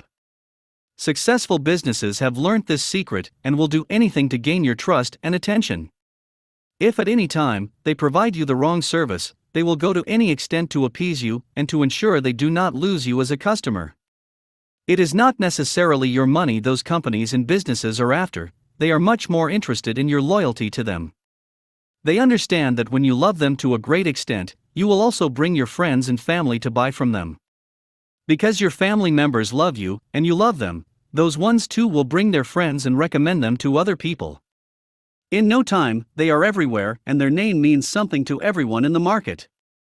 Now imagine a company which has grown in worth and followership from a few hundred people to several millions of people bringing out a new product. Several millions of people will buy from them, hence they have converted part of that worth into cash. Oh, how I wish that more people will become wise and learn this secret. Stop wasting your life, stop pursuing money. Money will finish, but the net worth you add, once added to you, will always flourish and increase. Do not focus on money. Men of little worth are the ones who always focus on money. They want to extort people and get money from everyone at all cost. When you see a man like that, understand that he is a shallow thinker. Such men can even sacrifice their name on the altar of cash, just to have anything within their wallet. When a man like that meets you for the first time, he is already thinking how much dollars he can get from you or rob you off. Such thinking is what has also produced armed robbers and thieves, scammers and pickpockets. It is such thinking that makes a politician use his highly exalted office to loot his people, forgetting that he has a name and reputation to leave behind for his sons unborn. It is such poor thinking that makes the manager of a company cheat his co-workers and the people he has been entrusted to lead. Instead of putting your focus on money, you should put your focus on adding value, on solving a problem that needs to be solved for the world. What problems can you solve right now? The good news is, problems are abundant in the world. Problems are being created every day, so in essence, wealth too is being created every day. When you solve a problem, money will follow you as a byproduct. Earlier, I was talking to you about the net worth I acquire by investing myself in people and adding value to people. Do you remember the things that I already highlighted as my profit? Great. One of them is gaining the trust and followership of more and more people. Now, remember, it's not just one person but thousands of people we are talking about. I am richer by thousands of more people every day that are either watching my numerous programs or reading my books or visiting me as an individual. Before I started speaking or writing books, many people did not know me. Since I started releasing products and finding new ways to add value to people, many people have discovered me. Ignorance about me is disappearing. Light, illumination and understanding is coming to people, thanks to my investment and my added value. Again, still proceeding on what my net worth is with adding value to people. A lot of people who follow me are in different parts and different countries of the world. Can you imagine, just because I invest some hours of my day to reaching many people, I am harvesting disciples, I am harvesting followers. Many people who believe in me are simultaneously in more than 100 countries of the world at the same time. I'm reaching out to more than 100 countries at the same time. My influence is growing in over 100 countries at the same time. Think about that. It is not impossible for you to do the same. You can achieve more feats than that. When you add enough value to yourself and you in turn add value to other people, your presence can become felt in many nations of the world. You can influence the world with your products, you can become a person that cannot be ignored. Imagine that as I write about this right now, Bill Gates is in many homes around the world at the same time. His presence is felt in Italy, and he is also present in homes in Spain at the same time. He is in France and at the same time in Abuja, Nigeria. Why? He has found a way to successfully add value to a lot of people simultaneously and at the same time. Through his product, he is able to influence virtually every nation on earth without leaving the comfort of his home. You may dislike him, you may hate him because he is an American, you may not like the fact that he is an atheist or that he does not speak your language. One thing is certain. However, you cannot ignore Bill Gates. You have to use his product, or someone has to use his product to help you, period. That is the net worth of a single man. That is what he has been able to gain as a result of adding value to other people. That is how immense his net worth is.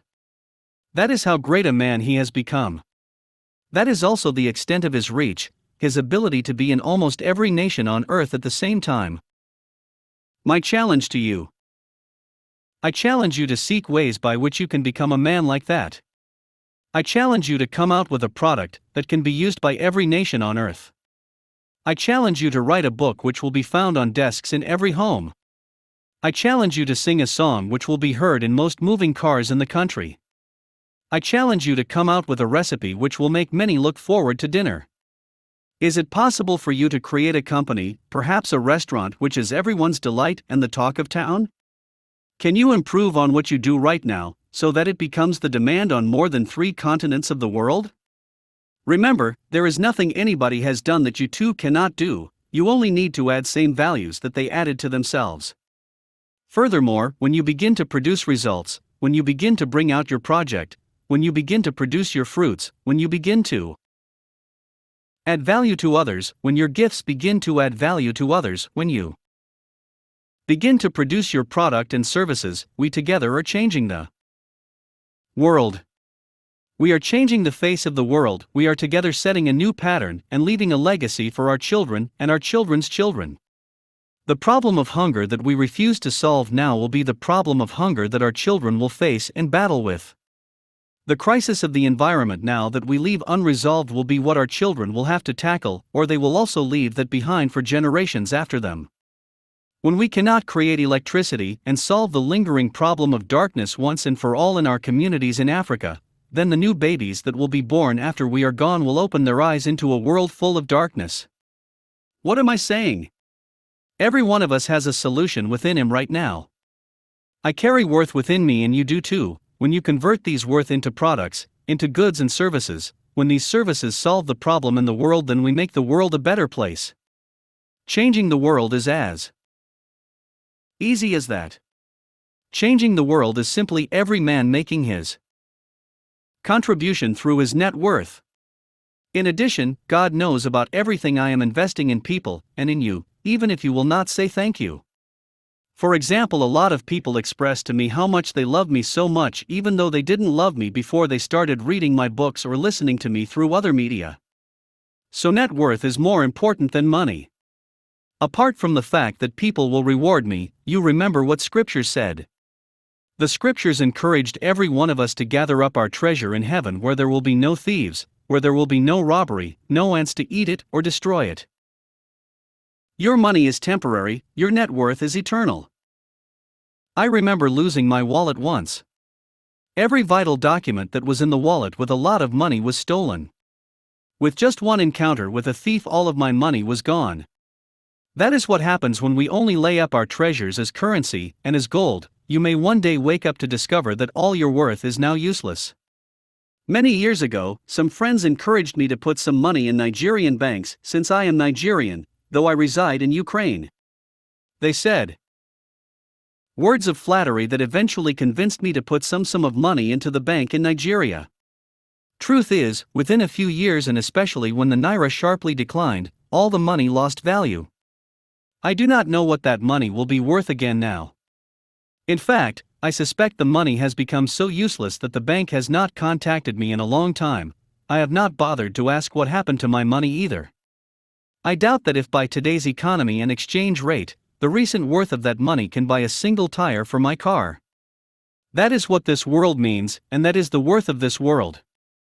If you must use the worth of this world to create a net worth for yourself, then you must start thinking immediately of conversion and adding value to other people. Adding value to others is more important than the money they will get from you if you were to give them money. Of course, the best we all got from our parents was not their money, it was the value they instilled within us. Now, let us shift our discussion to money. Let us talk about money for a moment. I know you are probably wondering how you will generate money for yourself in all of this. You are probably wondering about the bills you have to pay, your rent and mortgage, your loans, and how to purchase fuel for your car. Am I correct? I understand you perfectly. We still need money to live, I still need money to operate, I still need money to function. How do I get the money? Listen closely how I get the money. If I were interested in having some money, I could easily take any of the books I have written and sell them. The main aim of writing my books, however, had never been money. My motivation for doing what I do will never be money. As a matter of fact, I have never made money from the books I write, other people do. What am I saying?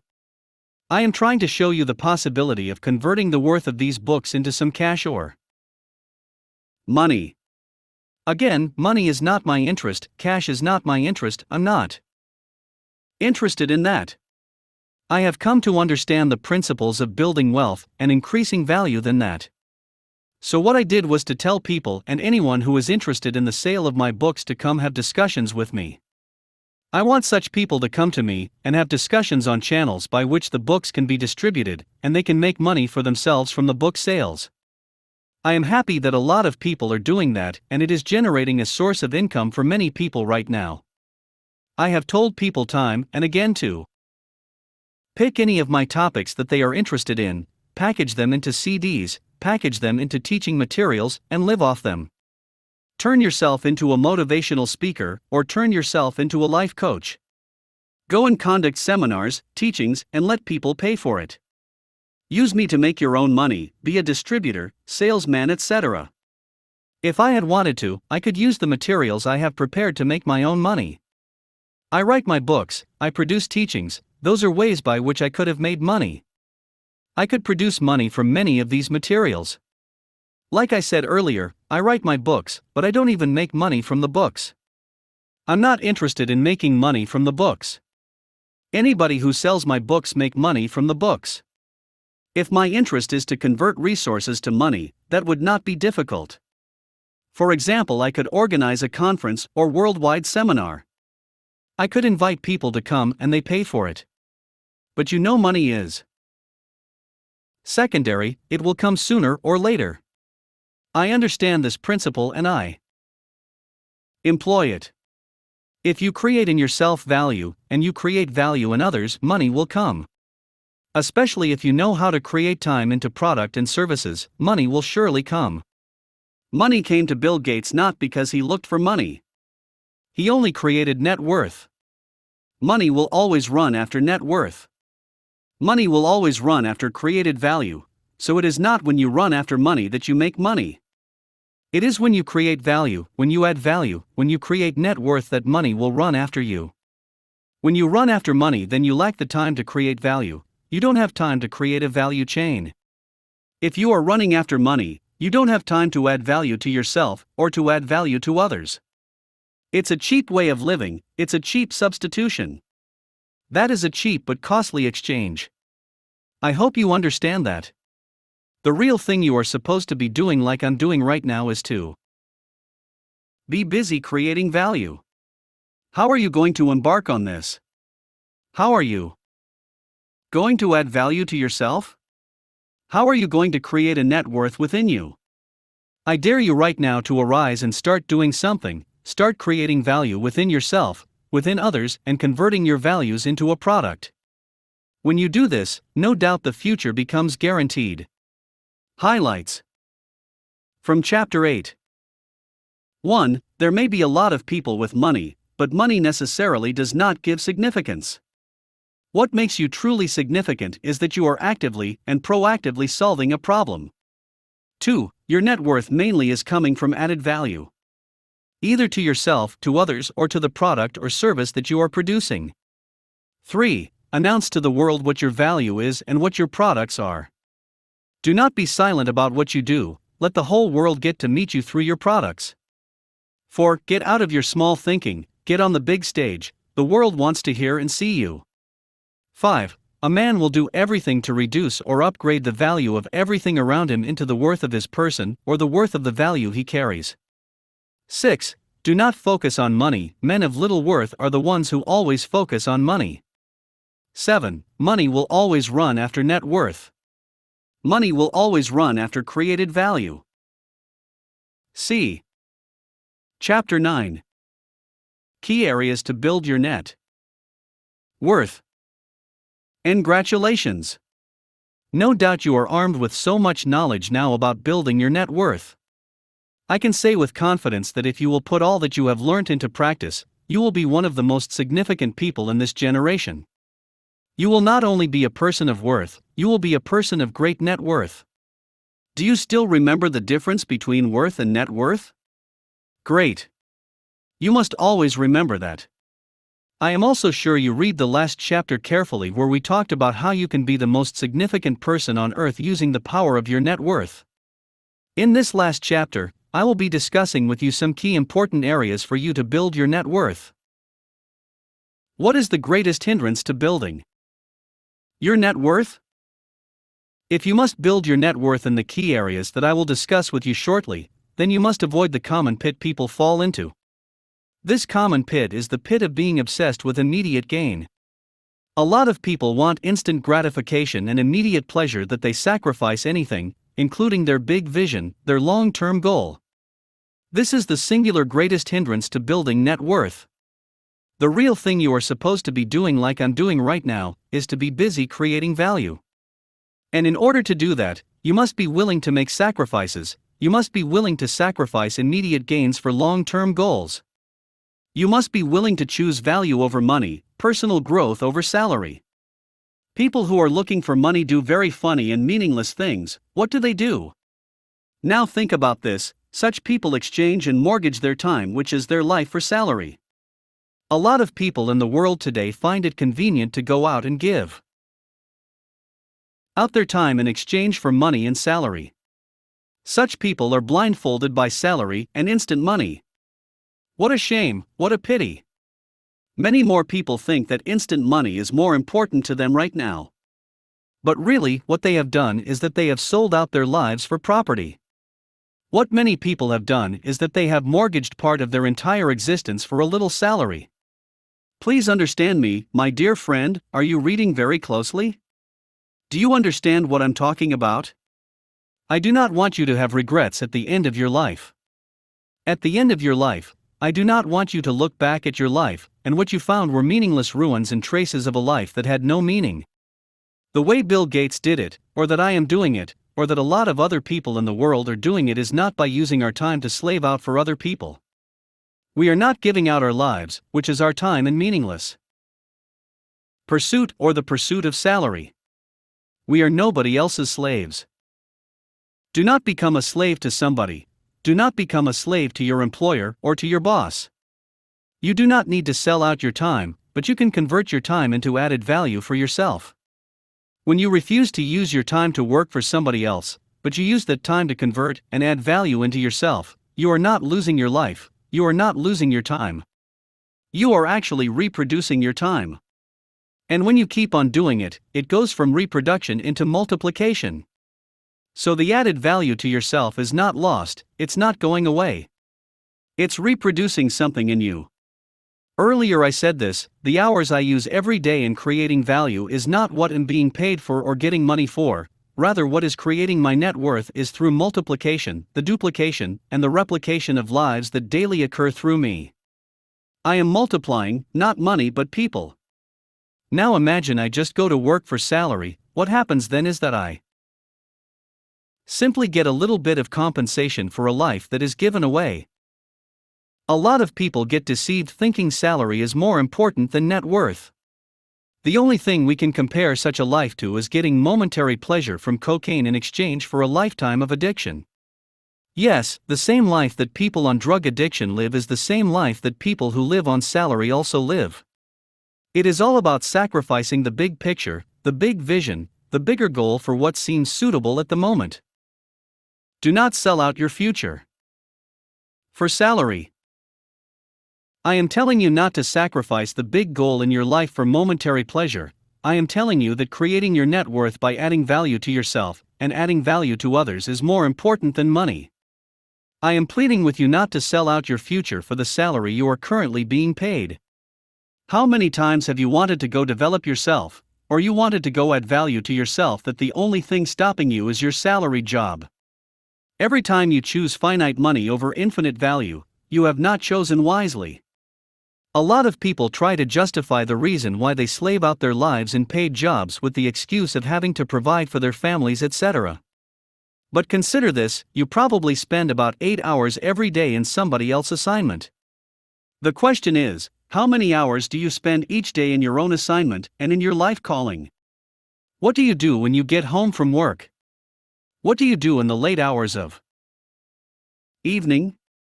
What do you do when your kids are in bed, just in case your excuse is that of having to care for kids? What do you do when you wake up in the early hours of the morning? My dear friends, those moments are the most critical moments of your life.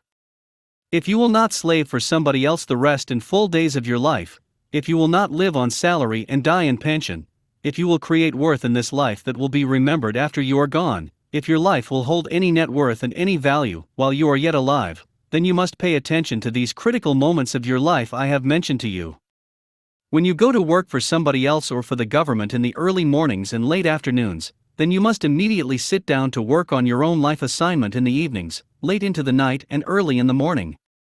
It is unfortunate that a lot of people come back from their jobs and salaried works and immediately sit to watch the television. It is also unfortunate because many of these people who should rather take advantage of the opportunities that the weekend brings are wasting that time too. Many will not busy themselves creating values and products. They would rather be away on unnecessary parties and in sports stadiums.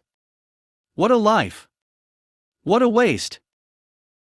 Adding value to your own product, to your own service is more important than money. Money will come later on. But develop a skill. Develop a skill like Bill Gates developed a skill. Develop a skill like Steve Jobs developed a skill. Develop a skill like Mark Zuckerberg developed a skill too. Build your net worth in the area of solitude. Convert your time, yes, do not sell out your time. Convert that time into investing into yourself. Convert that time into adding value into yourself. Convert that your time into adding value later to other people. Convert that time into adding value to your own product and service. That is how you create net worth. You are already expensive, you are already big, big things will follow later. Do not sell out yourself cheap. Let me give you an example of myself. When I became a Christian, like every other Christian, I prayed every day and I read the Bible every day. I discovered that each time I prayed for about 2 hours or 3 hours without a break, I began to feel the anointing of God. I felt the goosebumps and the anointing. For me to feel the presence of God, I needed to pray at least 2 or 3 hours every day. Sometimes I needed to pay the sacrifice of upwards of 4 hours in prayer. Because of that, each time I wanted to go and preach at church, in a conference or at any location, I would usually pray for a period of about 4 to 6 hours. Normally I would pray about 6 hours a day before I go to preach. It was the sacrifice I needed for me to begin to feel the anointing. I was doing that until I discovered something. Do you want to know what I discovered? Okay, here it is. I discovered a secret and a principle that is called solitude, a process of putting myself away and practicing a discipline of being alone all by myself in a particular place for a very long time. I started practicing solitude. Once a month I would go away, lock everything away from me, or rather myself away from everything. During the week of solitude, I had no access to my wife, children, staff, or any living person. There was nothing and no one to distract me. In my week of solitude, I ensured I was praying for a minimum of 14 hours every day of that week. I was not just blabbing words in prayer, I was also studying and reading. I was practicing the discipline of just being in the presence of God for a minimum of 14 hours each day. Some days during the week I ensured I was working for a period of 18 hours. Sometimes I would just be praying. I did that for a full year, then I tried it again the second year. By the end of that time, I was getting some results in the ministry and in my personal life. But when I did that continuously for 8 years, 10 hours to 14 hours of praying, studying and waiting on God each week of my solitude, the results became unquantifiable. That was not all. Apart from the week of solitude, every month I would seek out another 14 hours within the month for personal study. My solitude was taking a whole week out, at times 3 days, sometimes 5 days, and very often 7 days. Those days of solitude were minimum of 3 days. I placed myself under the strict discipline of taking out time just to be in the presence of God every day. So out of the 4 weeks in a month, I would always take 1 week alone to lock myself up and to just practice solitude. You know what I discovered? After doing that for 8 years, you know what began to happen to me?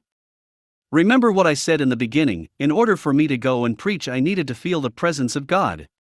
To feel that presence of God, I needed a personal sacrifice of praying for about 4 to 6 hours. However, when I had spent more than 10,000 hours or more in solitude just in the presence of God, after more than 8 years of consistently practicing solitude, something different began to happen to me. I began to have experiences like I was soaked and drenched in water-like substance without praying. It was like I was soaked and immersed.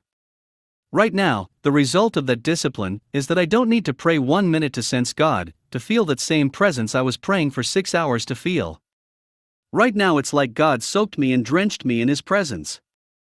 Do you know the way you soak a cloth in water? Same way it was like I was soaked in the grace and anointing of God. I just need to tune in now, just like you tune in into radio wave, and at the right frequency, you begin to pick out clear sounds and what you want to hear. Right now I just need to switch my wave from the natural into God. For example, if I just want to know what is happening to somebody somewhere, or if I want to be able to discern what is going to happen somewhere or in a particular situation, I can tune in, and I will get a message. I see Jesus every day at will, I am His friend. Right now I live in God, it's like He is my skin. I have converted so much hours, so much time into His presence that now I carry that presence automatically.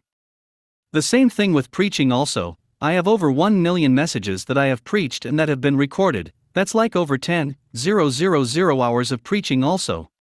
So when you hear me preach, it's not like you are listening to any other regular pastor preaching. Why is this? Because I have converted so much time into solitude. I have built my net worth in solitude. That is the point, that is what I'm saying, conversion is the key. My net worth has increased greatly with God. My increased net worth in spiritual things is what makes me to be so close to the Holy Spirit. It is that sacrifice of building and increasing my net worth in the spiritual realm that makes it easy to be able to hear from God easily. That is about creating net worth. For that net worth to become money is a secondary thing. For 8 years I didn't feel that presence of God easily. Even though I was already a pastor, I could not hear God or be able to switch to the Spirit quite easily. I could not see Jesus every day at will. I couldn't do it, it couldn't happen to me. But now, because I've converted so much time in the presence of God, I now carry that presence of God. That manifested presence of God now in me is my net worth. As it is in the spiritual things, so it is in the physical things. You can create net worth for yourself in different areas. You can create net worth for yourself in your academics. You can create net worth for yourself in business. All you need to do is apply the same principle of adding value like I described above. You can also create net worth for yourself and the family. Build your net worth in the area of marriage and family. Not many people know that they have to be able to create net worth for themselves and their family in marriage. Your marriage right now is a product of the net worth you and your spouse have chosen to build or not to build. How do you build your net worth in marriage? It is by the amount of value you choose to add to your spouse. As a married person, you must understand that the amount of value you create in your spouse is what you eventually get to enjoy. If you do not seek to increase the amount of value that your spouse currently possesses, then you cannot enjoy the value that they can also produce. I am glad that my wife is my foremost disciple. I am proud to see the fruit of the values I have added to her today. Adding value to her daily is my responsibility. It is my personal assignment to build worth in her and around her.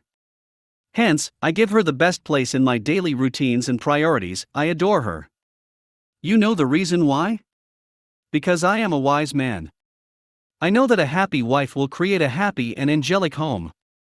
She will raise the best of children, she will make her husband happy. But a frustrated wife will make the environment in the home a place like hell. Such a wife will ensure her husband gets the full description of Lucifer on earth, so that he will recognize him easily when they eventually meet. As a man, what net worth are you creating in your marriage? How are you adding value to your wife? How are you building her up? What are you doing to help her build her self-worth, self-esteem and self-confidence? Some foolish men would rather tear down from the little confidence their poor wives had already built before the unfortunate incidents of meeting them. Many people applaud me when they see how I hold and applaud my wife. Many cannot believe it when I hold the doors of cars for her to enter or exit. I am always holding the hands of my wife whenever she has to ascend or descend the stairs. At an occasion, some people wrote to me asking for reasons why I could kneel in front of my wife in one of our pictures that went viral. What happened in the picture was that I was kneeling in front of my wife appreciating the woman she is to the world. Some ignorant men, especially some African men, wrote to me asking why I could be doing that in front of my wife. Well, let me just put it this way. I know something that such men have not known. I know how to create worth and value in a woman that they have not discovered probably. Most importantly, I know that my life and my home will be the better for it if only I can add value and build net worth in my wife. A common quote that has been used by several people with the author unknown goes thus: whatever you give a woman, she will make greater. If you give her sperm, she'll give you a baby. If you give her a house, she'll give you a home. If you give her groceries, she'll give you a meal. If you give her a smile, she'll give you her heart. If you give her trouble, she will give you hell. She multiplies and enlarges what is given to her. A woman must also build net worth in her husband. She must encourage him, she must support him, she must offer her counsel with wisdom where necessary and be a pillar in her home. She must create the perfect atmosphere in the home and be a model for her children. Build your net worth in the area of self-development. Still talking about creating net worth, another area I create net worth for myself is in studying and self-development. I study a minimum of 3 hours a day in all aspects that I want to learn and in self-development. 3 hours of self-development is critical for me before my day can be termed successful. When I have more time to spare though and more free time, when I'm in solitude also, then my time of studying increases to about 6 hours and more. When you do that every day for 10 years, you will become an expert. That is why you will never listen to me or read my books and be bored. You will not listen to Pastor Sunday and compare me with anybody. If you listen to me at any time, you will understand that I am speaking from another realm. Why? I have been doing that conversion of time. I have been studying, I have been laboring secretly. Through sweat and hard work, I have been putting treasures into myself. Earlier in this book, I told you about a man called Malcolm Gladwell who did a research. The research showed that if you will invest 10,000 hours of yourself into practicing or studying anything you choose to study, you will become an expert. You will not just become an expert, but you will become one of the best in the world. That is like doing something for about 3 to 4 hours a day for the next 10 years. Can you imagine that a greater percentage of our world cannot create that personal discipline? Many people cannot focus on studying a particular line of interest for about 3 hours every day, and consistently for about 10 years. This is the reason why mediocrity is so common and excellence is almost as rare as gold. You can choose right now to create a particular time of study on any area and interest, and resolve to study on that for at least 3 hours every day for the next 10 years. Malcolm Gladwell's research says if you do that, you will be among the top 3% in that field of endeavor within 10 years. Can you imagine that? Now, you must pay attention to this point. If you choose not to create the discipline to start studying and developing yourself now, the 10 years will still pass anyway. However, you will not be among the top 3%, you will be among the majority who are nobodies, the 97% who form the majority, the non-entity. I did more than the required 10,000 hours. I was so harsh on myself in the area of my self-development. Wherever I have spoken and anywhere I speak, either at the United Nations building or parliamentary buildings of nations or in churches and conferences, people simply wonder at me. Many people had their mouths opened agape, they couldn't believe the way and manner I spoke. I went to the United States Senate to speak, they couldn't believe that I was a pastor. I communicated in their language effectively. They were not used to pastors talking like that.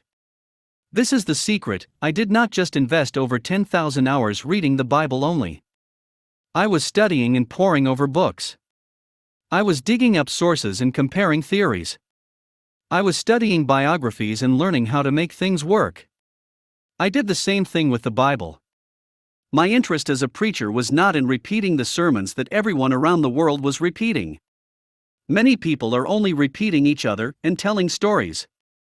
I wanted to be a different kind of preacher. I wanted to be a firebrand. Many people who have heard me preach the Bible ask me what Bible I read. Many people have asked me how I got the things I teach, or that perhaps I had a special Bible that I was reading which they are not aware of. Again, this is the secret. I intentionally invested over 10,000 hours of my life into studying and digging into the Bible. I was not reading the Bible with the lens of what somebody had taught me. I grew up in my Christian faith in the old Soviet Union where Christianity was not allowed, so I had no access to teachings and preaching of other people, I had no access to people's doctrines, etc. All I had was my Bible and a desperate desire to know God. That was all I had. I converted that into over 10,000 hours of study. I converted the passion into worth and value in reading the Bible only. I buried myself into working the Word of God and came out a genius. Build the net worth of your mind. So if you really want to control your world, don't just spend time studying the Bible alone. Study other things as well. In spite of any topic that I speak on, people often think I'm an expert only in that field, until they hear me speak on another subject, and then begin to wonder. I have invested over 10,000 hours to make myself the best as a preacher, to make myself the best as a human being also. Daniel did not win over Babylon by just talking about the Bible. He did not become a prime minister in a foreign land by quoting scriptures. He was a politician, he had to understand the language of the people, and the language of politics. He had to be wise in the wisdom of the land, and the wisdom of God. That is how you can win. If all you have got in your vocabulary is hallelujah and praise the Lord, you cannot really go far in life. You cannot reach certain set of people. There are some doors that will remain permanently closed to you. You must be sound in the wisdom of God and in the wisdom required to walk in your calling. You must be wiser than the sons of Egypt and Babylon. You must be an expert that everyone wants to listen to. You must spread yourself and superimpose yourself on the world. The world must have no choice but to look up to you and to respect you. Now you know the critical areas you must strive to build your net worth immediately. I have mentioned the net worth of the presence of God, the net worth of the Bible, and the net worth of self-education. Another net worth I created was that of creating a mega church. I have noticed over time that life is not in the struggles but in the secrets. The reason why you are struggling in any area of your life is because you have not taken the time to learn the secrets that is required. In building a mega church, I dedicated enough time to learning the secrets so much that the feat simply became something ordinary, such as putting on a shirt. This I have shown by teaching many of my disciples how to also create mega churches. And many of them have replicated same feats all over the world. Building a mega church is like doing nothing. In fact, it can be as enjoyable as drinking water. I understand though that a lot of people are struggling to do it simply because they have not taken the time to learn the secrets.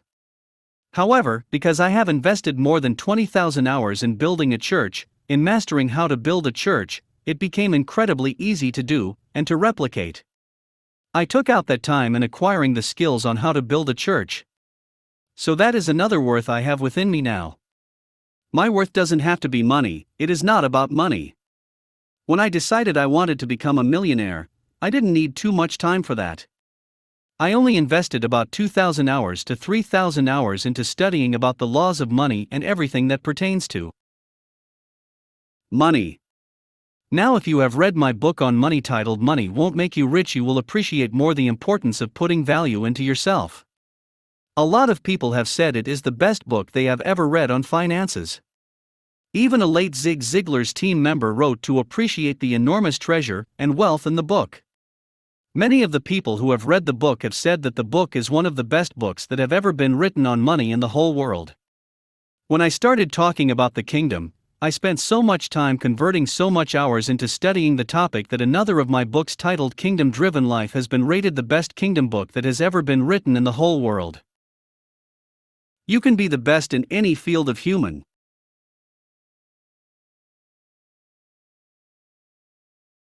endeavor.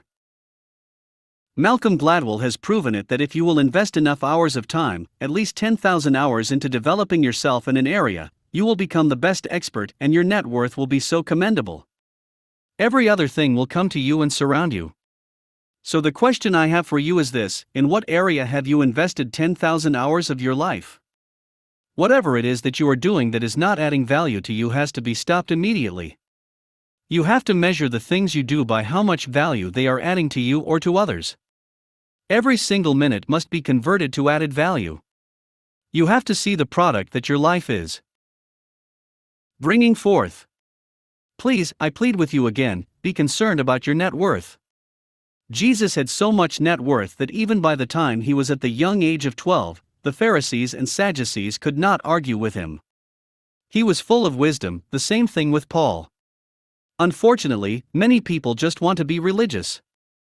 Many people can speak so well in tongues, in fact they can speak in tongues in different accents, but they cannot speak to the real estate agent nor can they speak to the banker. Many know about the blood of Jesus, but know nothing about acquiring and signing a contract. So many people are just ignorant, and this makes my heart to bleed again and again. Many people, most of the times, just want to engage in religious activities, merely praying and going to church. What have empty religious activities benefited you except eye service? The only benefit is for people to recognize you that you are a good church member. Don't waste your life on emptiness. Don't waste your life on empty activities in mundane life that has no profit. Don't be caught on a rocking horse, all motion, no progress. Don't become stuck in the religious mud of life. The difference between people is only one thing: what they exchange their time for. I really think you must note that carefully.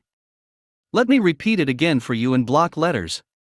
The difference between people is only one thing: what they exchange their time for. The difference between people is in how they used their time. While you were busy visiting from one prophetic house to the other, your colleague who understood the principles of life was adding value to himself and creating a product. I am also aware of the madness that young people also engage themselves in today in institutions of higher learning. Young people who otherwise should busy themselves in developing themselves and finding solutions to the problems of the common world, young people who should convert solitude into adding value into themselves, are busy in religious jamboree and frenzy. Who will deliver these young ones? Ways you benefit from your net worth.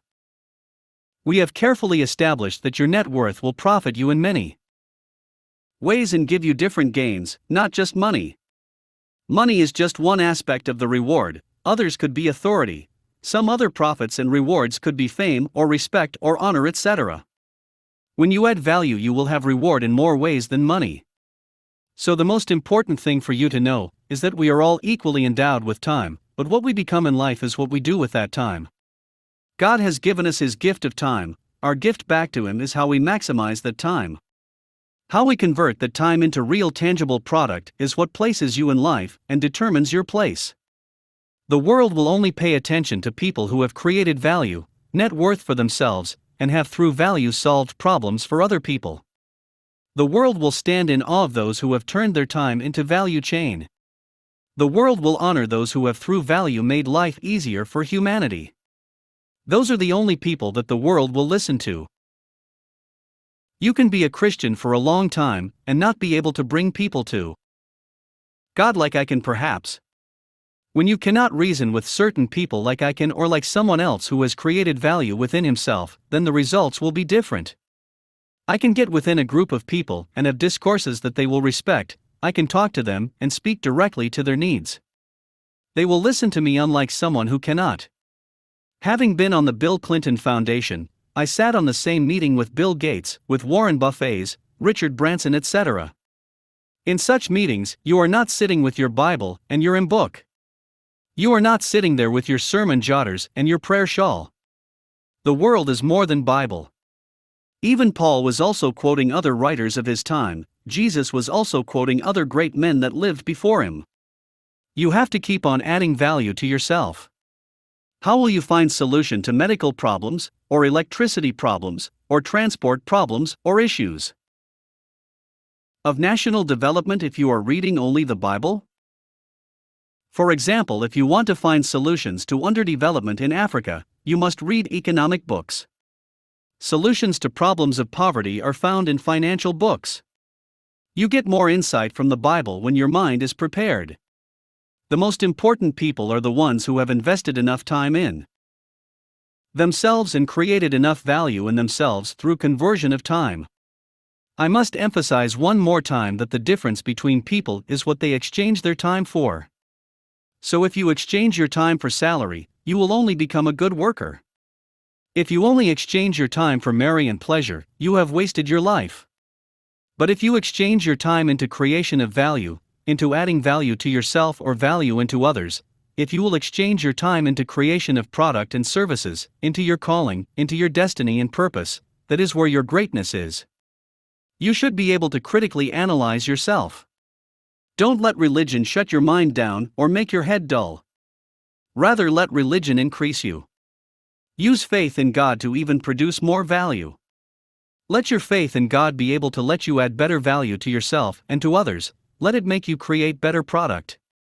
Let your faith in God produce fruits. Jesus said, "By their fruits we shall know them, not by their religiosity or going to church or by their tithe and offering." Set yourself free from the shackles of religion and become a believer for real. I had already written books on that. Entire books have been written on conversion, and how you can convert your ideas and inspirations into products. If you have not read them, you can look for these books. You will find material on how to become a good and fruitful believer. Arise, champion, arise to the call of God within you, arise to the need of your world, set loose that which God has placed within, build your net worth, and use your net worth to transform the world. This generation is waiting for you. I can't wait to see all that you will become and do through the information you have gathered from this book. Highlights from Chapter 9. 1. A lot of people want instant gratification and immediate pleasure that they sacrifice anything, including their big vision and their long-term goal. This is the singular greatest hindrance to building net worth. 2. A lot of people think that instant money is more important to them right now. But really, what they have done is that they have sold out their lives for property. 3. A lot of people get deceived thinking salary is more important than net worth. 4. How many hours do you spend each day in your own assignment and in your life calling? What do you do when you get home from work? What do you do in the late hours of the evening? 5. Build your net worth in the area of solitude. 6. Build your net worth in the area of self-development. 7. Build the net worth of your mind.